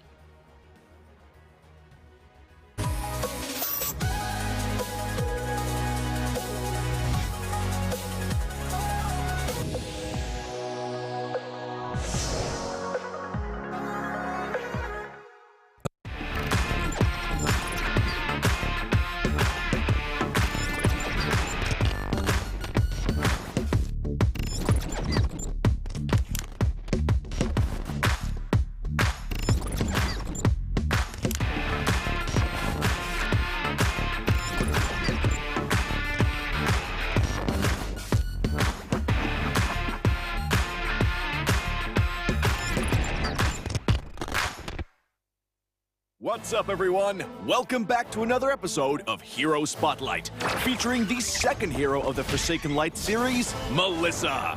With the help of her beloved dolls, Melissa can easily melt her foes from an unreachable spot. Hero skills. First skill, falling. Melissa dashes in the target direction and gains extra attack speed for a while. She'll also pull Muddles and Cuddles toward her when the two are on the field. Falling is Melissa's mobility tool that allows her to maneuver around the map and adjust the position of her dolls. The extra attack speed, on the other hand, grants her decent burst potential. Killing spree! Second skill, go, Muddles! Melissa throws Muddles in the target direction, which will stop upon hitting an enemy hero or reaching the maximum distance and bind itself to all nearby enemy heroes. For the duration, Melissa will summon Giggles on each of her basic attacks to shoot an extra cursed needle at Muddles and can also use the attack minion button to attack Muddles directly. All the damage taken by Muddles within the duration will be transferred to the bound victims. Each needle thrown by Giggles will also reduce part of the cooldown of Melissa's first skill. Go, Muddles! Is Melissa's primary damage source. Ultimate. Cuddles, protect me! Melissa orders Cuddles to release the field of protection, damaging and pushing away nearby enemies while blocking them from entering the field for a while. The field will disappear early if Melissa moves too far away. Cuddles, protect me! Is Melissa's main defense measure against melee heroes. Passive. Doll Buster. Homes are now where we work, learn, and, play. Oops. Homes are where we build spaces to call our own. Power on and beyond with Singapore's most trusted broadband.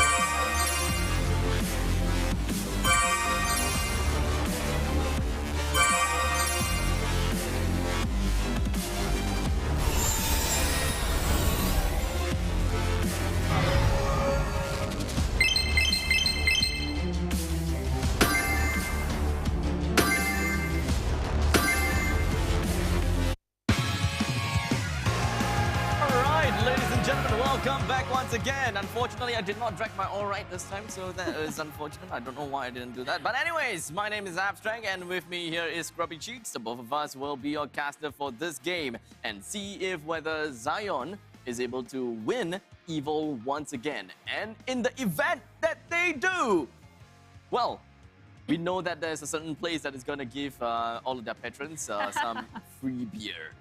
Yep, so you better quickly make your way there if you want to get in for some free beer and if you believe that Zion's going to take this set. It is a best of 3, so that means if Zion takes the next game, they are going to immediately win this series. But it is also Evil's game to prove, and if they can even this out, then both teams are back on the drawing board. Well, Evil. This time, or rather, in the previous game, they've decided to pick out the Karina jungle, only to be kind of counted out by the Baxia jungle. Yeah. Definitely a tough call to make, and I believe that you have also called out the fact that they picked a glue into a Baxia. So in that case, it kind of seems a lot harder for Evil to eventually gain any regenerative properties because of the Tortoise's Persons coming in from Baxia. Yeah, I mean, the point of him is to also to reduce, your sustainability. But on their side, they have that Angela for their own sustainability. Yes. Yeah, so I think it was a tough one for Evil. That aside, though, the jungle, changing up the jungle from an assassin, is that going to be enough, or what other things should Evil be looking at? I think that executions is understandably going to be one of the other important things. Draft will always tell us one part of the story. Despite how sometimes we can look at the draft that can steer the game into a 60 to 40% kind of game. We can see 70 to 30% kind of game. In this game, it kind of seems a little bit more like a 70 to 80% kind of game, right? So the chances of Zion winning is a lot higher. And in order for Evil to compensate for that, they gotta have to know how to execute what they wanted to do as much as possible, as the best that they can. Because understandably, there will be a point in time where your team will find some advantages in the game. Yeah. And for that round, they have the Karina, they have the Clint. Understandably, they have the Mathilda. Karina, Clint, and Mathilda is a scary combination in the gold lane. However, it kind of seems as though they got swept around like no tomorrow just because Forza, as well as I believe it was somehow Esmeralda, somehow goes to the top lane, disturbed the heck out of Clint, and there was nothing that Clint can do. I believe that they needed a little bit more decisive rotations coming in from both Mathilda and the Karina. Well, they were also very successful in shutting down the Sicilian, so we'll see how in this game Evil might change around and adapt to the next round here. It's going to be Zion taking out the Selena once again. Do you think Evil will ban out any of Zion's picks in the previous game? I would say not yet. Probably not yet. Because when it comes down to the first initial picks, Evil does not really know who exactly is their comfort picks just yet. Right? We don't really know too much about it. We have seen them play. However, it is still very important to ban out heroes that you feel is pretty annoying to deal with. Zion have decided to ban out the Baxia onto their jungle side. Understandably, Grok will be thrown into the banning pool as well. We can still see the tank jungle going on. We could maybe see an Xbox jungle going around. I would love to see the Xbox jungle because it deals pretty. It really deals a really good job against tank jungle. However, we have yet to see that. Maybe Zion is going to be looking forward to that because they ban out the Baxia. Could have a chance that they themselves want to pick up the Karina. It could be. I mean, they had the option to go in the previous round, but like you said, the assassin jungles maybe not so good. Not so good at anymore, this moment, but they could still opt for it. For Evil though, they're gonna still go with their previous bans from the game. First Marsha and then on to Grok as well. So they're looking at actually, no, Grok was banned out by Zion, and they're taking that ban this time. But they're looking at really kind of meta picks that they're taking out. Yeah, at this point in time, they just want to focus on the meta as much as possible. Valentina is still... Okay, never mind. Valentina is now out. So they're left with one more. And who is Evil going to be banning out? We have quite a lot that is still available on the list. I would not expect that they will ban the rather unorthodox heroes. I don't think that they will want to ban the Beatrix unless... I think they have better bans. Well, in the last round, they banned out the Ling as well, if they're afraid of the jungle, as well as Lilia. I don't think that Evil themselves will be too afraid of Assassin's jungle. They'll be more afraid of fighters or tank jungle. As such, we should be expecting more bans coming in the form of fighters or tanks. So Hilda might be banned. We may see Xborg. We might see Paquito that's thrown into the banning pool. That's what I feel about what EVOS is going to do. Running out of time, they are banning out the Yve instead. Okay. Well, I guess you don't want to deal with that, huge zone of damage and also crowd control. They also banned it in the last game. So this is maybe something that they really don't want to play against. Could this be a sign that they're playing into anything specific? Doesn't seem quite like it. Everything just kind of shows that they don't want to deal with this specific hero, at least for now. They don't want to do that, they don't want to do this, yada, yada, yada. Now, Zion has also went for a Karina first pick. Still the same, Karina first pick. And Evil did not manage to pull it off in the previous game. Maybe this is the time for Zion to show, hey, this is how you pull it off. While Evil also understands that, hey, Assassin's jungle is weaker to tank jungle. Perhaps it's time for us to do something along that lines. But I don't think that they will be immediately popping off with who they want to pick as a jungle just yet. One thing that they want to focus out on is who they want to be in the position 4 and who is going to be in the position 5. In this case, the Sicilian is what they're going to be picking for position 4. And then position 5, they're going to go straight in for the gold laner first. Okay. That's interesting. Well, maybe not too bad a choice because up against Karina, like you said, right? Yep. You're able to kind of stun. Same idea. Yeah, stun Karina out and possibly carve yourself an escape path. So I think this also gives them the option to react to Zion's later picks as well if they pick that up front first. But now Zion, they know that, that Sicilian, they're running that again. It's a very late game oriented draft and they're taking the risk of Zion shutting down Salmon once again. As such, a high-loss EXP lane for Zion would actually be pretty darn good. I'm not sure if that is what they want to go for because at this very situation, having a high-loss is how you would want to group up your team into a form of death ball, running right onto a Sicilian who is relatively weak in close range, and you'll be able to follow on and catch up onto a Brody who have kicked you and tries to run away. The zoning potential as well as the diving potential coming in from a high loss would be great to see. But unfortunately, Zion have decided to work on their position 4 as well as their position 1, which is a Clint as well as a Farsa, while Evil focuses down onto the EXP lane. So they have got all of the lanes sorted out: middle, gold, and EXP. This means that they don't really have a lot of wiggle room to play around or to counter against the opponents. This is more of like a comfort pick from Evil, I would assume. So Zion can actually fight against Evil because they can choose someone in the EXP lane that deals with this Esmeralda nicely. Yeah, I think Esme is a comfortable pick for Jaces. With I do think he played that in the qualifiers as well in more than a game or two. So that could be something that he is comfortable with and also goes into their draft.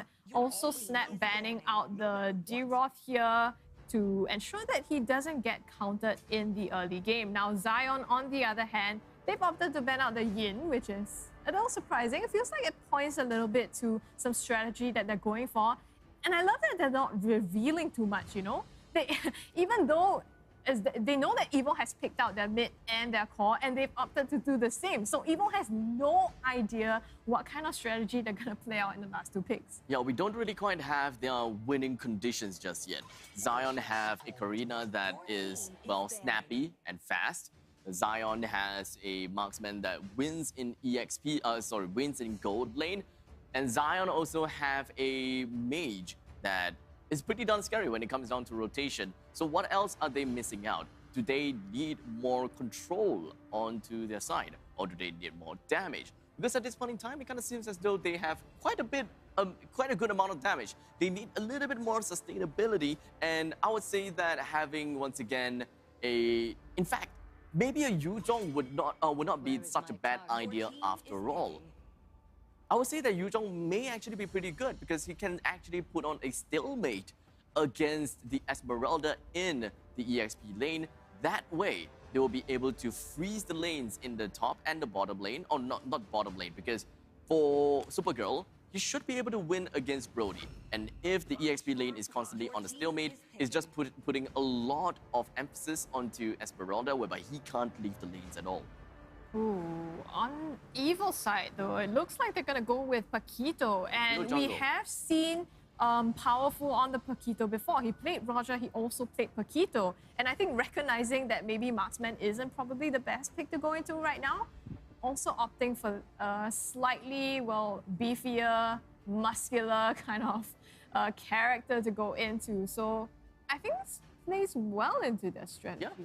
Actually, I feel that the Paquito pick for Evil was good. I actually kind of like this pick from them. Now, it is now left with Zion to go for more of a counter. What are they going to go for?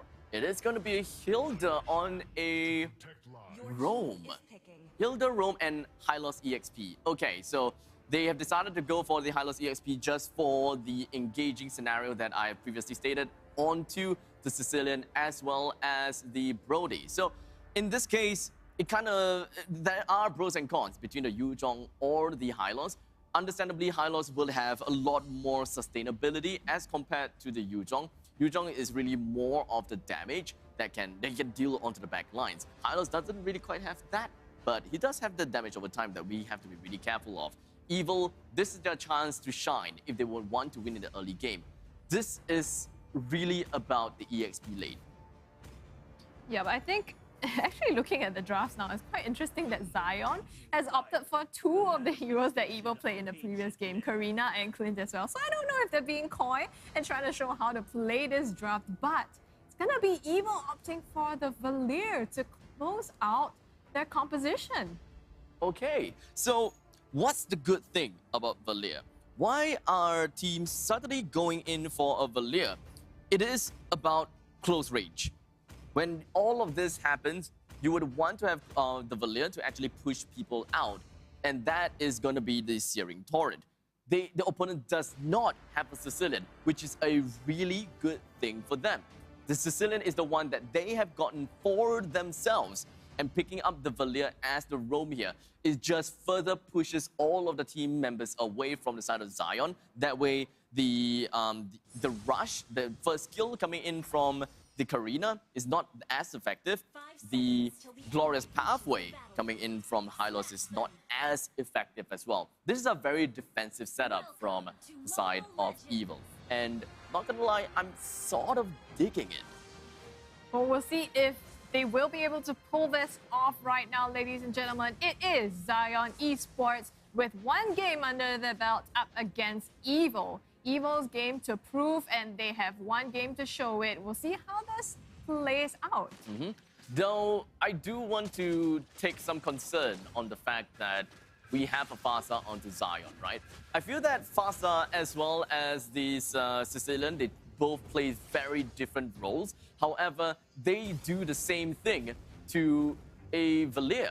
A Valier, oh wait, hold on a second, Fasa, whoa! Oh, the flame shot from Chris wasn't enough to finish up Coconut there, but Fossa coming in from the top to clean up that kill.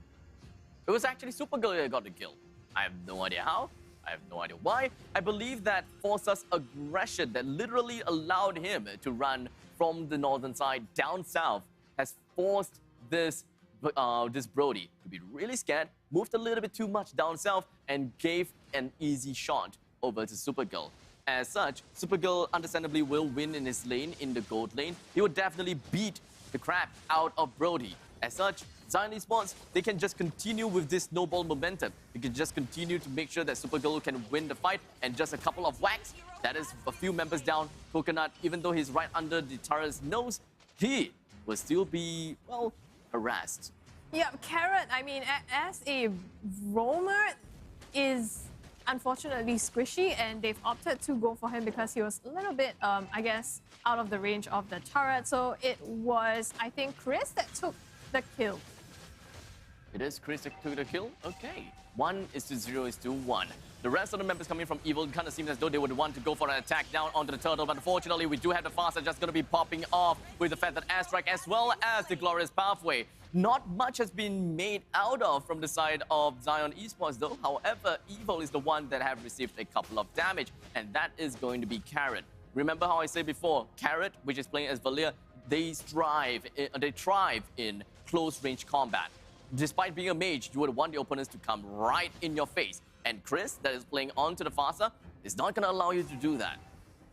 Yeah, and I don't know, like, yes, Valir does counter, you know, like the Glorious Pathway, the movement speed, but he is squishy. And if you look at the lineup of Evil, they need Jace's to be able to farm, like, get into the late game, to be able to provide that front line or peel for the team. Powerful is the jungle, which means he is probably also not going to be as tanky. And I think that's what I fear most on the side of Evil. I think the other thing that I'm relatively afraid is that they don't really have a member that can really stand their ground. Because once this kind of things happen, there's not much that they can do. They only have one thing that they need to look out for, Searing Torrent.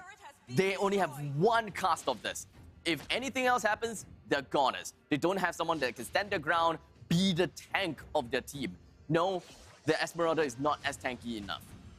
Yeah, and it's too contingent, right? Evil, they have Brody, they have Sicilian and Esmeralda. They need the time to be able to scale to the late game. Powerful is supposed to provide them with that advantage by being better in the early game. But now Salmon on the run, top side here, Bat's Feast being popped in defense. Gonna be enough to save him for now. But see, Evil, they need the time to scale, but Zion isn't giving them that space. And if this continues, Evil's not gonna make it back. And now, I think that one thing that we also have to focus down on the fact is that Vanix is playing onto the Karina jungle, while Evil is playing onto the Paquito jungle. It is a fighter against an assassin. And for Vanix, I don't think that he is the one that want to focus down on the Powerful because of the crowd control abilities that Powerful has. You want to be able to burst down Powerful in the fast enough time. In the meantime, Vanix is probably the one that wants to bring down Carrot fast because Carrot is going to be a very yummy food for Vanix. You can get in close and try to snipe him out as soon as possible. It also is a way to bait out the Searing Torrent before Forza eventually comes in. I think this is kind of like a vice versa thing. Either Vanix goes in first or Forza goes in first to bait out the Searing Torrent, and only after that, Glory can literally bring out the Glorious Pathway. Another pun on Glory. I'll give that one to you. I thought that was a little bit weird earlier. You know, all the members of Evil, they rotated to the bottom while the turtle was being taken by Zion. I'm not sure if they needed 5 people. They knew they were going to lose it anyway. And now it seems like they're paying the price when they're up top. Coconut in trouble. Vanix going right in for it and making it right out as he should. They do trade out Forza, but I don't think that's a worthy trade at all. Well, it is just unfortunate, right? 1-for-1 trade. Evil is the one that has lost the position 1 player. As such, he's not going to have that fun time farming anymore. Powerful is hoping that he'll be able to get a smackdown on the Supergirl, but unfortunately with a simple run away. Supergirl got himself right out of dodge. And Vanix, even though he's receiving a couple of damage, but doesn't seem like he is concerned at all. They sent like 3 or 4 people to hunt down Vanix, and still they weren't able to take him down. Evil, I can feel, you know, they're really trying to put out their best foot forward here, but it's a little tough, especially in this early game. Jace is stunned out, having to back into the safety of the tower. Zion Esports just showing aggression here and putting their position up front onto Evil. Well, 5-1. Well, 6 minutes into the game, I believe that Zion, they are just overextending themselves, but not like they care at all. Look at this, 4 men in, down onto Coconut. They understood the caveat of winning this game, right? The only thing that they have to be really concerned of is going to be the position 1. Playing into the later stages of the game, how is this game gonna be like? The Bat Feast is not enough to bring Supergirl down with only a sliver of health. Carrot is also going to be nommed and chomped on by Zion Esports. The deficit is slowly and steadily growing bigger as Evil, they're just throwing their bodies over to Zion. How did Chris survive that? That should be illegal. Salmon, he even flickered just to get that last hit onto Supergirl, but it was not enough. Now Zion Esports going to be able to off of that get the turtle as well. It looks like that snowball is building really hard on them. Here's the feathered airstrike to create the space. Jace is not your place to be. Just melted down by Zion Esports here. Together with that, they take the tier 1 mid turret. Well, first tier turret down. In fact, all of the first tier turrets of Evil has been taken down. Things can be a little bit more of a stalemate from this point onwards, but who are we kidding? We're talking about Zion. Whenever they have a chance to go for it, they will go for it. Farsa is still hanging around in the middle lane. As such, they're just going to be continuing and focusing down onto suffocating the opponents as much as they can. Vanek steals away the purple buff and leaves the Evil member powerful, nothing to feed on. And this is where Evil is going to take a downward spiral. They have lost the control of the map. What they gotta have to do here from now on? Well, that's kind of like a tough question even for myself, right? It's a tough question. I think their draft was really contingent on going to the late game, and they need to be able to make it to that mark alive to have, I think, some hope of getting back into this. So yes, they're getting their farm stripped, but if the timer prolongs on long enough, I think maybe they have a shot. I think that Evil have to understand how they will want to execute against Zion. What kind of gameplay they will want to go for. Do they just jump right in and take a fight? Or do they jump right in, retreat a little bit as a form of bait, and then run back at the enemies again? I feel that that is kind of what Evil will be relatively good at, because Zion, they are a very chasey team. If you kind of force them to use their abilities and you force them to chase upon you, and you yourself find yourself in a better position, I believe that you will stand a better chance to fight. Salmon in some trouble. Glorious Pathway being popped to chase him down, but it's not going to be enough at this point.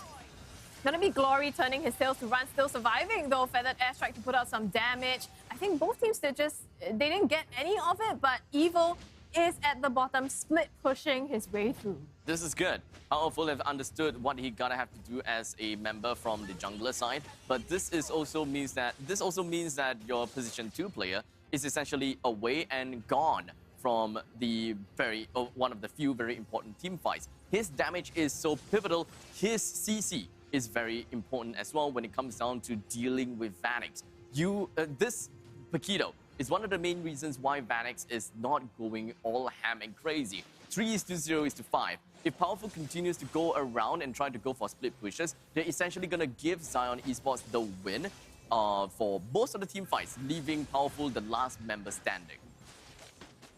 Right now, Zion Esports, they're starting up the Lord here, half HP, but I think they're just baiting it. Evil, they're also looking around to see if maybe they can sneak in a steal of sorts, or get something out of it. But the zoning is just too much. They've taken the Lord, and now it's their time to back off. They're not going to be able to do that in time, though. Powerful is the first to go down. He's supposed to be the one dishing out the damage. They've traded out for Glory, but it's not worth it again.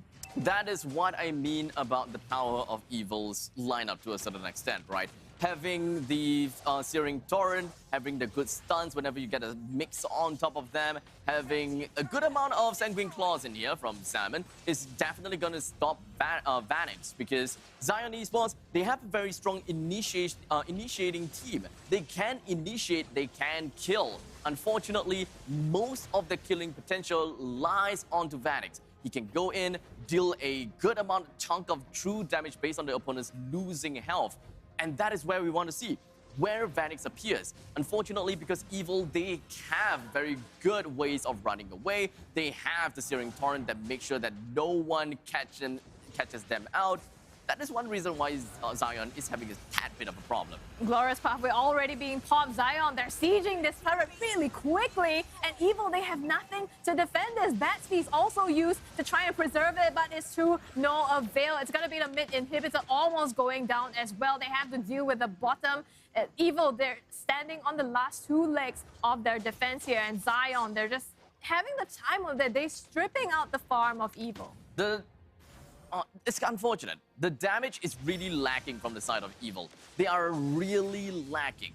Even if we're talking about Forza, which is going to be the position 5 roamer, he's not that easy to be taken down anyways. He's got sprint.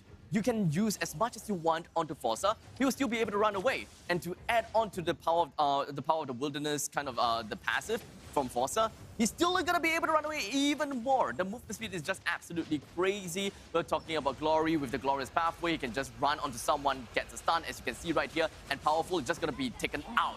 Just like that. They can't even get a jungle buff at this point. They wanted a red buff, but Glory immediately pops a Glorious Pathway into the Feathered Airstrike. That combination is something that Evil can't deal with. Evil right now, they have to make a lot of decisions. Do they use their skills in defense? If they do, they're definitely going to lack the damage to take out Zion Esports. This is really tough. The 8,000 gold that Evil is losing out on is mainly just damage. They just can't do anything to Zion Esports at this point in time. The only thing that they can do is just try to defend as much as possible. But the question is if whether they can even clear out these waves without being harassing or not. All the damage being poured out onto Jaces as well as Coconut. But here's the Bats Feast coming back on in reverse onto Forza. The rest of them, again, is not enough to close out the lives of Zion Esports. How do they... I felt like that was their all-in and still they couldn't take out anyone. Yeah, that was actually pretty darn good on the side of Evil, if you ask me. Because there is just way too much deficit in terms of gold.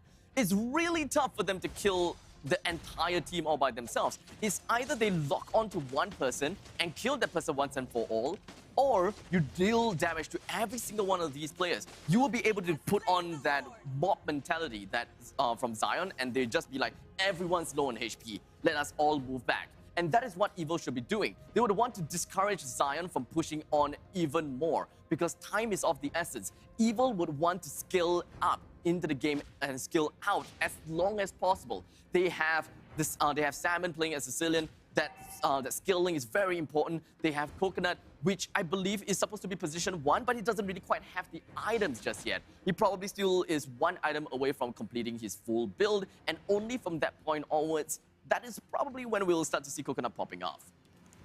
Yep, and I think so far he hasn't had a great day. I mean, look, it's 0-4-2, right? He hasn't had the opportunity because Zion has recognized that they want him to skill as well. So now even Evil, they're playing on the back foot. Here is the second Lord, the Luminous Lord, coming for the top and the mid. They're actually doing a 3-lane siege here, and they've got all of the inhibitors. They've just completely destroyed Evil's defenses, and now they're going straight for the core. Here's the Feathered Airstrike, and Evil's putting up as much as the defense as they can with the Bats Feast and all the damage, but is it going to be enough? The core is already being chunked down, and Zion Esports, they close themselves game number 2 and this series. Free drinks on the house because of the victory of Team Zion. Unfortunately for Team Evil, they didn't manage to do quite much in this game. It was a 2-0 victory in favor for Team Zion, and Evil, they're gonna have to go back onto the drawing board and understand what went wrong. Is it really the drafting? What is it that put them on such a tough place?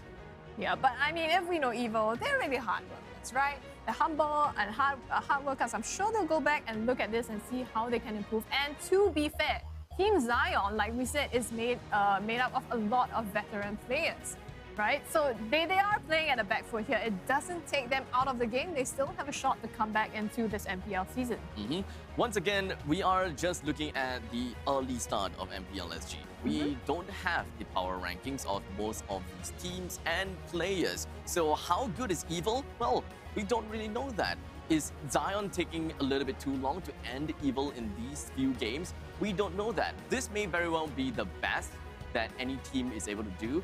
It could also be one of the most average timing to beat Evil, because we don't know just how Evil fare against other teams, because that could be a point in time where Team A could be the kryptonite of Team B, despite the fact that Team B is the strongest of all time. Yep, no, we'll see. But taking a look at this item build and charts here, is there anything in particular that you thought stood out a little bit more or not? I think that the main point is the fact that Evil really didn't have a good time at all. A lot of them are just so suffocated with gold. They don't even have any chance to farm anything at all. Powerful, the only thing that he has is a War Axe, a Bloodlust Axe, as well as a Hunter Strike. I thought that they'll probably have a lot more money and a lot more items to work with. Take a look at Brody here.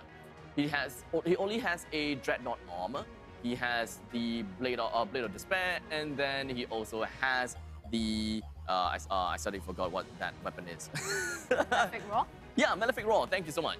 Yeah, that's Malefic Raw that he has. So other than that, we don't have anything else. And that just shows how far Zion is away. And that is the only reason why they lost to Zion. They don't have to farm, and they lost the early game. Yeah, it was tough. I mean, but also credits to Zion, right? They recognize the winning conditions of Evo, which is Cecilia and Brody, you need them to output the damage. And being shut down so early is really painful, and it sets Evo's strategy back so much so that they couldn't execute it to the late game. It's a tough one to see, but I'm sure Evo will bounce back from this. Well, hopefully that they will be able to. I do like their drafting. I do like what they have in mind, but I believe that it is mostly about the executions that they are unable to do. So let's move right on and take a look at the MVP. I think I wouldn't be too surprised if we see Vanix. Okay, not too surprised if we do see Vanix actually being part of the MVP score. I did have a talk with them. They did say that Vanix is the best of the best of the auditionees. And he is, of course, one of the rookies, which seems to be pretty darn strong. And he proved himself in this game as the MVP, the jungler, and the Karina, which you look down on. Hey, don't point at me like that, man. I mean, Karina is, it has its place some way or another. So far, Karina has 100% pick rate, all of which are first pick material, and 50% win rate. So, well, now with this win, it's like 60. No, with this win, it's 50. Because the previous game they lost, previous win the Karina lost. It's three games. 4 games what? 4? With this one is 4th game what? Oh, this one is 4th. Okay. Oh yeah, there was a previous game as well. My bad. Yes, correct. You are right. I cannot math. Hey, I'm the one that's called math track. Okay, leave the poor math to me. You do your good math. Okay. Yeah. Now, congratulations over to Vanix once again getting himself the MVP. I am very curious as to what Zion has got to say though, because like we said before, Zion is relatively new. We haven't really quite seen them play. If there's anything that you want to ask Zion, what would it be? If there's anything that I want to ask Zion, I guess who they think is their weakest link. Just to stir a little bit of things in the pot. Wow. Okay. We shall see who's the one that always gonna pauto lah, huh? In this moment in time, we are gonna be taking a look at the interview section. Of course, I'm gonna be passing the microphone over to Yuno as she goes on to interview, I believe, Chris is on the table or at the chair. All right, back to me, and I'm with Chris, the mid laner of Team Zion. We are here at Throne for Champions winners interview presented by Osim. That was quite a victory from you guys. So, do you guys feel bad winning this hard? Feel bad No because we also train very hard for this. True. Well, Evo appeared super strong and finishing first in the qualifiers, beating out veteran players. So, did you guys expect a 2-0? Honestly, no because some of us were quite nervous before the game. But quite surprised 2-0. But I mean, I think we well deserve this. Yeah, we train a lot. All right, so how's the team handling on the first day of the main stage? You guys mentioned you guys were nervous, right? So why were you guys nervous? Because I think most of us never play like this huge, kind of like big scene before. So it's our first time, even for me lah. So of course we'll have some stage fright and all that. So right now after the match, how do you feel? Do you still have that same stage fright, or do you think it's better? It's better lah because we did well, but still a bit paiseh. All right, I say. Okay, how did Potato, your coach, contribute to the team's victory? I guess he's always the one that gives us motivation. And like when the team morale is down, he's always the one that pulls our morale up. Like even if you make mistake, he won't blame us. He will like tell us how to improve, and then he will motivate us. So like give us the positive energy lah. Yeah. Seems like a really positive coach. All right, so Evo is the underdog with no experience and there's almost no information about the team. What do you think they are lacking in terms of gameplay? Do you think their style is very ranked style? And what improvements do you think they can make? I just feel they play too passive. Like they don't dare to take any fights, I feel. Like they are just giving, lor. Yeah. So what will your advice to them be? I'll just say what Potato tell us lah. Just be confident. Just play aggressive as much as you can, but know your limits ah. Yeah. All right. Okay. So the caster was wondering who's the weakest link in your team. You have an answer for that? The weakest link, like meaning Weakest player, weakest player. or perhaps a player that you think will throw the game easily, most likely to throw the game. Glory he's cho rabak he's cho shit Well, that's to you. All right. So I see. Okay. So thank you so much. And just before we go, a quick shout out to Zion's watch party, guys. A quick shout out to Zion's watch party. You guys won a free beer apparently. And thank you so much once again, Chris from Zion. And back to you guys, back to you, casters. Well, I think it is time for us to wrap this up as soon as possible so that we can just run over to the watch party and get ourselves some free beer. So let me just... Yeah, I'm just gonna go first. He's gonna go get his free beer. But that was Throne of Champions, presented to you by OSIM. And I'm happy I got my answer, even though I think it stirred a little bit of, scan. Yeah, so note to self, Glory's Cho Rabak. Yeah, but that was a good answer. It didn't really put him down too much. But now, let us just jump right in and take a look at a short little highlight reel and take a look at how Team Zion handled with Evil. Maybe with this highlight reel, we'll be able to find out a little bit more about how passive Evil actually is. Let's roll the clip. Take a look about that.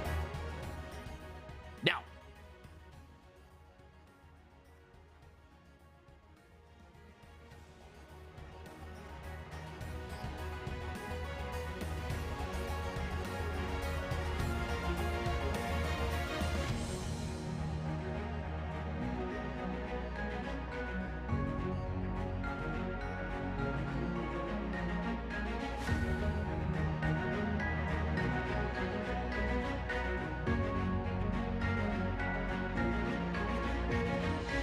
Drop it. Unfortunately, they didn't have as much against Zion Esports.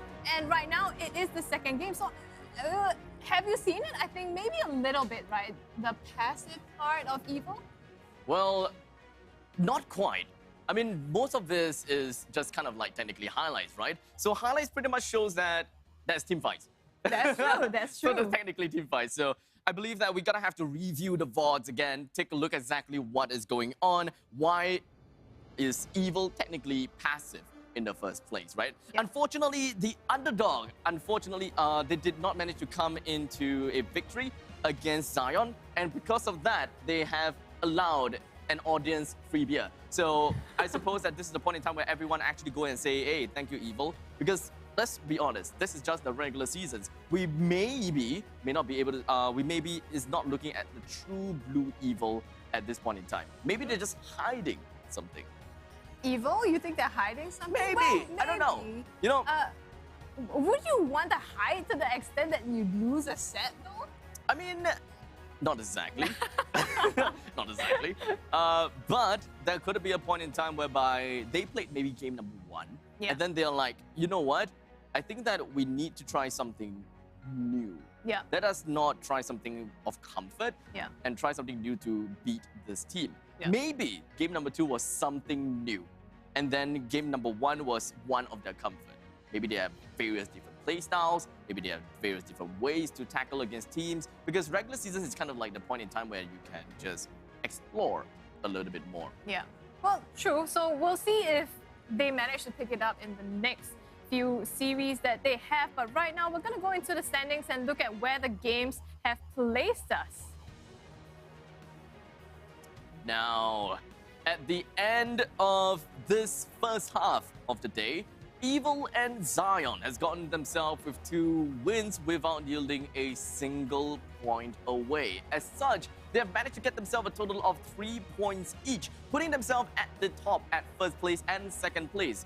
Pretty much a stalemate. However, SMG as well as Evil found themselves at the bottom of the leaderboards, which with 0 points to their name because of unfortunate losses. Do note that the standings are updated in a fact whereby if you get a single win, then you have a single point. However, if you get 2-0, you get 3 points altogether.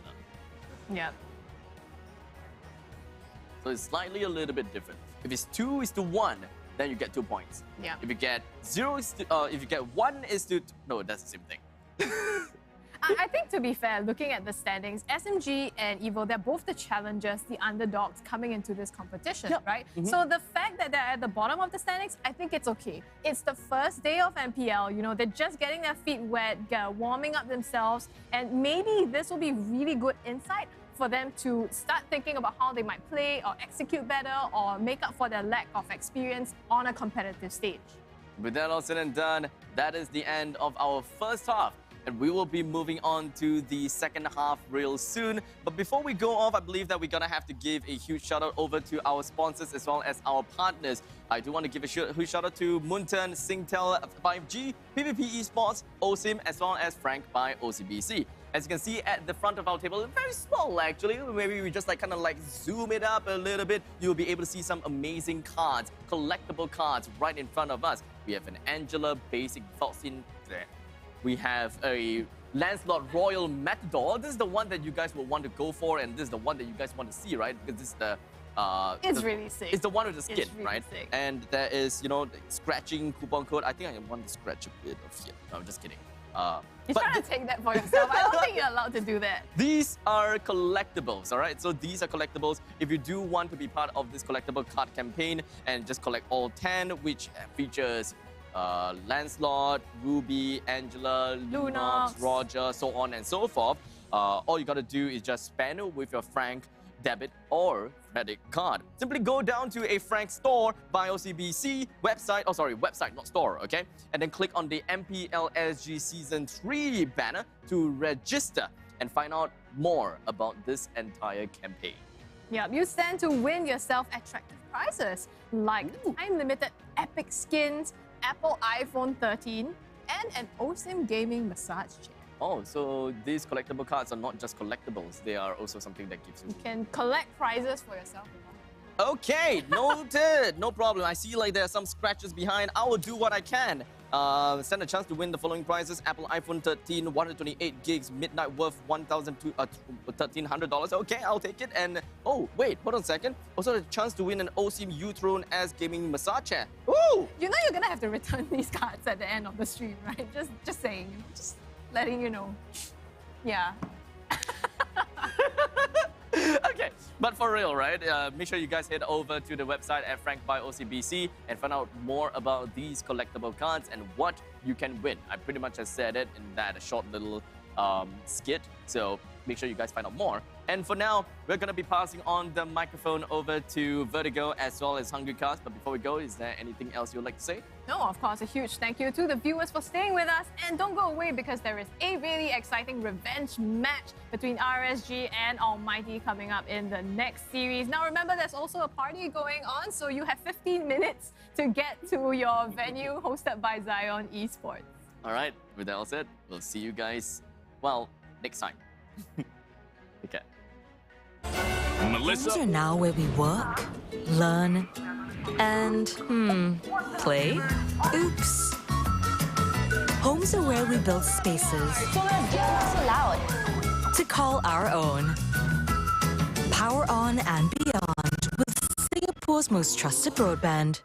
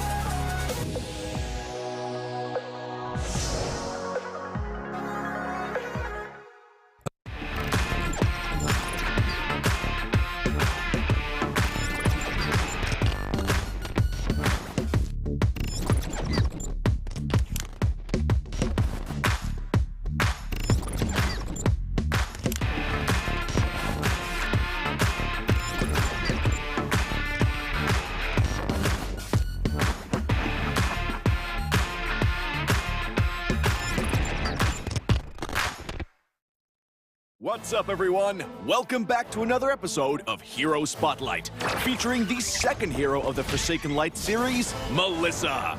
With the help of her beloved dolls, Melissa can easily melt her foes from an unreachable spot. Hero skills. First skill, falling. Melissa dashes in the target direction and gains extra attack speed for a while. She'll also pull Muddles and Cuddles toward her when the two are on the field. Falling is Melissa's mobility tool that allows her to maneuver around the map and adjust the position of her dolls. The extra attack speed, on the other hand, grants her decent burst potential. Killing spree. Second skill, go Muddles! Melissa throws Muddles in the target direction, which will stop upon hitting an enemy hero or reaching the maximum distance.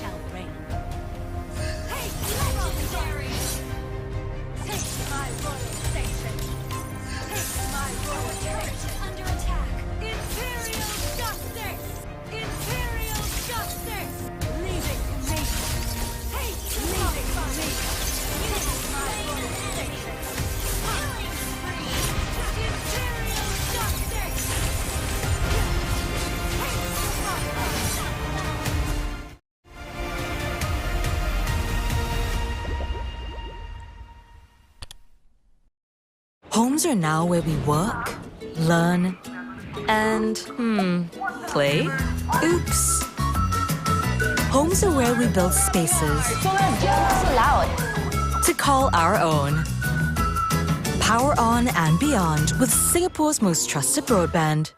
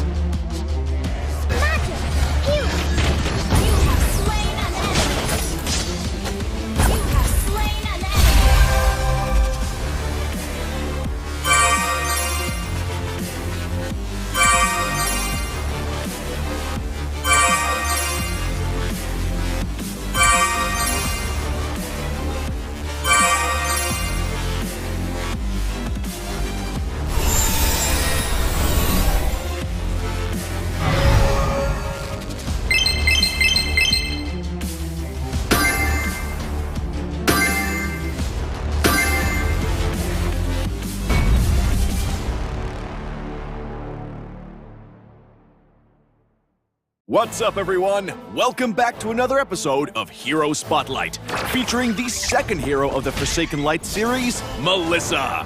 With the help of her beloved dolls, Melissa can easily melt her foes from an unreachable spot.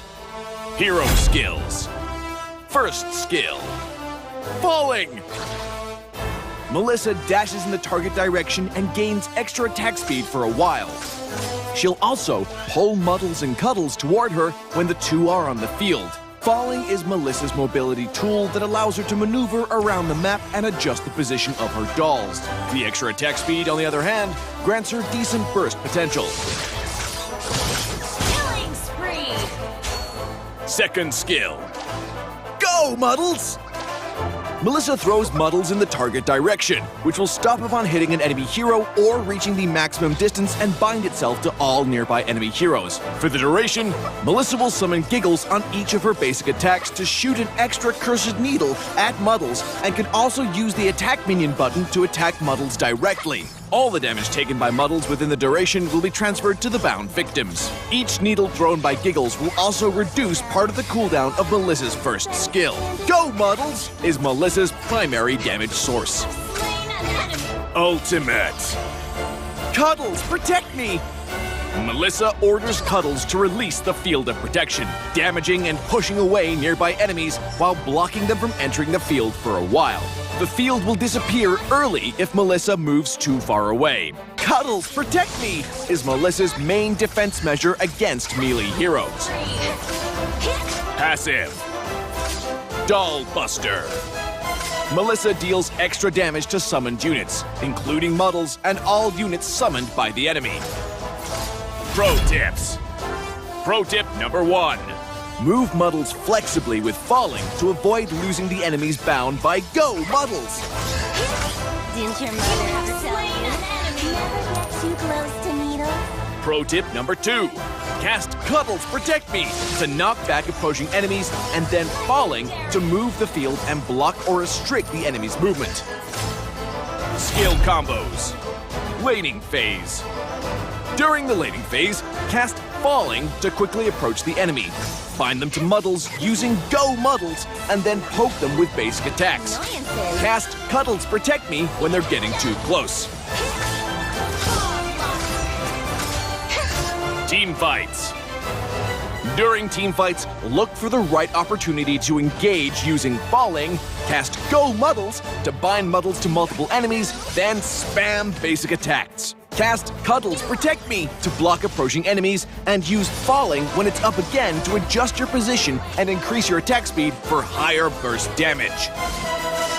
Tactics. Mid-game. With her excellent mobility and solid ultimate mechanism, Melissa plays a big role in small-scale teamfights in the mid-game. Late game. After getting her hands on a few pieces of core equipment, Melissa can deal significant burst damage after successful Go Muddles hits, while the field created by Cuddles Protect Me allows her to take on enemies from a safe spot. For equipment, we recommend this crit chance and attack speed build to maximize Melissa's burst potential. For emblem, choose Weakness Finder of the Marksman emblem to make the best use of her extra attack speed. Among the battle spells, Inspire is a great choice to further boost Melissa's burst damage.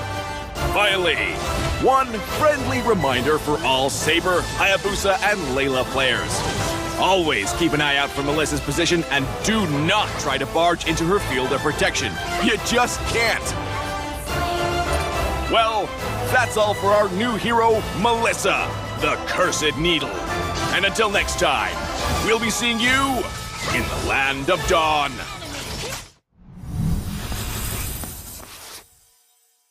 What's up, everyone? Welcome to the latest episode of Hero Spotlight, featuring Xavier, the third hero of the Forsaken Light series. Xavier is a ranged mage, boasting superb sustained damage. With his unique skill set, he can extend his attack distance almost infinitely and enhance his power each time he lands a skill shot on an enemy. Hero skills. First skill, Infinite Extension.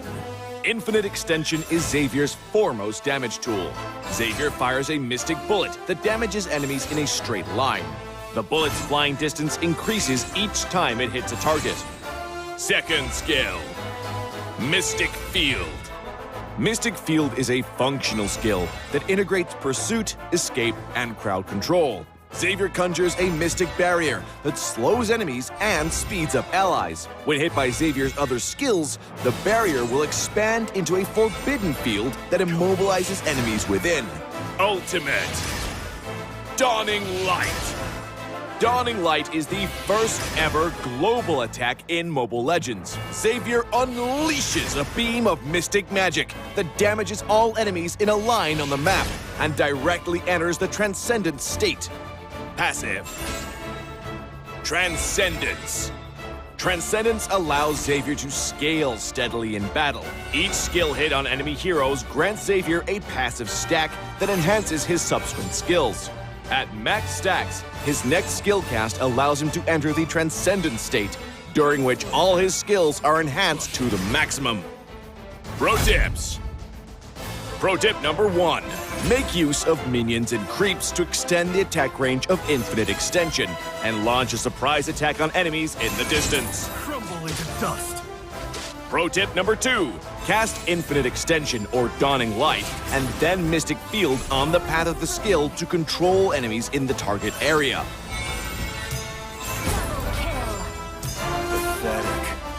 Pro tip number 3, for positional teamfights, accumulate 3 passive stacks with Infinite Extension and Mystic Field. Then cast Dawning Light to hit as many enemies as possible.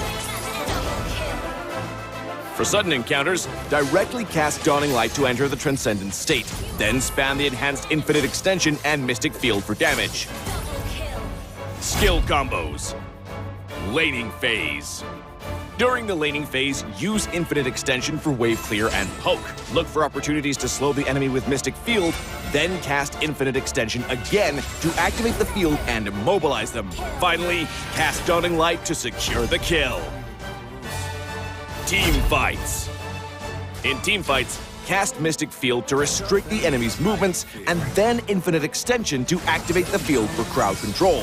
Launch Dawning Light on the immobilized enemies and enter the Transcendent state. Then finish them off using the enhanced Infinite Extension. Double kill.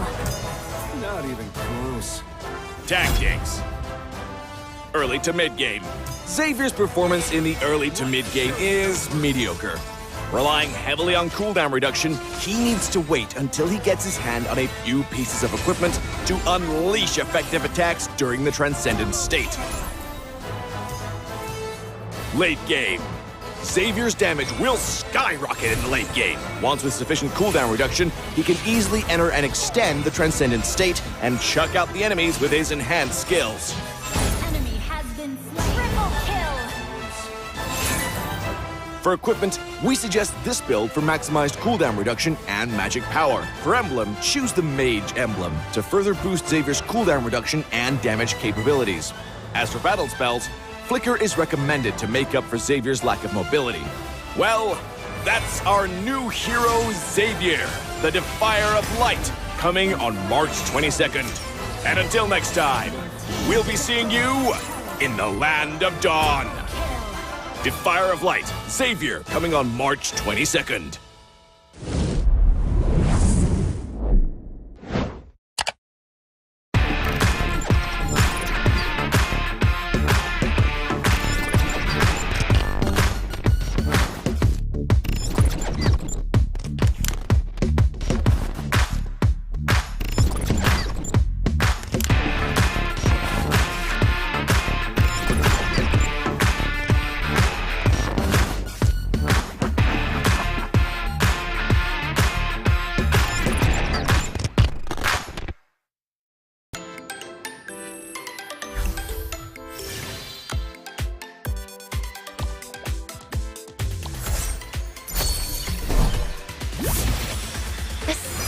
Adventure starts here.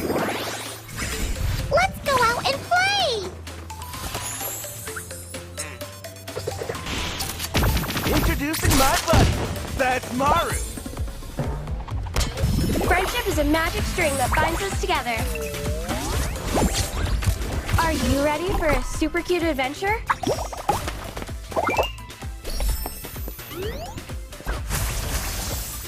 I got this. It's not so hard as baking cookies. I won't stop till I win. Same for my buddy here. Here we go, fam. Mega kill. What should I draw today? Purin or a pudding? Making the magic happen on the tip of my paintbrush. Don't fear. Lauren's support is always on time. Let's create some miracles! You have slain an enemy. Guess what's in my bag? A homemade Monster kill. Cinnamon is no ordinary husk.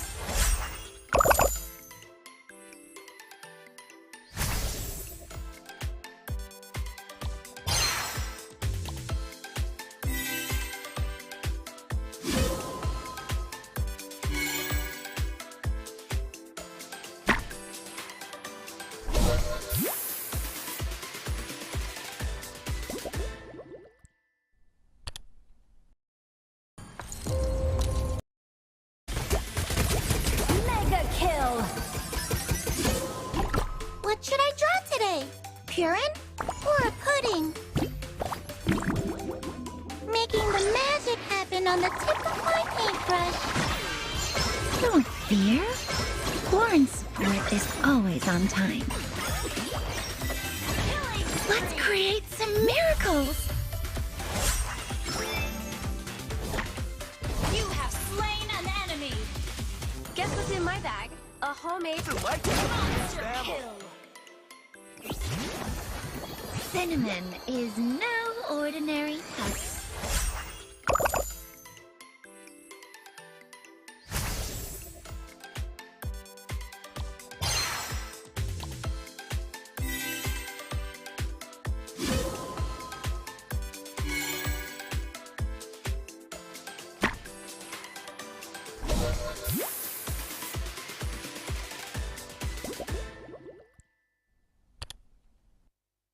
Homes are now where we work, learn, and, play? Oops. Homes are where we build spaces So loud. to call our own. Power on and beyond with Singapore's most trusted broadband.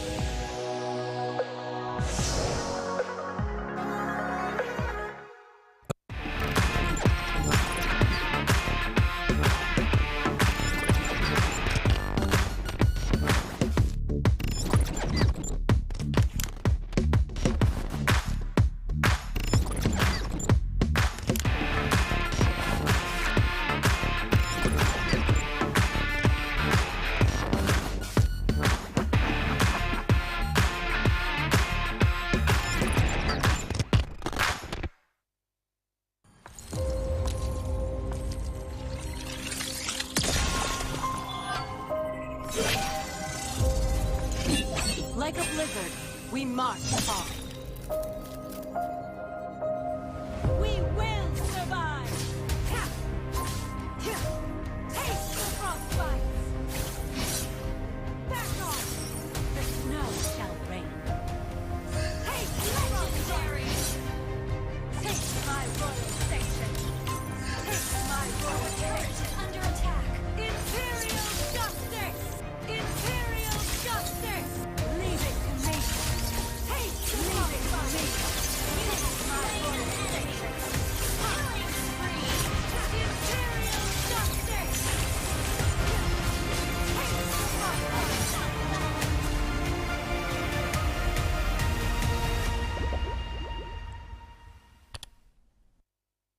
Homes are now where we work, learn, and, play? Oops. Homes are where we build spaces So loud. to call our own. Power on and beyond with Singapore's most trusted broadband.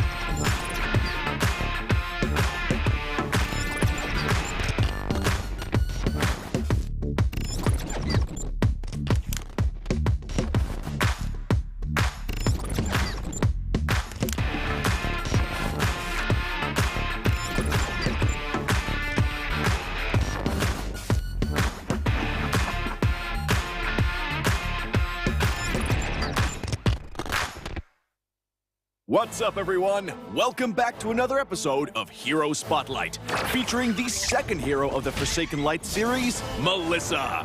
With the help of her beloved dolls, Melissa can easily melt her foes from an unreachable spot. Hero skills. First skill, falling. Melissa dashes in the target direction and gains extra attack speed for a while. She'll also pull Muddles and Cuddles toward her when the two are on the field. Falling is Melissa's mobility tool that allows her to maneuver around the map and adjust the position of her dolls. The extra attack speed, on the other hand, grants her decent burst potential. Killing spree! Second skill, go, Muddles!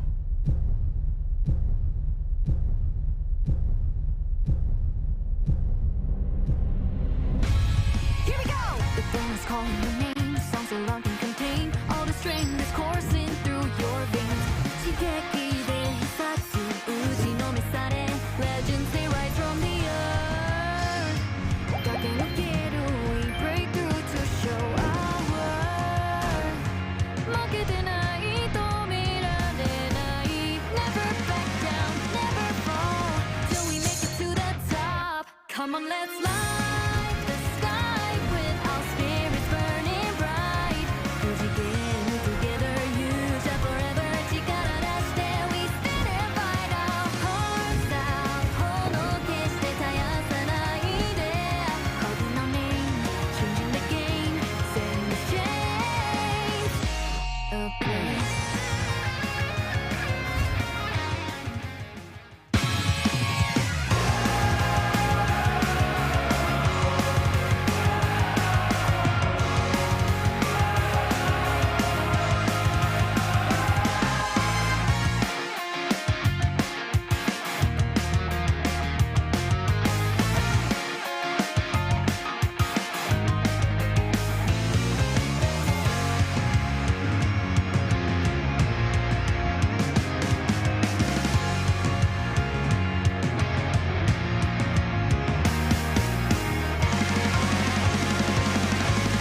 All right, welcome back, ladies and gentlemen, to our third match for today. I'm Hungry Cast. Alongside me is Vertigo, and can I just say the opening this season extremely hype. You know, you gotta give full credit to the team that produced it. Just an insane vibe we have here at MPL SG. And before we even get into the games, just wanna shout out our sponsors that made all this happen. And all you're saying is oof. I'm a bit worried. Oof. You know, someone check this guy for I me. love the sponsors this season. Okay, you know. okay. I mean, slightly lesser than last season, no problem, but they're there with us. They support us, you know, through thick and thin. Yep, and once again, thank you and shout out to Singtel 5G. Unlock ultra-responsive gaming with 2x lower latency on Singtel 5G, Singapore's most powerful 5G network. Get the edge you need while gaming on the go with Singtel 5G. And you know, I think you could benefit from some low latency gaming because I look at your match history, man.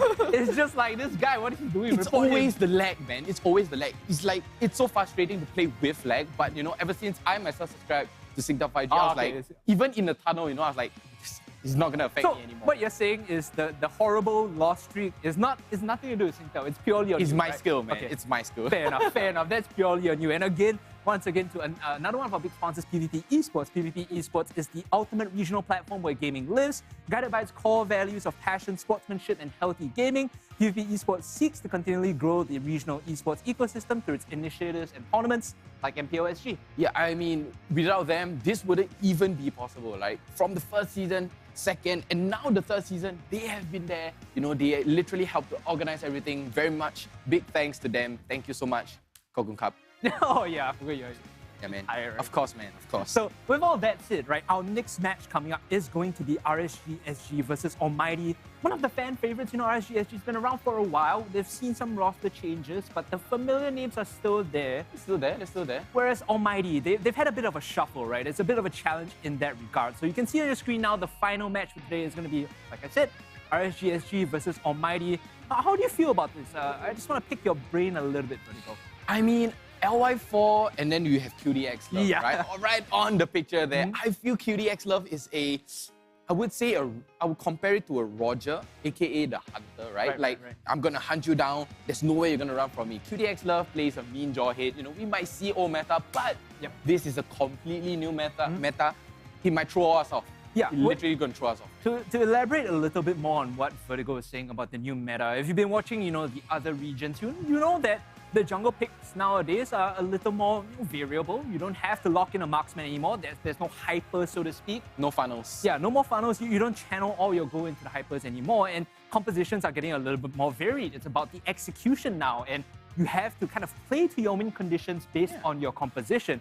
Earlier today, we saw a variety, right? So much. There are a lot of, kind of intuitive, ideas coming through from the players who have the experience. And speaking of experience, you brought up LY4. Yeah. This guy is now in the gold lane for RSG SG. He's played multiple roles in the past. We'll see whether he can, lend that sort of experience to this roster with some new blood in it. I mean, there was this media day, right? I was playing a ranked game, and then I just passed the phone to Adam. I was like, hey, report this guy. No, I'm sharing his account. No, because I'm not sharing my account. It's not piloting me in any way, but I had to go for a shoot. I was like, hey, Adam, help me play. Okay. And then he's like, understandable reasons. But it's a tank, right? And the gold laner can play the tank so well. Who knows, LY4 might even go into the tank role next time. Yeah. And one of our, sort of colleagues, Abstract, brought up the idea of, position 1 to 5, right? And this is a concept that we see a lot being talked about in MPL PH.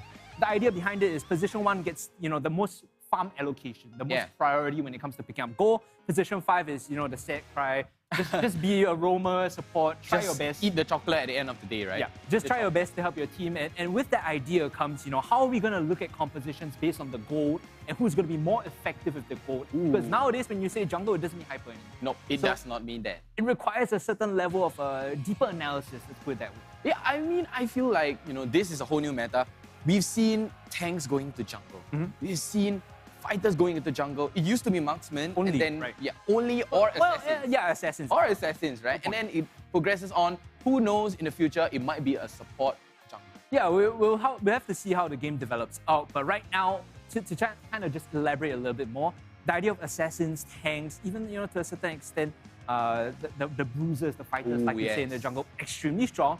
We see the priority of Grok earlier today, and very much in the past couple of weeks, showing up in all the regions. Grok is such a strong pick. I have no doubt in my mind it's going to show up in this game. Like you said, before we started this cast, I was telling how Daryl was so pinpoint in his accuracy.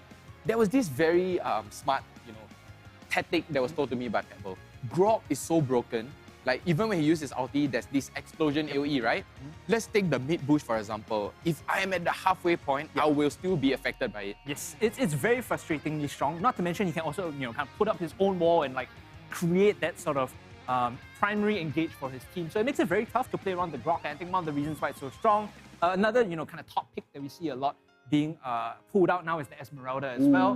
One of the talking points I had with Scrubby Cheeks when we were prepping for MPL SG is the fact that Esmeralda is evergreen sort of hero, right? She's super good in most matchups, if not bullying out her opponents. Otherwise, you just dumpster your opponent straight up, and then you become this massive frontline tank with also primary engage. You can be the one to start the fight for your team. You have falling star mode, you have a disengage, disengage, and a disengage for Esmeralda. And not only that, you can cut shield. Anyone who has a shield, instant free shield cutting services. Just for you, just by playing that Esmeralda, engage, disengage, don't even free need to shield. pay. Don't even need to free, pay. man. It's free. Just take it. Just have it. Awesome but the best stuff. way, if you don't want, if you're a very shield dependent team, just ban away the Esmeralda. Yeah, the idea of bans as well. Here's a, we talked about hot takes. Oh yeah. Through the prep that we did for this season. Here's a cold take, right? Okay. I think that Valentina is still going to continue to be 100% pick ban.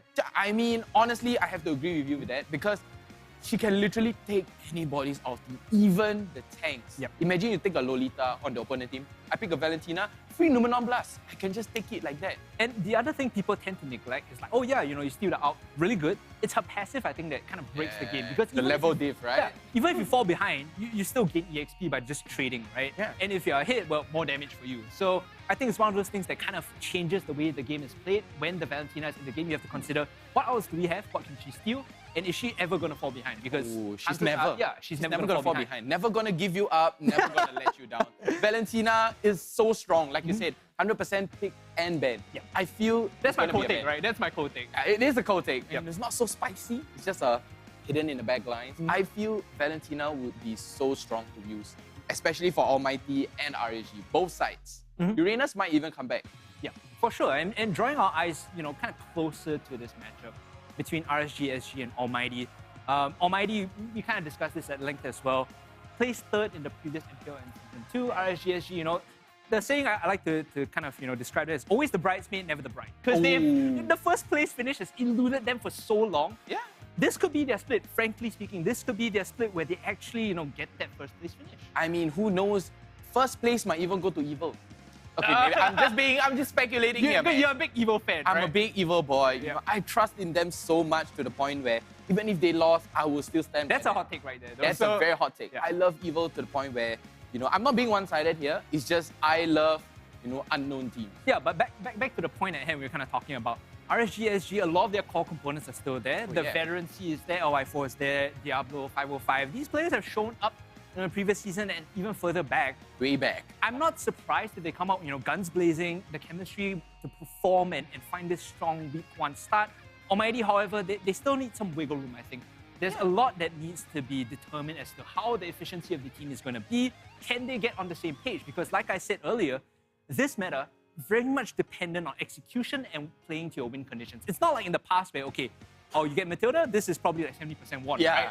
There was patches in the past where a single pick would more or less determine whether you win the game. It's the priority pick, right? Yes, it's all about that priority pick. But now, who knows what's going to happen? It's so random to the point where, you know, we don't even know. And little bit of, you know, tweaks and, you know, a bit in the team. You know, LY4, you have the usual LY4 Diablo, LOLZ, Baby Cake, 505. But they do have new players. They have Miku. Oh, yeah. They have Dak. They have Bray. Bray is so young. Yeah. So honestly, young. if you guys are, you know, you lost your train of thought while Vertigo was describing the roster, don't worry. We have a visual for you. Just pull that up and you can take a look at exactly what Vertigo is describing. This roster coming in, the young squad and the new blood coming in from Almighty. As the roster comes out on your screen, we should be able to take a look at the players. Let's take a look at it. I mean, it should be coming up at any moment right now. The new roster for RSG and Almighty. Almighty, there is, you know, Big During the Daddy previous Roy. 2 seasons, we were led by older and veteran players. I'm still considered young, I would say. So I think I'll be able to guide the new players better. Diablo has been in the team for, this is his 3rd season. It's time for him to step it up one bit and time to carry the team and, you know, lift the spirits and all for us. There's like 2 new additions. Like, it's tougher for Diablo lah. So good luck to him, but I'll be here helping him lah. Positive changes, definitely mechanics-wise. Because younger players tend to love to do flashy moves. Because of that, we'll be able to increase our hero pool. It's more of a morale thing, I would say. Because Bray is, you know, quite a fun guy and all, and he's young, obviously. Kind of making me like a boomer, you know. So that's quite, I would say it's positive. You know, it's a new environment. The bad thing about that is they will get tilted easily as they are young. I mean, all the young people, I mean, our young ones. Negative, I would say the young kids are quite hard to handle. Very easy to tilt, so, you know, they need to take it slow and, you know, it's all part of the game, you know, there's ups and downs.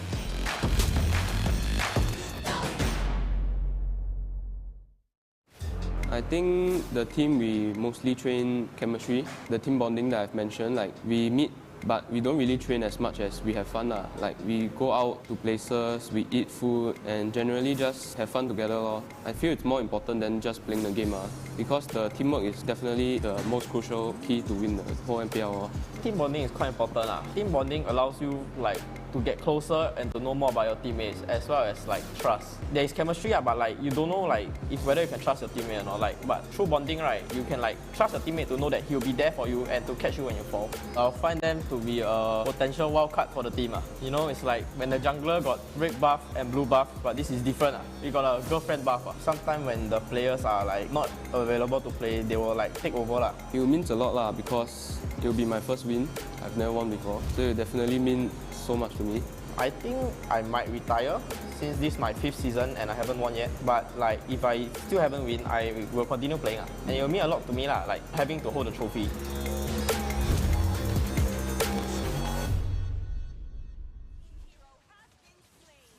Ooh, catch you when you fall. That's okay. You see, that's the difference within RSG SG and Almighty, right? They focus so much on the chemistry. RSG and EVOS, they have one thing in common. Is, you know, they're disciplined, they play it well, they draft well. Almighty is like Bruce Lee, flow like water.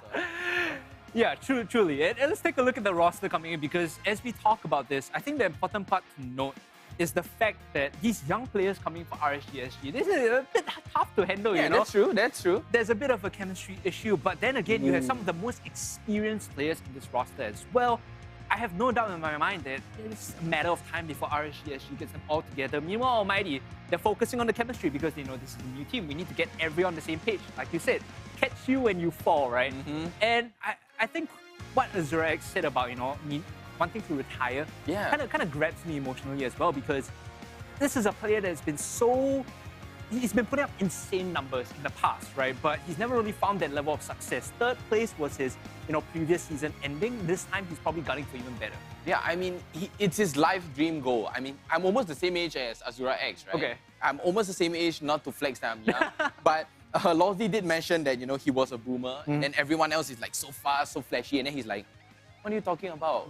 And then he needs to, try to calm them down, get them down, and like, hey, let's get the basic first. Like I said, discipline first before over anything. Yeah, I think the discipline's super important, especially in a patch. We're now, I believe, on 1.6.66. Yeah. Which is very much dependent on both the roamer and the jungler making things happen, right? Yeah. Whether you're playing a tank jungle or assassin jungle, you need to punish your opponents. You need to find those windows to execute.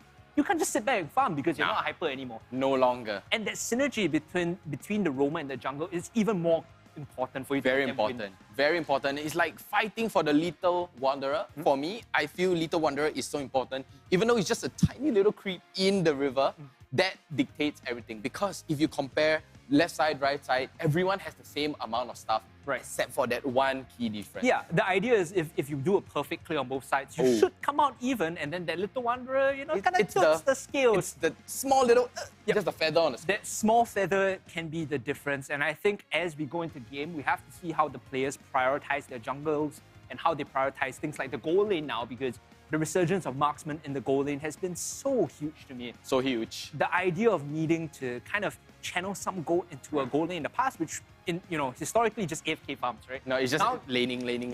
Now you need to actually take things off the map. You need to rotate well. Your macro has to be on point. Otherwise, you fall behind compared to your opponent, and then the game is over. I mean, speaking of macro, I feel there's so much marksman, like, it gives more room to the marksman. It does seem like, marksman is not allowed to go into jungle anymore. You are supposed to go to the lane. No, you cannot go anywhere. But I feel that just gives more opportunity for marksman to come out. We might even see something random like a Leslie. That's Jay's favorite, hero. He loves Leslie, but honestly, we might see something random like 1-1. We did see 1-1. Well, not really random, right? I mean, 1-1's been coming back into favor. Slowly especially away. Because they gave her some buffs. I think her crossbow of tank got a lot better, and everyone's playing tanks anyway, so 1-1 shreds tanks, right? We should be going to game, or rather into draft very soon, ladies and gentlemen. It's going to be game 1 of RSG SG versus Almighty, day 1 of the MPL SG Season 3. Yeah, man. Honestly, if you don't find a win here, you start on the back foot, it's a tough climb back up, like we said. Less games played per week, per month, compared to our other regions. You need a win here. It's very fast-paced, just like the game itself. It's the moment you take a misstep, you're tumbling down the stairs already. Okay, so immediately we see the fairy man down. Not surprised there. Depending on... Oh, hold on. Player signaling something. Might be a tech issue here. Lozzy is just waving to us. Oh, okay. Maybe. Oh, look, he is waving to us. Okay. But that being said, the fanny ban does not surprise me. I think when it comes down to what kind of impact this jungle can have, you get early game aggression going very easily, very quickly, and the mobility is something that is really hard to deal with. In the past, we've seen things like maybe Kufra come out as an answer, but there you go, the Valentina. My co-take, again, 100% pick ban. Literal 100%. Hungry with the 100% pinpoint precision again, right? But honestly, are you an early game man or a late game person? Well, when it comes to competitive, we'll talk about this when the draft comes out, right? Yeah. But when it comes to competitive, structure, I prefer scaling compositions because when you play an early game comp, the onus is on you to really make things happen. Yeah, the moment you go even in mid-game, you lose. Right? So early game compositions need to find opportunities to punish the opponents, right? And now the Lilia ban coming out, as well as the Selena, so a bit more focus on the mages. I do like the Lilia ban. She's one of the mages right now that has very safe wave clear.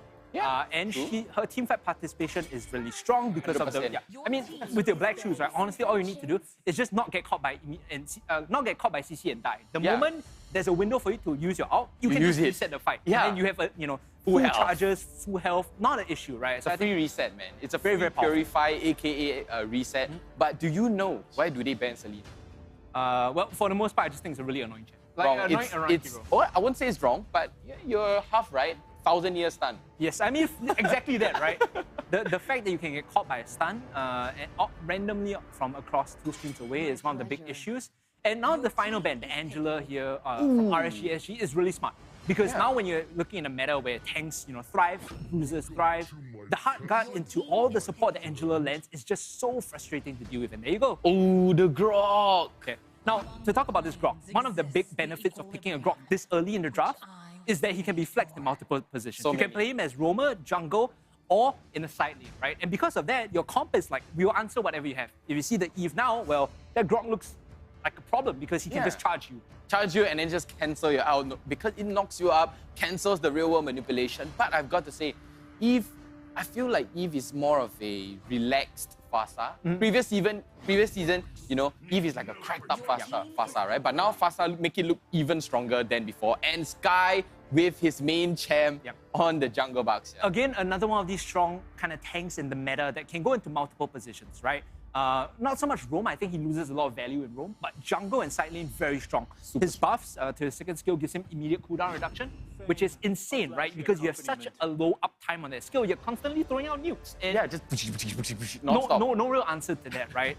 RSG now going for the link, so this should be a jungle link. I'm pretty convinced that you have no ability to really flex this out anywhere, which means that this Grok is either roam or side lane. Now, what do they need in their composition on both sides, right? RSG, they could go for a gold laner here very early on and just signal what their composition is. Otherwise, okay, they just go for the roamer. So this is going to be the Marsha in the roam position, I believe, and then Grok in the side lane. I mean, I'm not very much fan of a Ling, right? I'm not 100%, I don't say I hate Ling, but Ling is very, good to catch off people, but now with the new meta, everyone is so thick. Yeah, good luck killing the Bucks. How are you going to kill it? He's just going to throw his little disc at you, like playing frisbee, like whoosh, whoosh. And the problem is, once he pops this out, you can't really stand and fight him. The damage over time is quite frustrating. It's going to burn you. What RSG has drafted so far is very early game reliant, right? They need to get things going the moment they hit level 4. That Marsha needs to invade the enemy jungle, get information for his team in order to really help enable them to make picks. Almighty here, if the Cho is a response to the Marsha, I don't really like it because you can't stand and fight the Marsha. But what you can do is at least push her off a little bit, right? You get some information, she runs at you, you dash off, or you can cross-map the Marsha. If she's invading your own team's, purple, you just go and invade the other guy, It's the re-invade. Yeah, it's basically the re-invade. And then at that point, Cho becomes enough of a threat to become that nuisance against the opponent. I feel that, that Cho is more of a direct answer to the Ling. Yeah. Trying to, isolate her. No one wants to isolate the Grok. If you isolate the Grok, right, I give you a Medal of Honor, man. Yeah. Literal, like, he's just bringing the fight to you. Another big, bonus of the show is Way of the Dragon is just a free disengage if you find yourself stuck in a sticky situation. Kick someone out, disengage, and then reset the fight. Because RSG, their comp, very reliant on, big ticket ultimates, big cooldowns. Very big. Once their wild charge is down, and you can, disengage with the Cho Way of the Dragon, you just re-engage after that, right? Then you save your big spells, you save the real manipulation, you save the tortoise for poise, whatever afterwards for the fight. So I think it's a good pick here in terms of what they're trying to do. Almighty just needs to go a little bit more late game scaling, right? They just need to get a bit more consistent range physical damage, which is why you see the Brody being banned out by RSG. I'm not sure why did they ban off the Sicilian and the Fasa. I feel that Almighty should have prioritized that Fasa instead because she's so good at bursting. But there's a Grok. In terms of what Almighty have, both the Fasa and the Sicilian might kind of play the same role, and I think Almighty just want to remove the mirror matchup, quote unquote, right? That's true. You don't want the artillery mage dealing with your own artillery mage. You want to play for these disengages, the re-engage and the reset. Now the final ban, the 1-1, again, like I said, RSG, they know Almighty needs range consistent physical damage. Both the Brody, both the 1-1 are very strong in that regard. What is still open, however, is the Beatrix and the Kimi. And I think Kimi is great here because you can reposition, you can do damage without having to stand still. Oh, that's true. You can just left, right. You kind of bait the Grok in like, hey, try and out me, try and lock me down. Come on. And you just reposition with the dash. Yeah, and then it gives you more energy too, and then you can just start bursting him. By the time his health is already dead low, right? And the beauty about Kimi, you can build hybrid, you can build magic, you can build physical. Yes, it's literally your oyster. And Almighty picking up that Matilda, is it going to be a big difference though? Well, the Matilda here is interesting because I assumed there was going to be Cho Roamer, right? But then now you have Matilda in. Your lineup has to kind of pivot away. Now Cho has to be in a side lane, and Baxia is clearly going to be in the jungle. So between the mid-roamer duo, they're very squishy. It's very tough for them to fight 2v2s the moment they get caught out. So I think that's a big problem there. Kagura, another great answer to wave clear against Eve. traditionally you see like Lilia, Lunox, all these like free wave player mages against Eve, and I think Kagura just works fine. It also gives them a way to force and overforce the team fights. So if Grok engages, you find like a 3-man stun. Merely yin-yang overturn, and then you win the fight, right? I mean, so and they're free doubling debuff down. too. Yeah, free It's debuff. free debuff. They're doubling down on what their composition does well. The problem is they only have a very small window. Even with the Beatrix late game scaling, it's a very tiny window, I think. That's true. I mean, with the Grok, with the charge, and then, Y4 can literally just spray all over them. And then after that, Bray comes in with the link, finish it up, done. Almighty now, they left with, what do they left with? Range DPS? Yeah, I mean, and then the marksman. Okay, so they go Paquito instead. Yeah, right? Paquito go lane. Not a big fan. I think they are sort of lacking their range damage. And at this point, because you're playing what is effectively triple melee into Grok, you never really want to walk up and look at him face to face, right? You need to find these like flanks, these off angles to really come in and burst the backline with Paquito, with Cho, because like I said, side lane Cho, Concussive Blast has that potential to do that. You cannot play 5-on-5, hit on anymore because you're gonna get smashed. I mean, I feel like it can apply to real life. Never run into a rock. That's true. Never run into a rock. Pro tips, live pro tips. Yeah. Don't run into a rock. It's bad for your head and your body, But as we speak right now, RSG against Almighty, they're gonna go up in the first game here. First day, first game, for both of them. It's a fresh scene. Yep. Land of Dawn, everyone. Game number 1. Who are you siding? I won't say siding. Yeah, it's just a very bad just one. looking at draft, I think RSG with the final 2 picks, the Beatrix actually gives them a bit more insurance in the late game, whereas Almighty now, they don't really have a good way to do physical damage apart from the flanks. So as the game goes on, they really have to be creative about how they engage these fights. And 505. Ouch. Out in between 2 people, you can see the junglers are starting more or less on the same side of the map, right? So they're both going to path down. And this Beatrix Paquito matchup is probably going to end up being the focus after the full clear. Yeah, the re-engage, the re-invade, like you said just now, Hungry. The re-invade coming out from both sides. We read them like a book, man. We could even be coaches at this point, right? I like casting. I'll stick to casting. So you look at the Marsha running in. That's exactly what she wants to do. And because she is going up against a melee jungler, there's really very little that you can do to shove the Marsha off while she's annoying you. So the jungle clear naturally gets a bit tougher, right? You're going to be a bit later to a lot of these camps, especially against Ling, which sucks even more because Ling is so mobile around the map that she can just go from camp to camp very quickly. Yeah, but Matilda going into the support role here, Chow on the side lane along with the Paquito, I feel I'm more towards Almighty here, and because of the biasness, I like to go against big teams. Yeah, I talked about this earlier, the mid-jungle squish here, but they do have the range advantage, right? So you need to respect that. You need to be careful as Sky is rolling in there, doesn't really find the target he wants. Even if he hits the Marsha, I don't think that's a fight he wants to take. And this is the beauty of the Marsha. She can go in 1v2, and there's very little you can do about it. Oh, Zero X has to be careful here. You might have to get out. Oh, man. The Tempest of Blades just gets the first blood. Bray on point. The timing is perfect. Hit level 4, came in for the gang, made sure they got that kill. That's the disadvantage. He's younger, he's faster, he's so fresh on the scene. Nervousness is nothing to him. He's like, so what? I got nothing to lose. I have all my years ahead of me. But as we speak right now, 2 minutes sharp is where the turtle comes out. And it does seem like RSG do have the position available against Almighty. Yeah, Diablo's going to have lane prior here, so he can just shove up and then walk down. And QDX left, he's going to have to sack that wave in order to get there. Now, Paquito managed to get the solo kill with the knockout punch. This turtle is going to get started up. RSG are in a weird position. You can see that they're getting shoved off, and Lozy is the only one in the backline. Bray joining in. Now it's going to be a 50-50, and it goes the way of Bray. He gets him the retribution, and now the fight breaking out again. They're jumping into the backline. Lozy, very low on his final health bar, will be taken down by the real manipulation. And Almighty, even though they lose 2, they're not really in this position to fight. They have to kind of wait for the equal numbers. Yeah, I feel that was a desperation move from Almighty there. Almighty, they're like, I'm dying. Let me get one back, man. And they're like literally choked there. But as we speak, Azura X with the Circling Eagle trying to catch down onto Bray. QDX love here, not going to engage. Bray, so quick, so slick. We might even see Lancelot come up, right? I like this kind of champion pool. As we look at this replay, the wall coming out from Diablo was clutch there to stop them from coming in to steal it. You think about a 50-50 in these scenarios where it becomes 100 versus 0 when Diablo's on your team, right? Throws up the wall, stops anyone from walking in, and the rear gauge is perfect, splits them up. And again, that kind of success comes from Diablo pushing the lane, getting prio, walking down and being earlier to the fight. As we see Lozy, his health bar is dropping pretty quickly though. He doesn't really want to stay here. Tortoise Porpoise is burning him down. 505 now, the next target will have to jump away with the umbrella. should be safe in this skirmish. The Very good safe. thing the good thing about Marsha is she can always play on the edge of these fights or towards the outer limits, right? Because she has extra health. She gets information and she just runs away. It doesn't matter if you try to burst her down. She won't die. It's literally a meme. It's like infinite health. Yeah. I can literally regain, go back, regain, and go back, you know. And he's playing sprint too, so that gives him so much mobility. Yeah, Marsha with the sprint.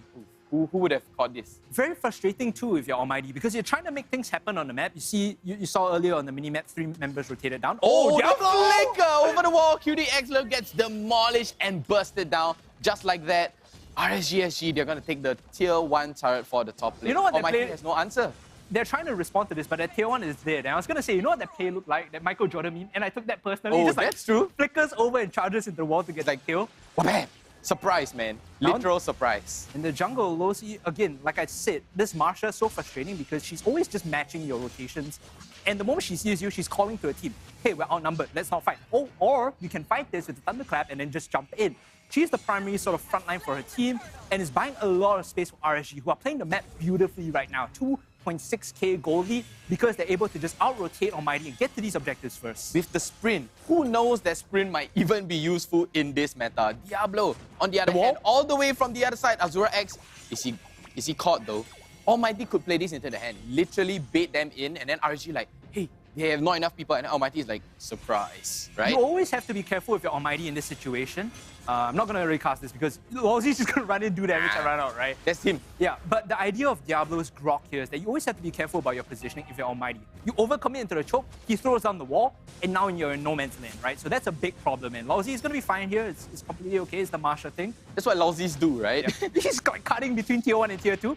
I don't think he's going to die here, honestly, because Way of the Dragon has already been used. They might jump him, but then again, the wall cuts off the reinforcements, and now Azura X is in a weird spot. They can re-engage on him if they want to, but with Sky coming in, rolling his way through, that's going to be fine. Now, another solo kill coming in for FFM. We didn't talk much about this Paquito into Beatrix, but he's been playing these combos very well. We can see, even though they trade flickers, it's the Paquito with the mobility that comes out of him. Oh, and a big sight there from FMM onto 505. 505, he has the burst. He has the burst, but is it going to be enough in that team fight?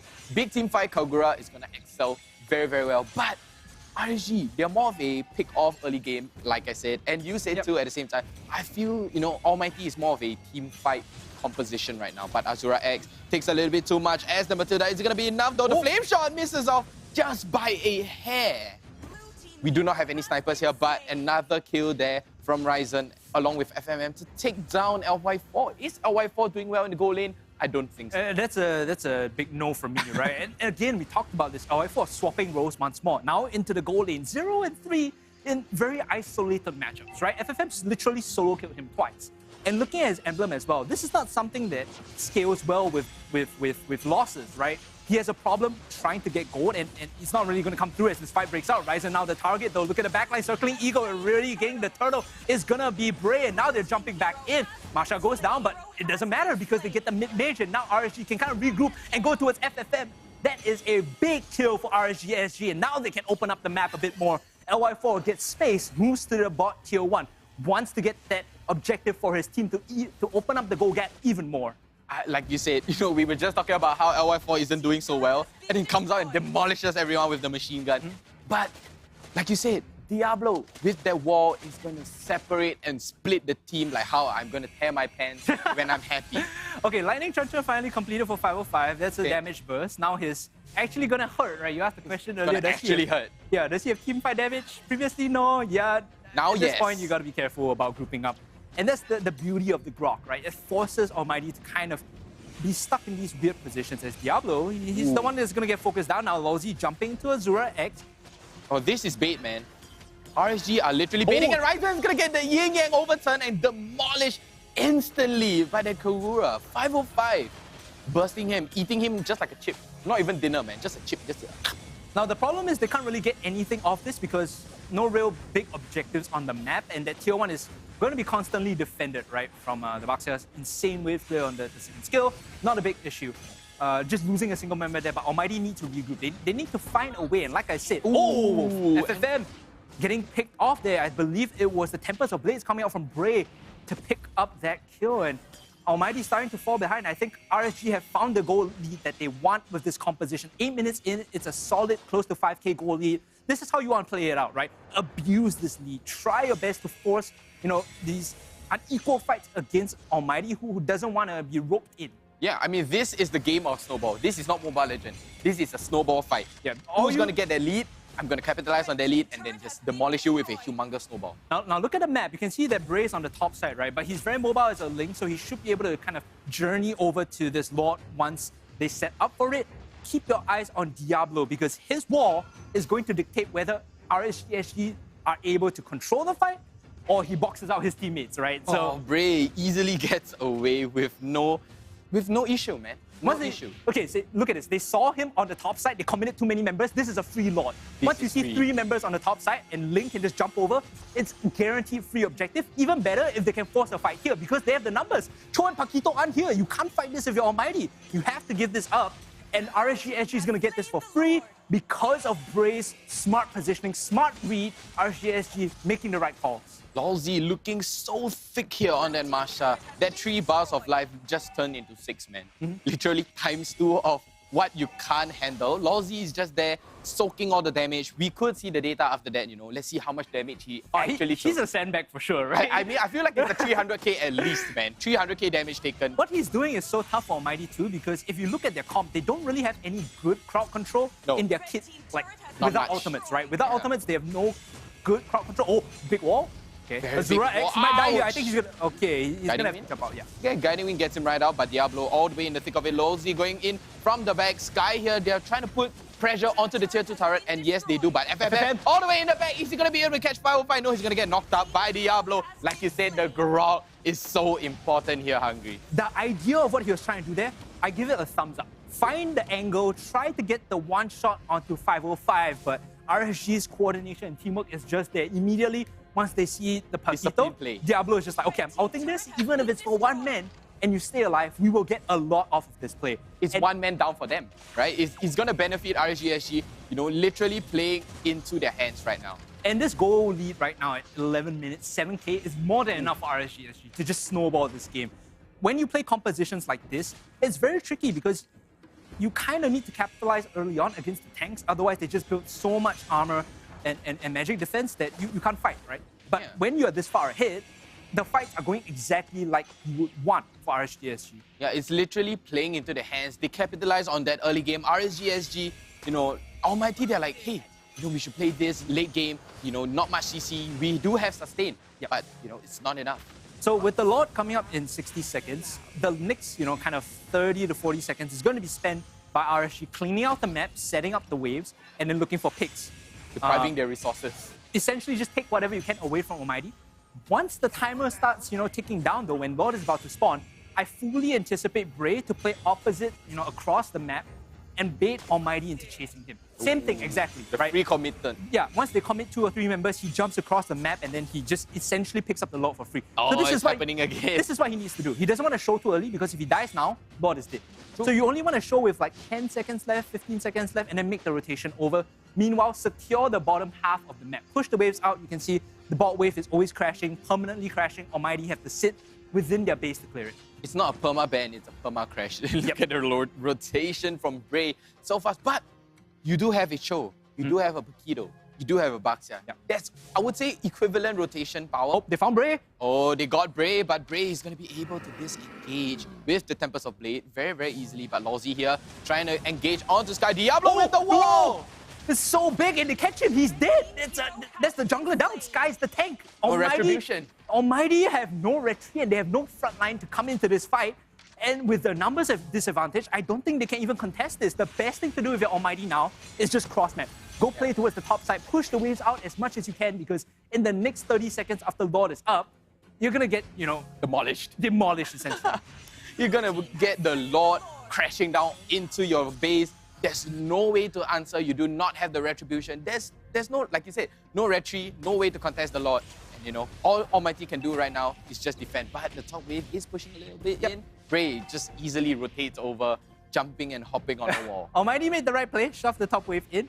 But just link things, right? It's just link things. Jumps the map in 20 seconds, gets to the wave, clears it out. And I like what they're doing here. He's playing away from his team because they know that if this Lord gets crashed or taken out, he can still funnel the top wave for them to rotate up and take the next inhibitor. Big wall here stops anyone from Almighty from engaging, and Sky is actually having to pop his out. Oh, they found Kagura, FFM. Gonna get traded though. It's gonna get traded. 1-for-1 here, RSGSG against Almighty. FMM is literally catching out 505. That's his main priority target for today, right? Literally hunting you down. That's what happens when you last pick the Paquito, right? You're basically putting yourself in this very narrow win condition, which is find a flank, one-shot the squishy, hope we win the fight afterwards. Unfortunately, he's finding the flank, but his team isn't there to follow up. And now with the sniper, they pick up the top and hit. Again, this is what I talked about.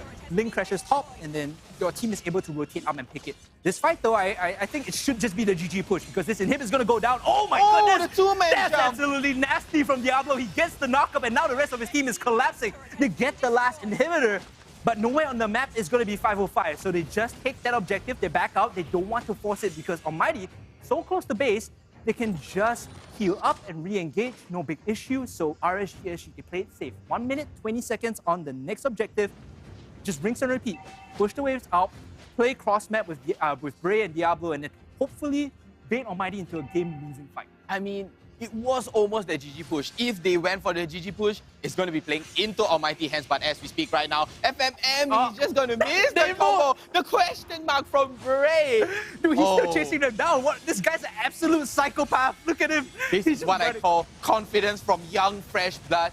Oozing with potential. God, the wall onto Sky. Sky's going to get so low. But FMM, he's going to try and take down that link. But no, he's going to miss the Tempest of Blades. And FMM is just going to get away with the guiding wing from Azura X. That was such a crazy fight, Bray.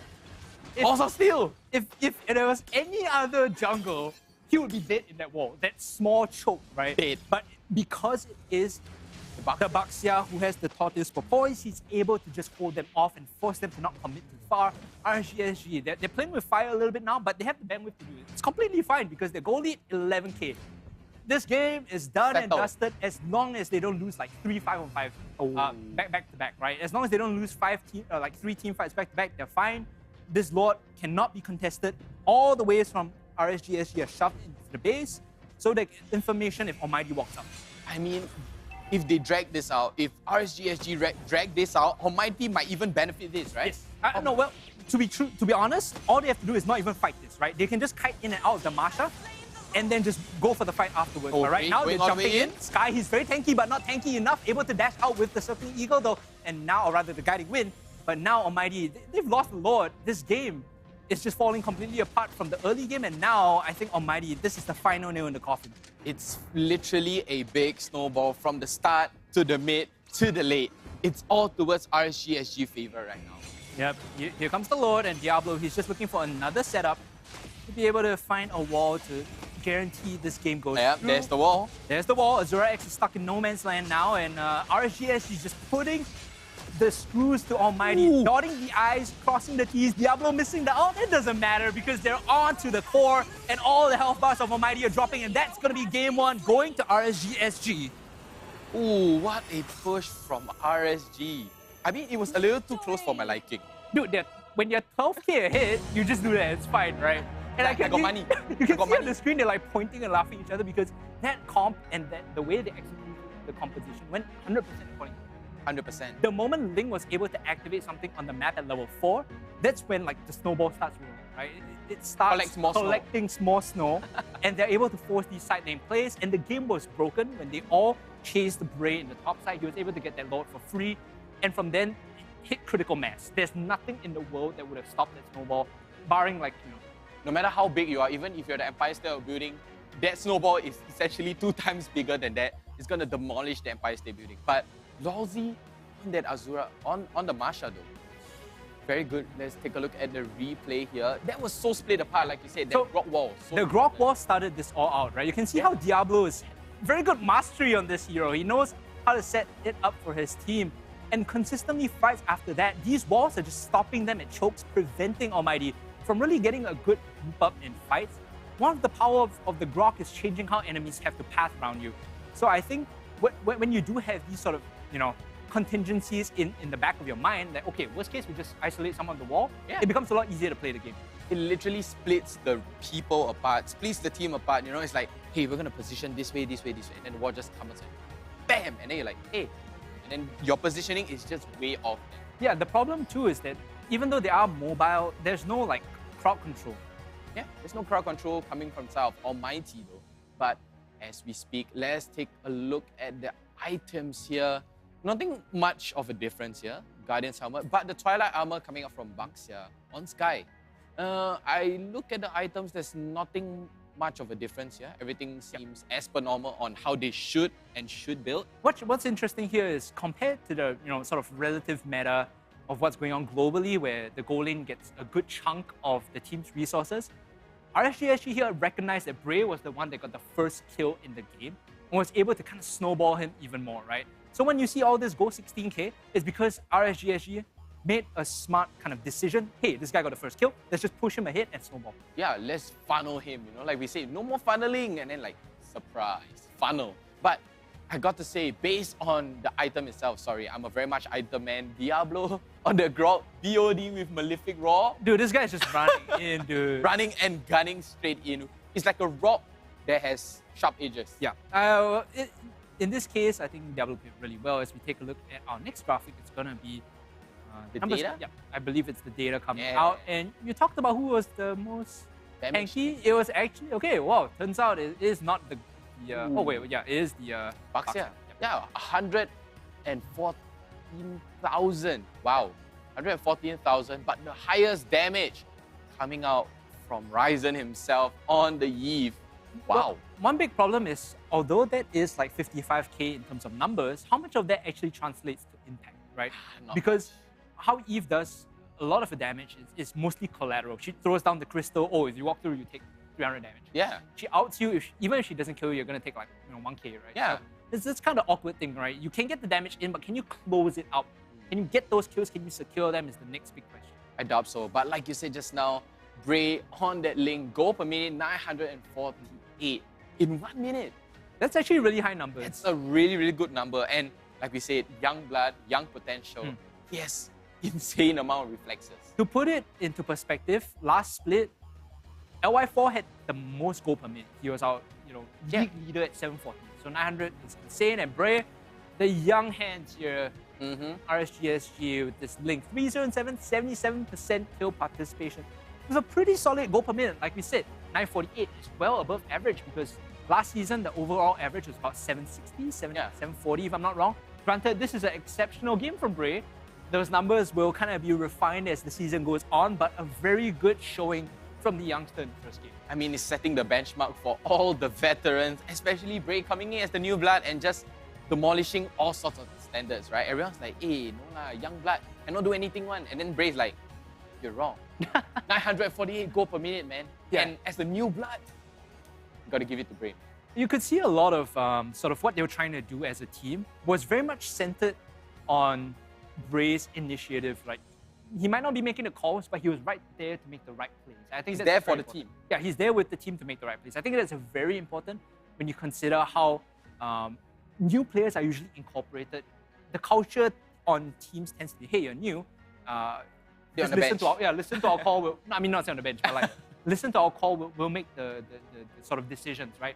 When you act and you play around a young jungler, a newcomer, it just tells me so much about how RSG has faith in these young players. Confidence, they're like, you know what? Let's pick up someone young, someone new. Let's throw all eggs into the basket. Awesome. They made it happen. Awesome stuff coming in from RSG SG. That's game one going to them. And I'm not sure if Almighty needs to really consider whether that draft worked out for them. I think the last pick overall kind of put a damper on the overall composition.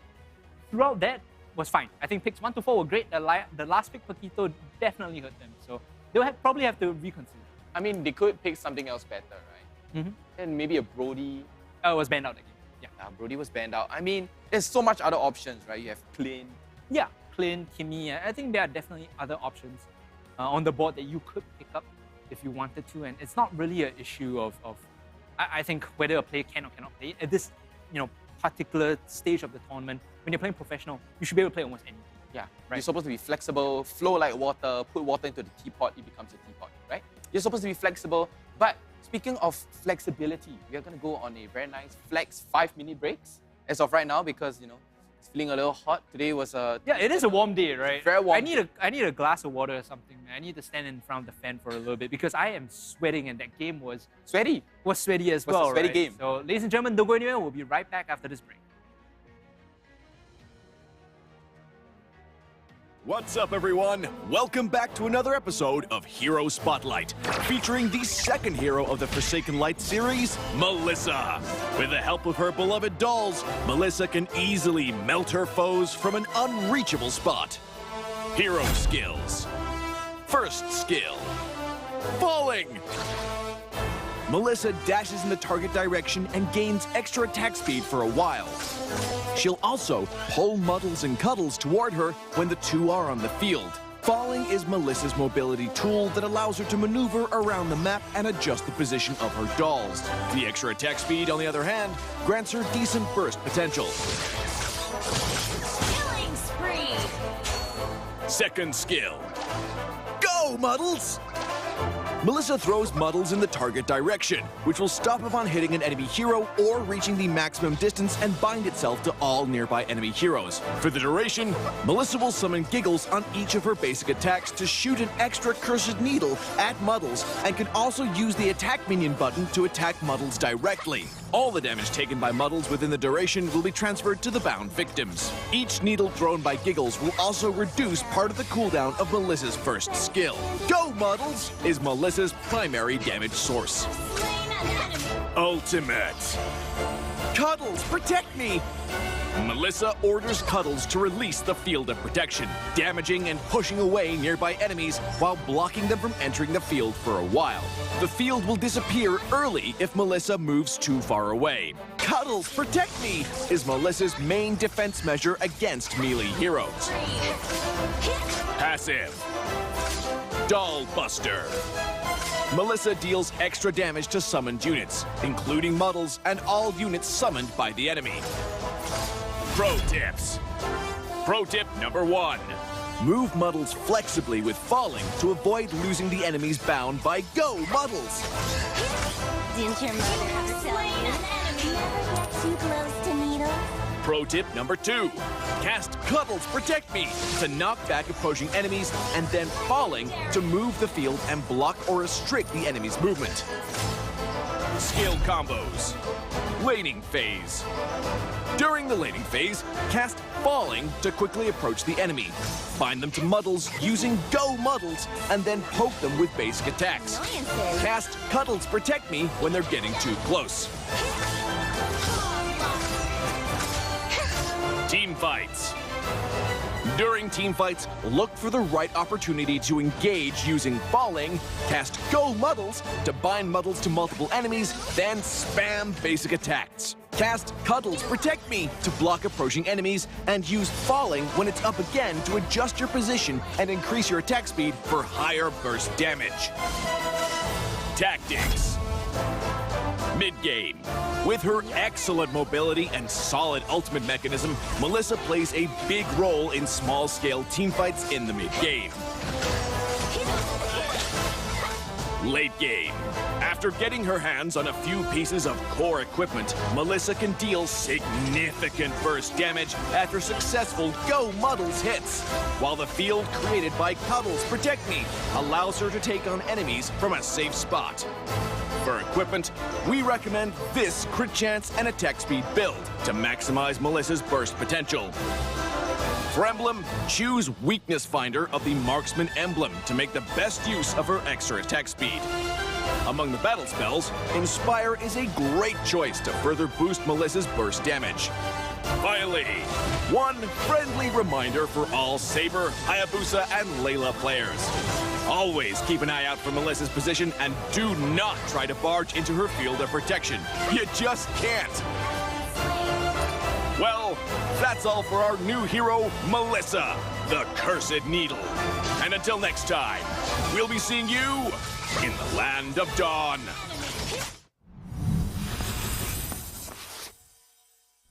Homes are now where we work, learn, and, play? Oops. Homes are where we build spaces So loud. to call our own.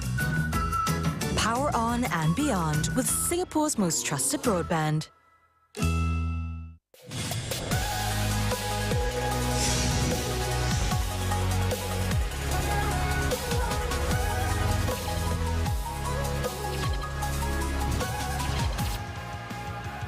Ooh, enjoy the music, man. To be frank with you guys, I really like the music. Speaking of Frank, new that's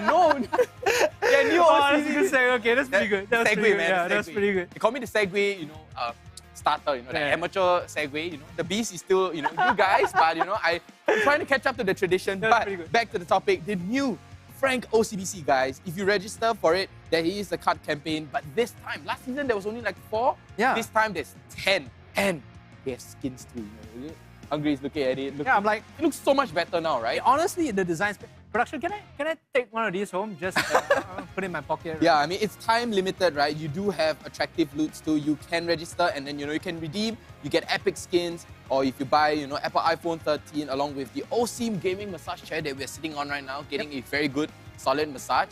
But just to inform you guys, there's two different versions, right? So there's Lancelot normal skin, and then there's Lancelot skin. Okay. that's for all of you that are like skin collectors out there. Yeah, I love skins. Even the physical cards also. Yeah, I need skin for this card. It's a must to have skin. There's a joke here somewhere about NFTs. I'm not even going to go near that. Really? I mean, skin is life, right? It's like what we always say. It doesn't matter if you die. You die in style, right? You die chill, you die, I don't know about you, bro. I kind of want to stay alive. I'm okay not dying, just to put it out there. I mean, me as a tank, I'm always dying, 100%. That's why I'm using a collector's Kufra. Very Not nice. only that, you can collect Frank OCBC cards too, right in front of us here. There's the Roger, we have the Ruby, the Lunox, Lancelot, Angela. There's so many skins here, man. Looking, yeah, juicy, man. Awesome stuff. And once again, shout out to our sponsors, Frank. If you want to check them out, just give them a Google. It's not difficult to find them online. Just FRANK OCBC. Done. Well done. Easily. You can visit the website. And I think there's an ad in between Frank and OCBC. Is that ad? Yes. Yeah, I think there was an ad. I don't do my homework, as you all know. Clearly, right? I'm not a homework boy. Coach Reese only plays like basketball and football. He just doesn't Yeah, do I don't do work. I'm literally, that actually translates to how I do in school. I don't do my work. I'm just there, to play the sports instead. All right, we should be jumping into draft, ladies and gentlemen. Just to recap, RSG SG took game 1 in a pretty dominant fashion. They were able to make full use of their early game composition with the Ling. Despite the fact that they did draft, build late game insurance in the form of Beatrix, I think the Ling really just started snowball, first kill, and just went running with the lead. So now we see the draft coming in. And again, the Fanny banner by RSG is not broken. Don't change it. I think that's a good choice. But Almighty, the respect comes in. Brea, I see you, buddy. Almighty, you're saying, I see you.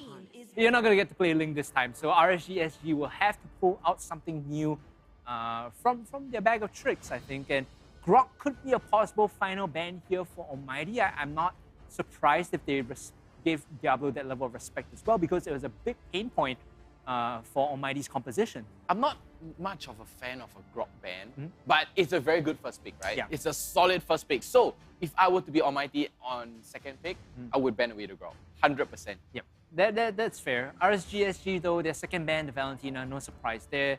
We elaborated a little bit about what makes this hero kind of frustrating to deal with, right? Never falls behind because of the passive, gets access to a free ultimate, and the Marsha here. So they say, Diablo, your Grok was fine, but it's the roaming Marsha that gave us a lot of problems. And I think Losi did a very good job on that Marsha. In other regions, we were talking about this, I think, in our internal group chat. Valir came up as a counter pick to Marsha, right? I think it was in MPL MY. Yeah, I have in my notes here, week 6, day 3, game 3 between SMG and RSG. So if you guys are curious how to counter Marsha in your pub games, go watch that game. Valir, Roamer. I mean, Valir is, I would say, a very niche pick, right? He's trying to split the team away for anyone that likes to get up close and personal like Kufra. As a Kufra player, if I see a Valir, I'm just like, you know what, I don't want to jump onto anybody. But very interesting ban here from RSG, the Eve. I mean, the Eve wasn't much of a problem, right? I mean, she keeps getting caught out by Bray all the time, but I'm not sure of that ban. What this tells me is they're going for like a final ban as a target ban. Yeah. Because on red, you get the first two, right? So Almighty picked Grok here. Now, RSG have pretty much their choice of what they want on red side opening, right? And of course, it's going to be Lilia since it's banned out. Of course, it's going to be Karina. Wow. Since it's open, right? And this is the idea why you ban out a target ban on red D3. It's because you get access to these power picks. Almighty gets one, you get two, we're fine with that. Yeah, I mean, honestly, Bray is almost similar to a russet potato because he's tiny. So he's like a mini potato. Nice, well done. Good job. He's a mini potato. You get 3 of those jokes each broadcast, otherwise I'll disappear you like a certain team in the league disappeared. Third strike, you're out. No, enough. But I mean, Karina pick is so good. Like you said, it's all about versatility here. That Karina could go tank, she could go burst. And I mean, now the jungle emblem is so important now. Everyone is using jungle emblem. No longer the assassin emblem or the tank emblem, you know. Everyone is playing the jungle. Okay, so the Angela's open and they pick it into with the Baxia, right? I would say it's a good play. It's in theory, in isolation, it's fine. Angela paired with both Grok and Baxia are fantastic because they both have ways of getting to fights. Angela drops the hard card and then just powers them up and makes it very difficult for RSG to respond.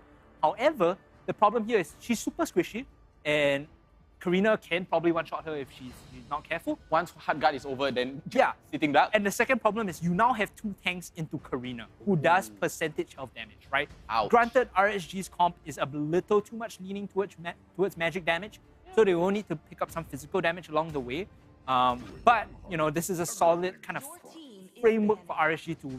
There you go. Wow, magic Uranus again. Is even more magic, but they do need a front line. So it was either this or Esmeralda. And I think Uranus is better in terms of creating space, holding the front line. I feel Esmeralda would be just very directed towards, you know, Uranus, but you do have to think that Karina has a shield. Uranus has a shield, Lilia has a shield. So Esmeralda would be a very good pick here, but that's a good point. Unless RSG ban it. Yeah, that's a good point. I think Esmeralda also would have been a good answer.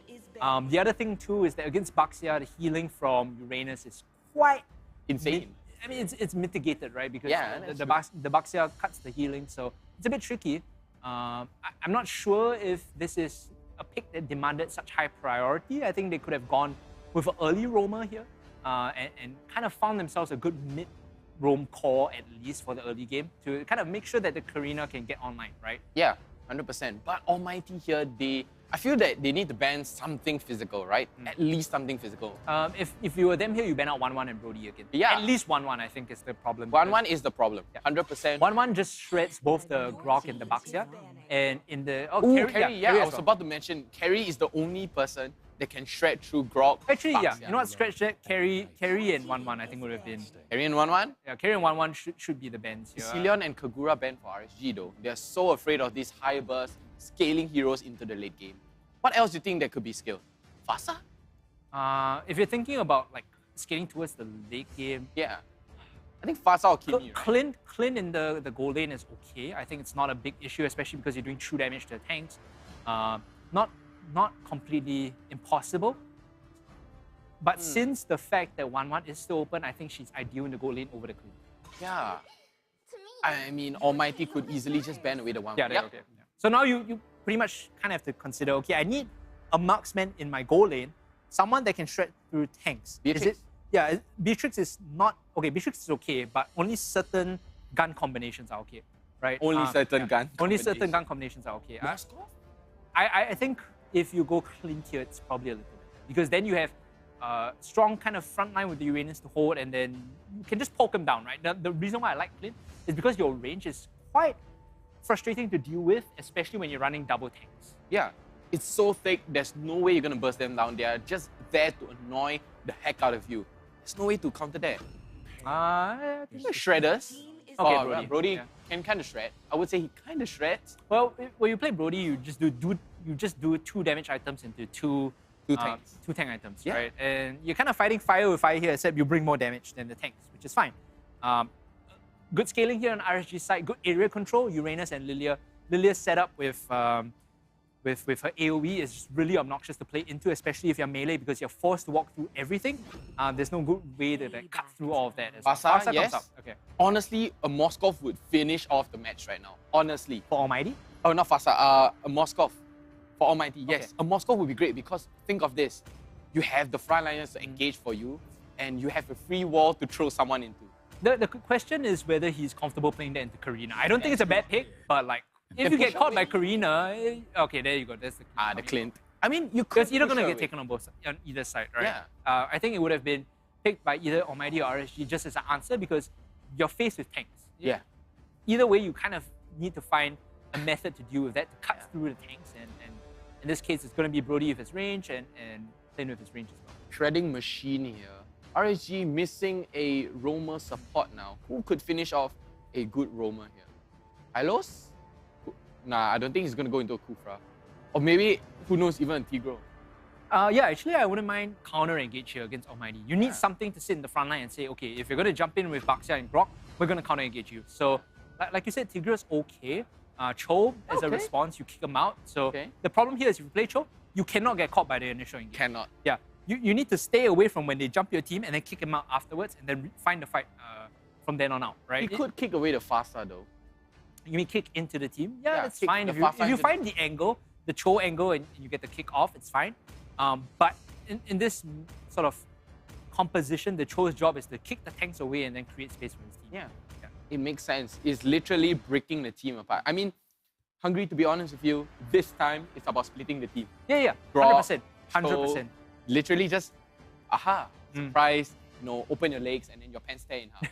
Except the difference this time is RSG, they actually get late game scaling in the form of, I mean, they did have the Beatrix, yes, but this time the Brody is a lot more reliable. Yeah. The reason why I say, Beatrix is, it depends on the gun combinations, is if you have the sniper and you're just shooting the tanks, they don't care, right? Yeah, they're like, shoot me, man. Come on, give me all your bullets. You need the AoE, the Nibiru kind of out in order to really, cut through everyone. So I think that could be the issue with the Beatrix, but this time the Brody is fine. Very strong single target damage.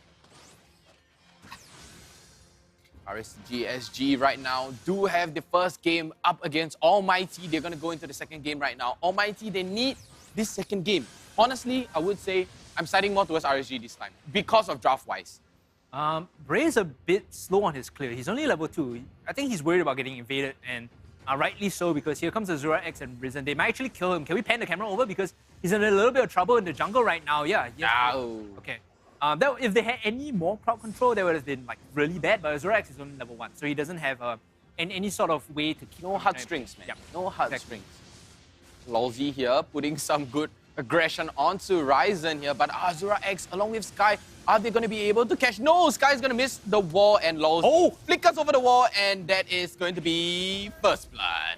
Azura X is level 2 now, right? So he's able to get the heartstrings off, like you said. And good juke coming in from Lolzy, but that's the thing about Cho, right? You have to respect his ability to jump over walls. Proxy playing the proxy. That's how Uranus should play, right? Smart moves from Bray here. When you see Diablo cutting the waves, this gives you access to the top camp. So you need to sit here and just in case they try to kill him, come in for the response. Now, Grok in a lot of trouble, but meanwhile, LY4 should be dead here as well. So it's a 1-for-1 trade across the map. It's the Brody going down, but the Grok dies as well. Yeah, 1-for-1 trade across the... Favors Almighty. Yeah, favors Almighty. The goal lane dying means you lose out on time farming. Right? So much time on farming. And Diablo is just going to benefit for this. Uranus, he's just going to get so much tags. He's essentially going to be the sandbag at the end of the day. 100%. And this time, it dies so quickly with Demon Hunter. That's one of the things I love about this emblem. Like, you can sneak, quote-unquote, sneak objectives if enemies aren't in the right position. Just, being able to pick it up with their bonus damage. We have the Dragon is online though. Azura X forced to flick out as well. He was very worried about Lolzy, like you said. We have the Dragon is up, and if you kick into Lilia, she will one-shot Azura X. So that's... Diablo in a bit of trouble here, but he has no problem escaping because his health regeneration is definitely insane. But as we speak, Azura X is going to go down. Yep, that's what I was talking about, right?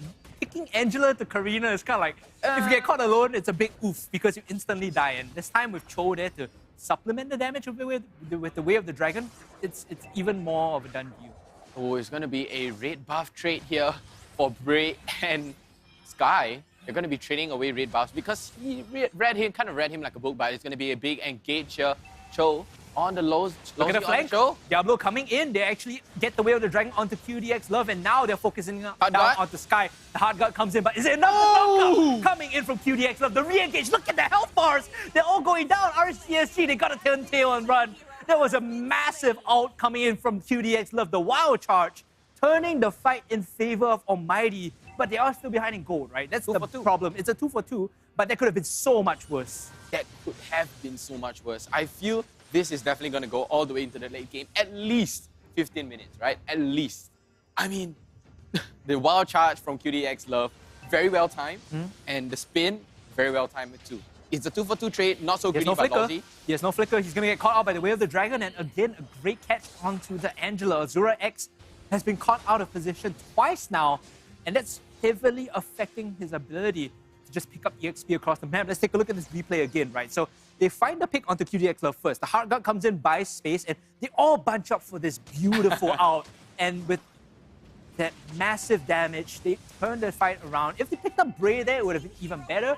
But at least they stemmed the bleeding a little bit. Yeah, I mean, it kind of stopped the bleeding, you know, put some pressure on it, put some pressure onto RSG. LY4 died again, so 1 and 2 now. They get the turtle in exchange for LY4's life. So this guy is kind of like pressure soaking right now. Despite being on the gold lane, he is just taking these camps, taking these ganks, taking the L, and allowing for Bray to get as much early game gold as possible on this Karina.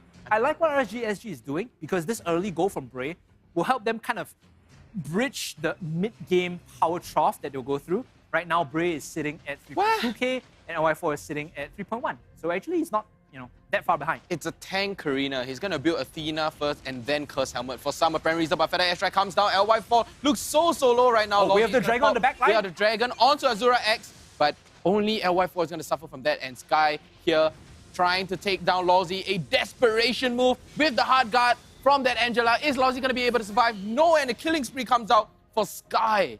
That was so desperate coming out from Almighty, right? Very, very desperate. But they found the right play. I think killing off LY4 and Lawsy and possibly Diablo here, it's not enough damage to kill him, but Diablo has to be careful because of the wall.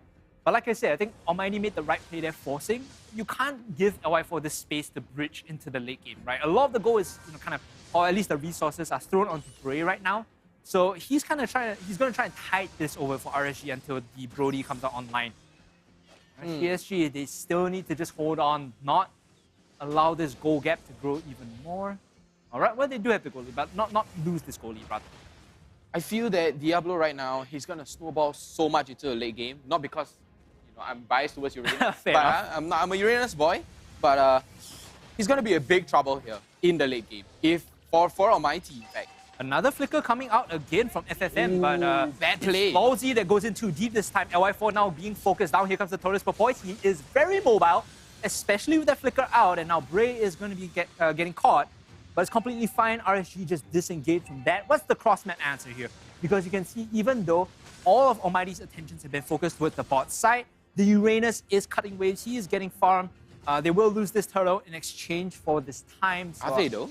I don't know if Bray can steal this. Okay, it's reset. Yeah, he has Demon Hunter and he has Retry. So maybe they can take this 50-50.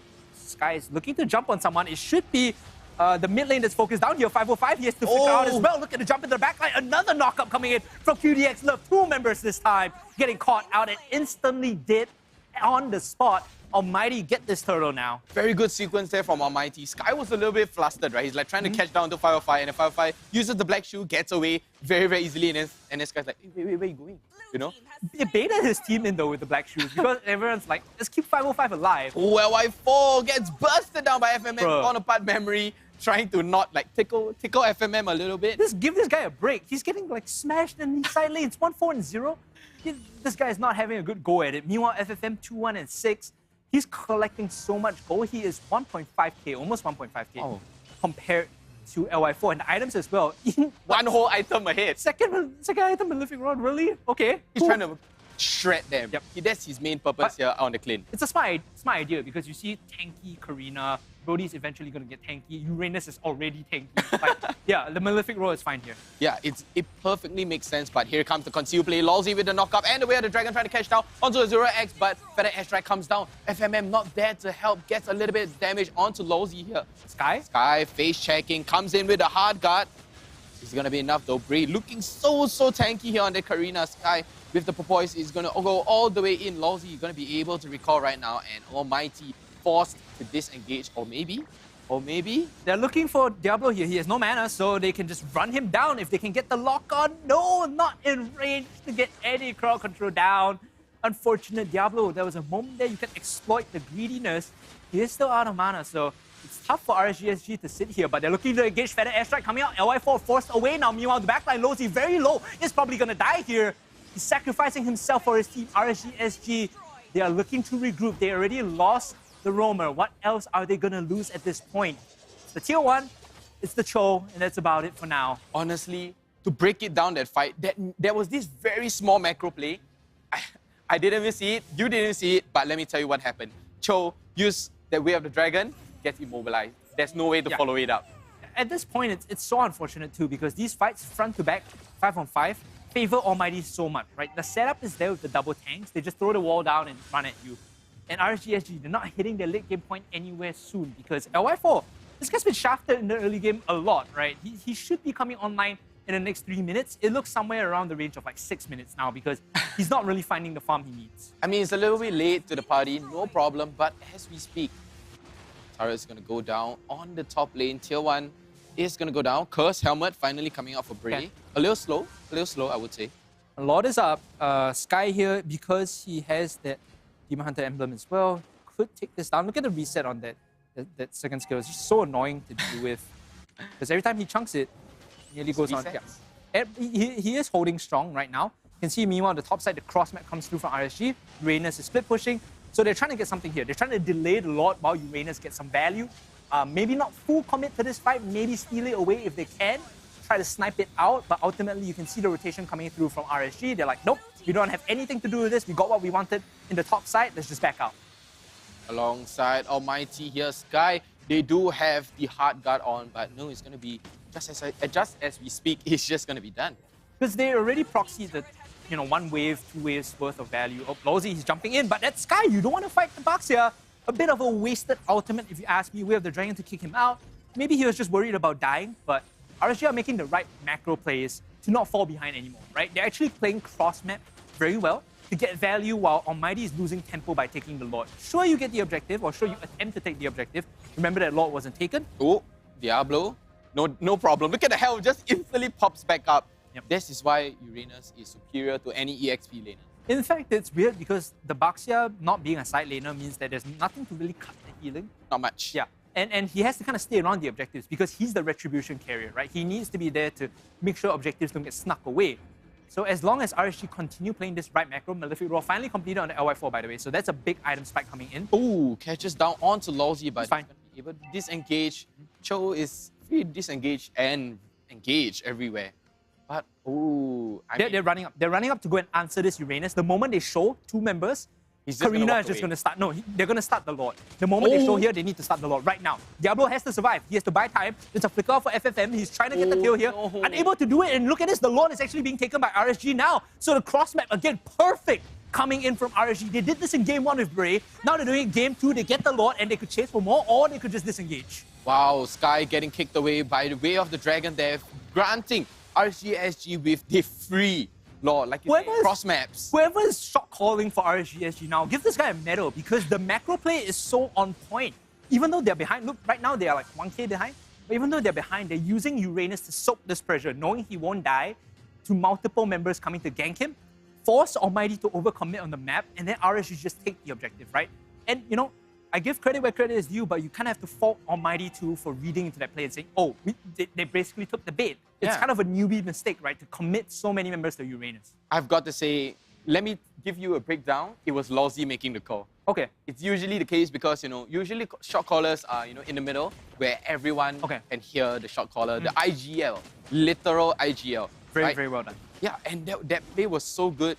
They literally committed to the cross map play. So look at this, how they're splitting up the map, right? It's 1-3-1. Uranus on the bot side, away from the Lord because he needs multiple members of Almighty have to be committed to kind of shove him off. And you can see they're sitting on this Uranus. Meanwhile, the Lord is pushing top side, 3 members shoving mid. All the waves are going to collapse here. And RSG will get at least 1 inhibitor here, I feel, as long as they're able to connect onto the play. I mean, they are so flustered right now. Almighty, they're like, hey, where are we supposed to focus? And then RSG is like, three-pronged attack with my fork, and there's no way that you're going to be able to answer this, right? Now they're back up in gold. RSG, they still have the macro advantage. They have a lot of tempo here. Someone just needs to go and answer the top wave, and then they'll be able to control the map again. There's a minute and a half. Trust me, we're going to see the same thing. Uranus opposite cross map, away from where the Lord is, forces Almighty to go and answer that, and Almighty have one or two choices. Commit to chasing Diablo like what they're doing now and find nothing, or just 50-50 the Lord and try to take it with 5 members and hope Diablo doesn't arrive in time to kind of kill them. I mean, it's best to play this way if we were to be on Almighty's side, right? Wait for Uranus to go the other side. We do have the man advantage. Hopefully he doesn't come and, disturb us and just, contest a lot for it. But RSG gaining the map control already. That's smart. Just play it top clear. Now Uranus run bot. Push 2 waves in, the one that's being stacked right now and the one afterwards. You'll get to the inhibitor. So there's no problem there, right? He just needs to rotate after he takes mid. That's the right macro play. Meanwhile, RSG, they can just sit here. This death bush, if you walk in, you die, right? Unless you are Sky, if you walk into that bush, you die. Sky is literally like, you know what? I should face check, right? He's the only one that can face check. Yeah. I mean, Grok can't, right? He's kind of squishy, kind of built towards damage. The reason why you don't Grok in first is because if he gets caught, he can't really reposition to out. Yeah, meanwhile, if it's the Baxia that's getting caught, Grok would just run in afterwards with the wild charge. Free run away. Fine. Literally turns into a ball and just, goodbye, I'm out. I mean, and not only that, like you said, because they threw all the eggs into the basket, that retribution only stuck with Sky. Oh, look at this, Lord being started up just right now. Info for the team. They don't have to hard commit to this. They can just pull the aggro, wait for it. Sky is going to have to force and fight this. Meanwhile, you can see the RSG, they're waiting for this 50-50. A good knock-up into the back line. They get the Lord, and now the fight is breaking out for RSG. Loyalty, very low. First to go down, and now Sky is being focused up. RSG, they're regrouping around this. You can see that this is going to be a massive fight for them. QDX love very low as well. Blinking red health bars on members of Almighty, but the damage has been done. RSG, they get what they came for. They got the Lord, they back out, and now they can regroup for this macro play again. Honestly, this is just sublime coming in. And later on, when our interviewer comes in, I just want to direct her attention and ask who is making these calls, because this is just insane shot calling coming from RSG. I've got to say, during that macro play, it was a 5v5. No one got hurt, right? Except for Lawsy's immortality, right? Except for his immortality. And look at Diablo. Just doing Uranus things, right? I love it when Uranus does. It's just so annoying because he's like, oh, you guys want to chase me, but your base. What is happening to Look your at your base, man. Yeah. He's like a, and then you spam the question mark emote and just like make them question what they're doing with like, hey, what are you doing, man? I'm right here. Like, look at the other side of the map. It's going to be a free backdoor and a free push. Look at Diablo. Oh, so tanky. They're trying to lock him down, but it doesn't matter. Even if you drop the Feather Airstrike here, there's nothing to even connect with. Feather Airstrike is just a zoning tool at this point. All that RSG really need to do now is just wait for the mid and top waves to crash while they escort the bot wave in, right? Eventually, they'll get the last inhibitor. Eventually, all the waves will crash. Eventually, Almighty won't have the wave clear to deal with all 3 lanes pushing in, plus 5 heroes hitting their core. Diablo is like, come on, man, hit me more. Give me more stack so I can... Look at that, he's not taking any damage. It's tickling him. It's passive, man. Diablo on the Uranus. Oh, he's spamming the emote. Yes! Even with the emote, oh my god, that is just baiting, man. Bait play coming out from Diablo. Man of confidence, I have to say. Yep. Man of confidence. Right now, RSG are grouping up 3 members topside, 1 bot. Karina's a bit late to the play. She's just taking her camps, but I think this is smart coming in. You just split the attention from Almighty, force them to, kind of be stuck between a rock and a hard place, right? Oh, literal rock, right? Literal rock and a hard place. Oh, RSG gaining so much map control here, but I have to give it to LY4 during the last fight. He shredded every single member of Almighty. For sure. He's online now, right? We Fully talked online. about that timing, 15 minutes onwards. That's when the Brody, who basically got slapped in lane, comes back with vengeance. He's like, now I'm taking it personally. Now we're fighting, boys. Yeah, now, let me show you, like, oh, that was last time. Past was past. I'm here now, fight me now, and then just shred Almighty. Now he has on apart memory can shred all 5 members, even Sky. He has big damage, so that's probably how it's gonna go. Diablo again, on side lane duty, and compared to game 1, you saw in game 1, he's the one setting up the plays, right? Now he is still kind of this, playmaker, but in a very indirect way. He's just pressuring side lanes, forcing Almighty to make these decisions. Lord is up. Luminous Lord. He's shoving this. And Almighty, you can see on the map also, they're like, where do we go? Where do we go? What do we want to do, guys? Who are we Someone make supposed the to call. Someone make the call. Do we go to Lord? Do we deal with the Uranus? What do we do? And they're just sitting around here. They're not getting vision. They're not walking up because they can't. RGSG has put them in this position where they have no choice. They can't really do anything. Literal rock in a hard place. It's not going to end well for Almighty. Zero information here, but QDX Love could make a big juicy play. You know, he could. That's the possible. That's a very nice possibility here. They see the Clint in mid, so now they can commit to just taking the Lord if they wanted to. 100%. They see them rotating down, so that's why they re-aggro the Lord and they pull it away. The moment he disappears off the map, that's when they drop the aggro, right? But as long as members are showing 2 or 3 from Almighty show on the map, they can keep this Lord aggroed up. Yeah, but Almighty is 2 men down because that Farsa, along with that Angela, is trying to stop Diablo from pushing the wave here, getting more stacks as per usual, but Don't the do it, hard man. guard can just literally TP you over. Wings by Wings could get you over in no time. Uranus still cutting the waves. Top is about to crash in 30 seconds. Meanwhile, Diablo just doing Uranus. That's it. It's tickling him. It's nothing to hit. He's It's like- healing more than the damage he's actually taking. I'm just going to put that out there, right? That's true. He's definitely going to be the sandbag. 100%, man. I think at least, I'm going to make a very wild guess. Ballpark 200k? Yeah, the ballpark 200k. I mean, he can hit 300k. It's MPL, right? There's so much damage coming. Oh, the combo. They got Sky, but that's the tank. That's not who you want. The Baxia has a lot of health to his name, and they altered, and they traded ultimates there rather. It's a Pretty much feather of a airstrike. knee kick, right? Yeah, it was a good kick coming in from Ballsy, but they managed to get the feather airstrike out, so they feel more confident about taking this Lord. It's completely fine to just sit in this circle without feather airstrike nuking you down. But memory is going to get used here by LY4, but not much damage towards Almighty. And Clint up against the Uranus. He's going to pop the immortality. And is Diablo going to be able to escape this? Yes, he can. No Lord contest. Longzy is so low. Sky no. still with the hard guard on. They reset on that Angela ultimate and Almighty now. They are hungry for this. They need to contest this. They finally gain map control over RSGSG. But is it going to be enough? RSGSG, they do have the reply. If everyone's going to get grouped together, Lilia is just going to burst you down like 3. The mistake there was Diablo walked mid, and that's like the closest distance you can get between like any lane and the Lord right now, right? It's either that or top, and that's the big issue as Ballsy jumping in. He has to be careful. He's taking a lot of damage. He wants to kick Azura X. He's trying to get the combo. He does get it. The Way of the Dragon in. He should be able to delete him right here. Meanwhile, the backline. Oh my goodness, they got the Farsa. This should be it for RSGSG. They're able to clean up the fights. They don't even need the Lord. All they need to do is just walk it down. Sure, it spawns mid, but guess who's waiting for it? It's Diablo with a high, with a wave. He's able to take this one down, and RSGSG should be able to push in with 40-second death timers to end this game. It's definitely going to be an end here, but wait, the Lord actually went to Almighty.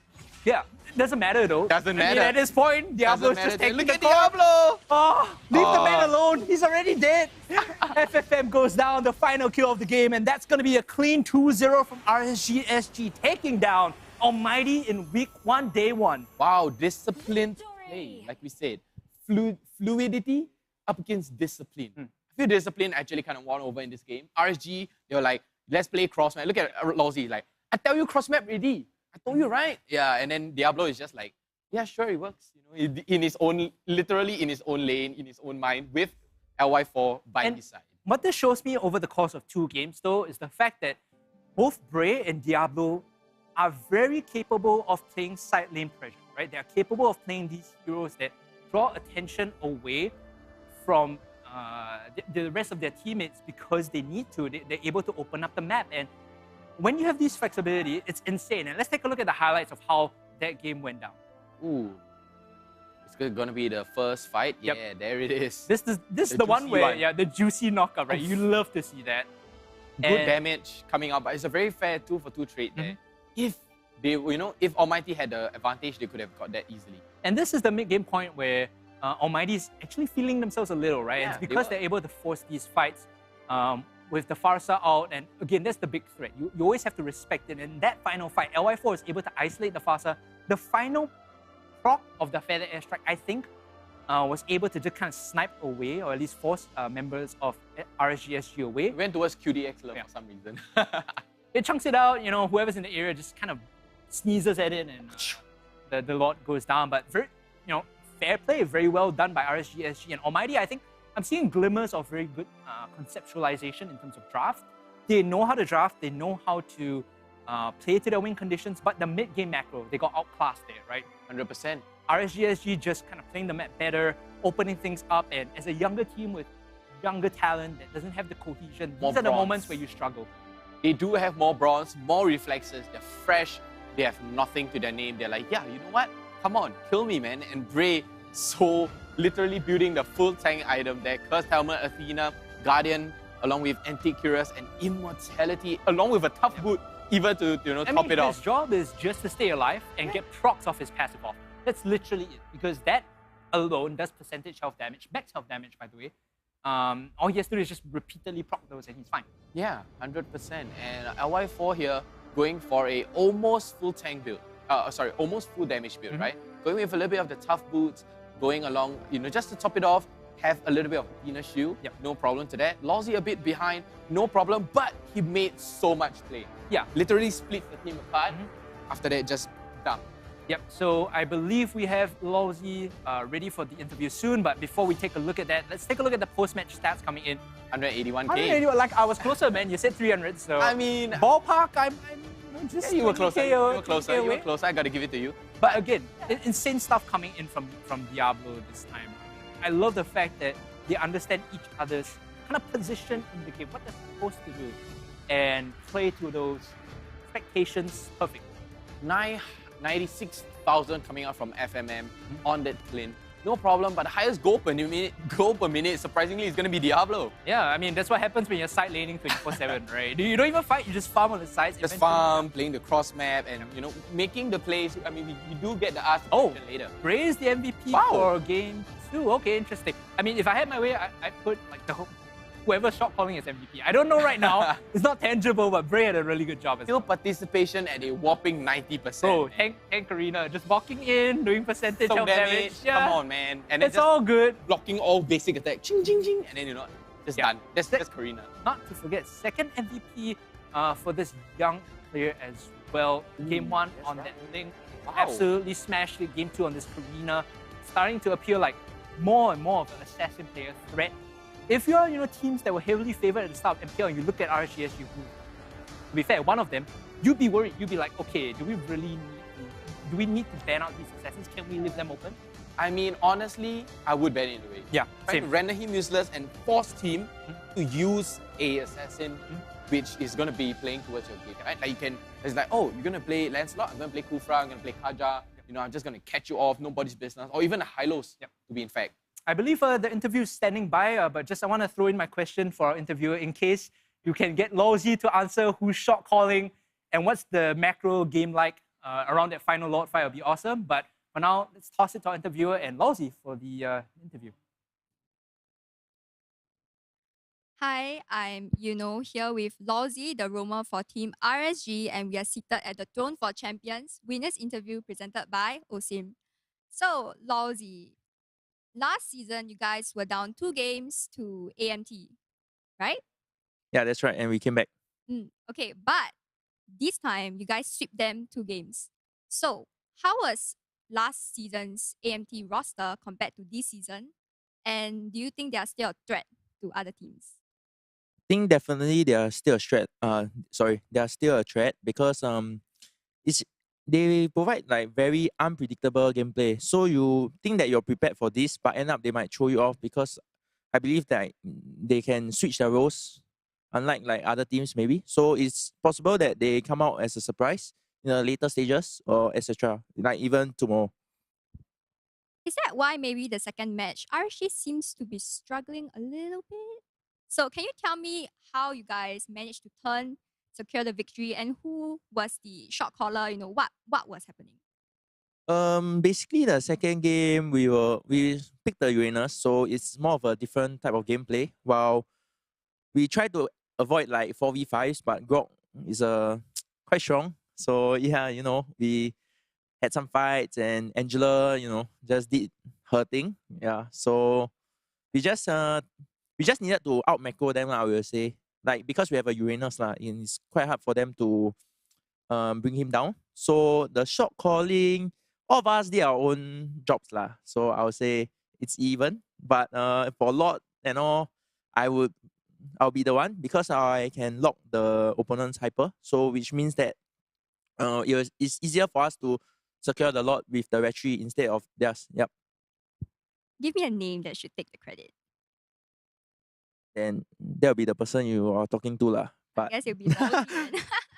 but the MVP suggests us otherwise. But Bray, I mean, his first game, so good. He got 2 MVPs, so yeah, it's great lah. That he's the only one that hasn't played an MPL game, so I believe the pressure is there, and yeah, he did MVP, but lose to me a bit lah. So do you think he deserves the MVP, or do you think you deserve the MVP? Let's just give it to him lah. Give him a bit of a morale boost. So I'll just take a seat back. Yeah. Okay, what a very caring teammate you are. Okay, last question. So I believe you have seen the SMG versus EVOS game. Do you think you can win EVOS this season? Cannot lah. They're too strong lah. But let's keep it humble. Let's do.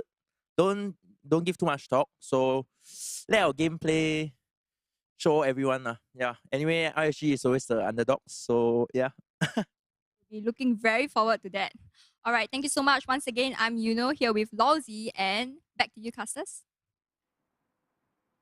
Delightful as always. Thank you, Yuno, and of course, Lousy. And yeah, very, very interesting answers there from Lousy. And I'm Lysander. Welcome back to the desk with, of course, you guys have been with Vertigo and Hungry Cast. They just brought you your commentary for the previous series, RSG taking down Almighty 2-0.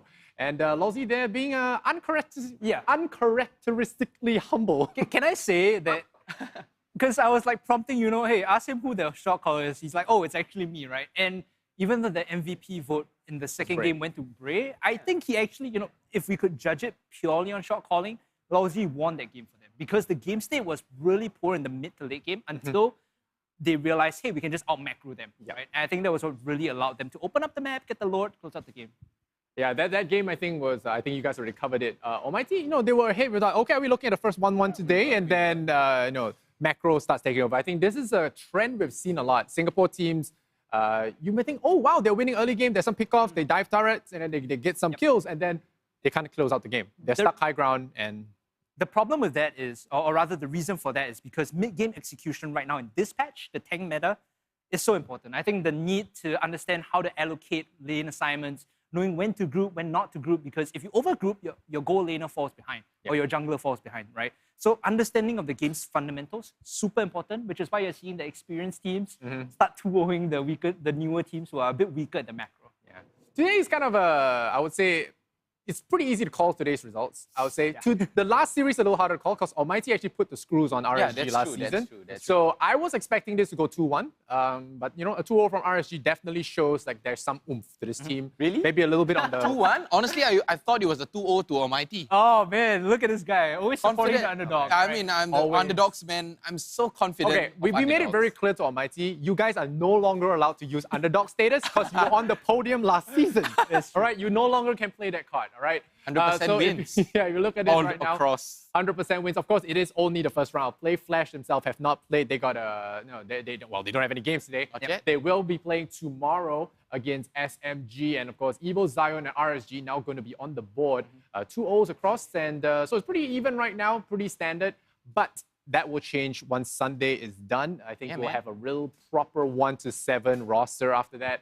And of course, we have games every weekend for those of you guys in our chat.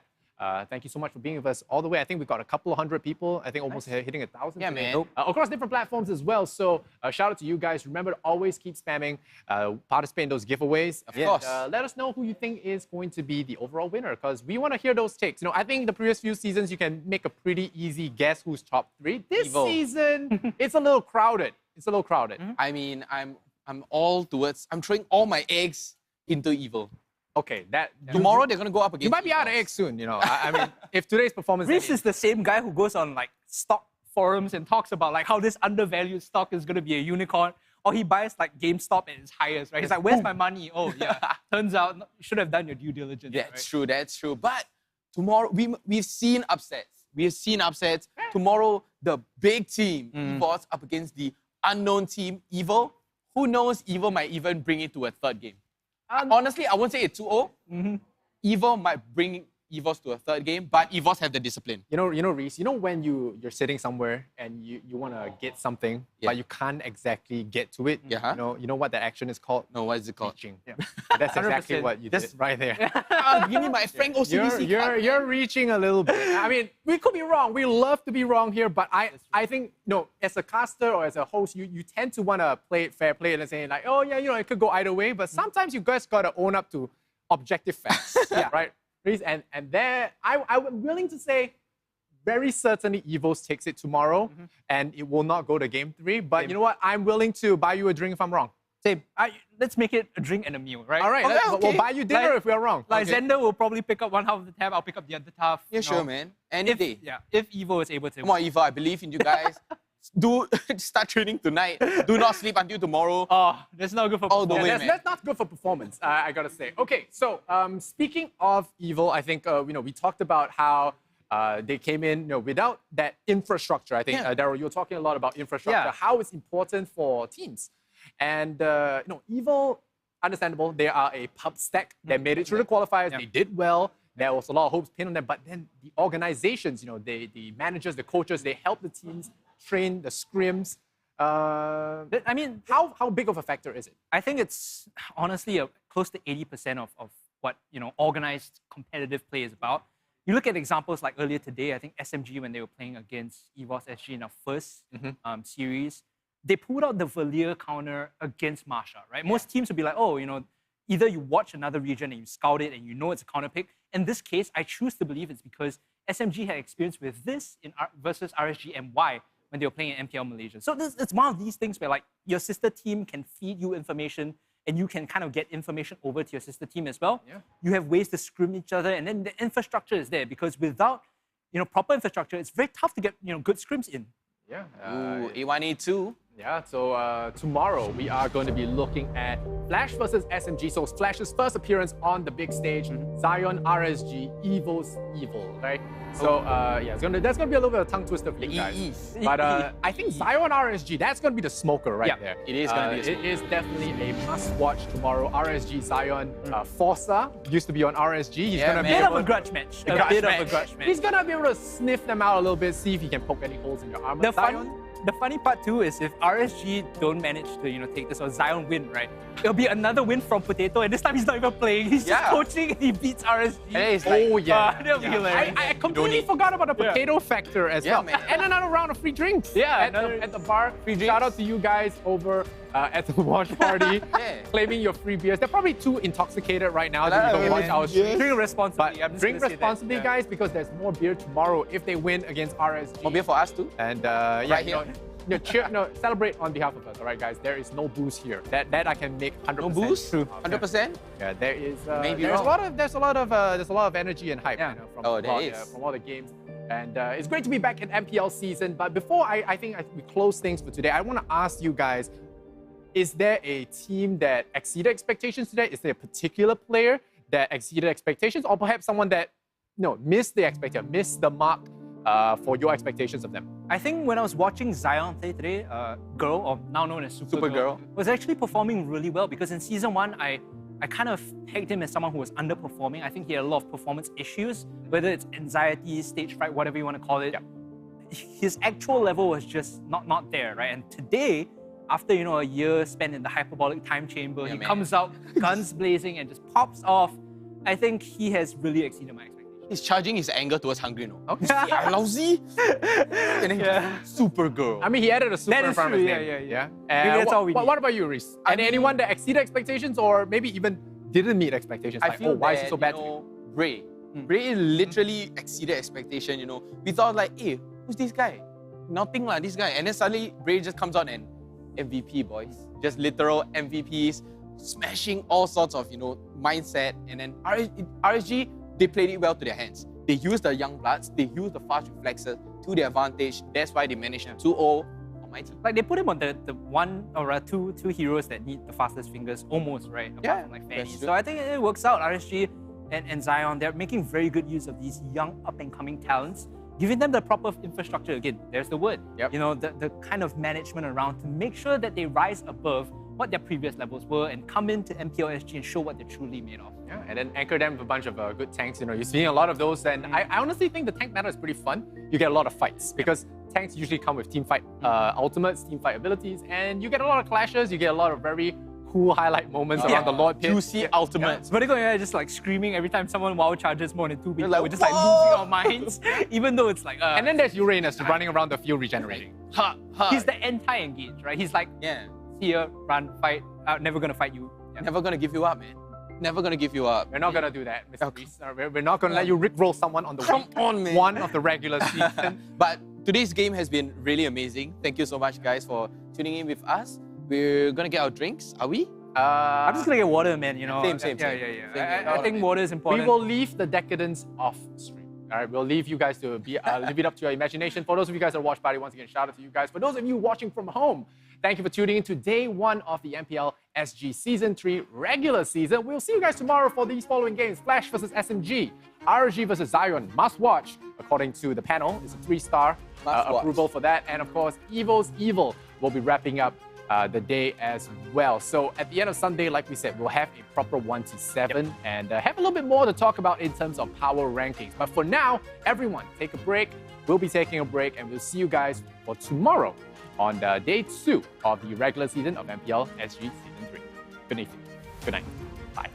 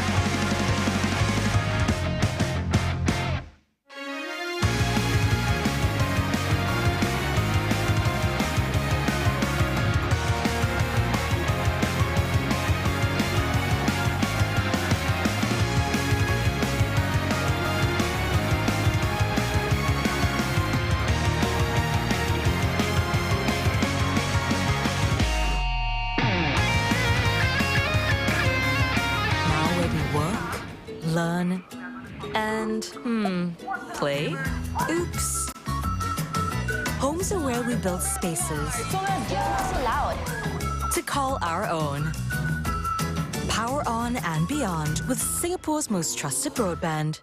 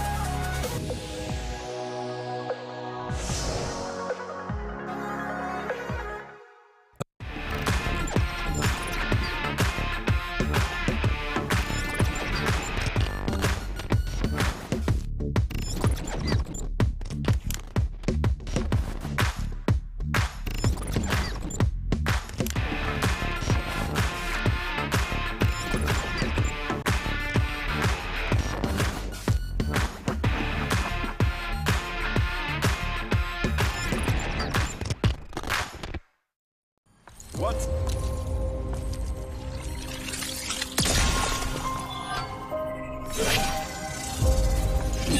Like a blizzard, we march on. We will survive! Taste the frostbite! Back off! The snow shall rain. Taste legendary! Taste my royal station! Taste my royal station! Under attack! Imperial justice! Imperial justice! Leave it to me! Taste the frostbite! Taste my royal station! Killing spree! Imperial justice! Taste the frostbite!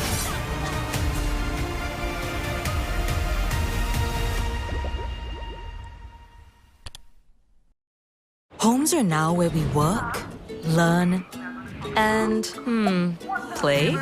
Oops. Homes are where we build spaces to call our own. Power on and beyond with Singapore's most trusted broadband.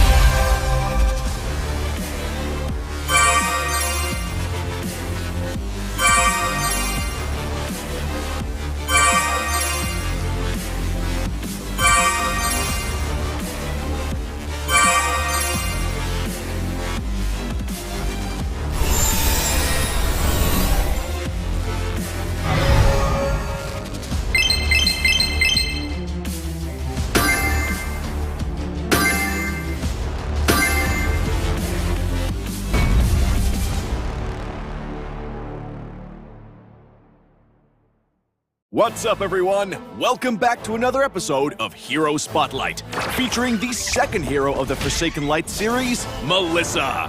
With the help of her beloved dolls, Melissa can easily melt her foes from an unreachable spot. Hero skills. First skill, falling. Melissa dashes in the target direction and gains extra attack speed for a while. She'll also pull Muddles and Cuddles toward her when the two are on the field. Falling is Melissa's mobility tool that allows her to maneuver around the map and adjust the position of her dolls. The extra attack speed, on the other hand, grants her decent burst potential. Killing spree! Second skill, go, Muddles! Melissa throws Muddles in the target direction, which will stop upon hitting an enemy hero or reaching the maximum distance and bind itself to all nearby enemy heroes. For the duration, Melissa will summon Giggles on each of her basic attacks to shoot an extra cursed needle at Muddles, and can also use the attack minion button to attack Muddles directly. All the damage taken by Muddles within the duration will be transferred to the bound victims. Each needle thrown by Giggles will also reduce part of the cooldown of Melissa's first skill. Go, Muddles! Is Melissa's primary damage source. Ultimate. Cuddles, protect me! Melissa orders Cuddles to release the field of protection, damaging and pushing away nearby enemies while blocking them from entering the field for a while. The field will disappear early if Melissa moves too far away. Cuddles, protect me! Is Melissa's main defense measure against melee heroes. Passive. Doll Buster. Melissa deals extra damage to summoned units, including Muddles and all units summoned by the enemy. Pro tips. Pro tip number 1. Move Muddles flexibly with falling to avoid losing the enemies bound by Go Muddles. Didn't your mother ever tell you? Never get too close to Needle. Pro tip number 2. Cast Cuddles Protect Me to knock back approaching enemies and then falling to move the field and block or restrict the enemy's movement. Skill combos. Laning phase. During the laning phase, cast Falling to quickly approach the enemy. Bind them to Muddles using Go Muddles and then poke them with basic attacks. Cast Cuddles Protect Me when they're getting too close. Team fights. During team fights, look for the right opportunity to engage using Falling, cast Go Muddles to bind Muddles to multiple enemies, then spam basic attacks. Cast Cuddles Protect Me to block approaching enemies, and use Falling when it's up again to adjust your position and increase your attack speed for higher burst damage. Tactics. Mid-game. With her excellent mobility and solid ultimate mechanism, Melissa plays a big role in small-scale teamfights in the mid-game. Late game. After getting her hands on a few pieces of core equipment, Melissa can deal significant burst damage after successful Go Muddles hits, while the field created by Cuddles Protect Me allows her to take on enemies from a safe spot.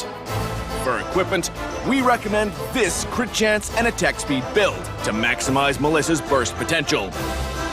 For emblem, choose Weakness Finder of the Marksman emblem to make the best use of her extra attack speed.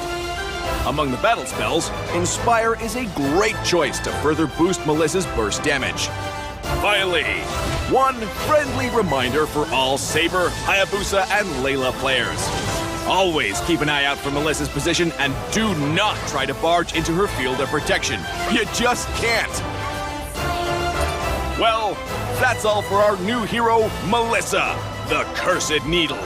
And until next time, we'll be seeing you in the Land of Dawn.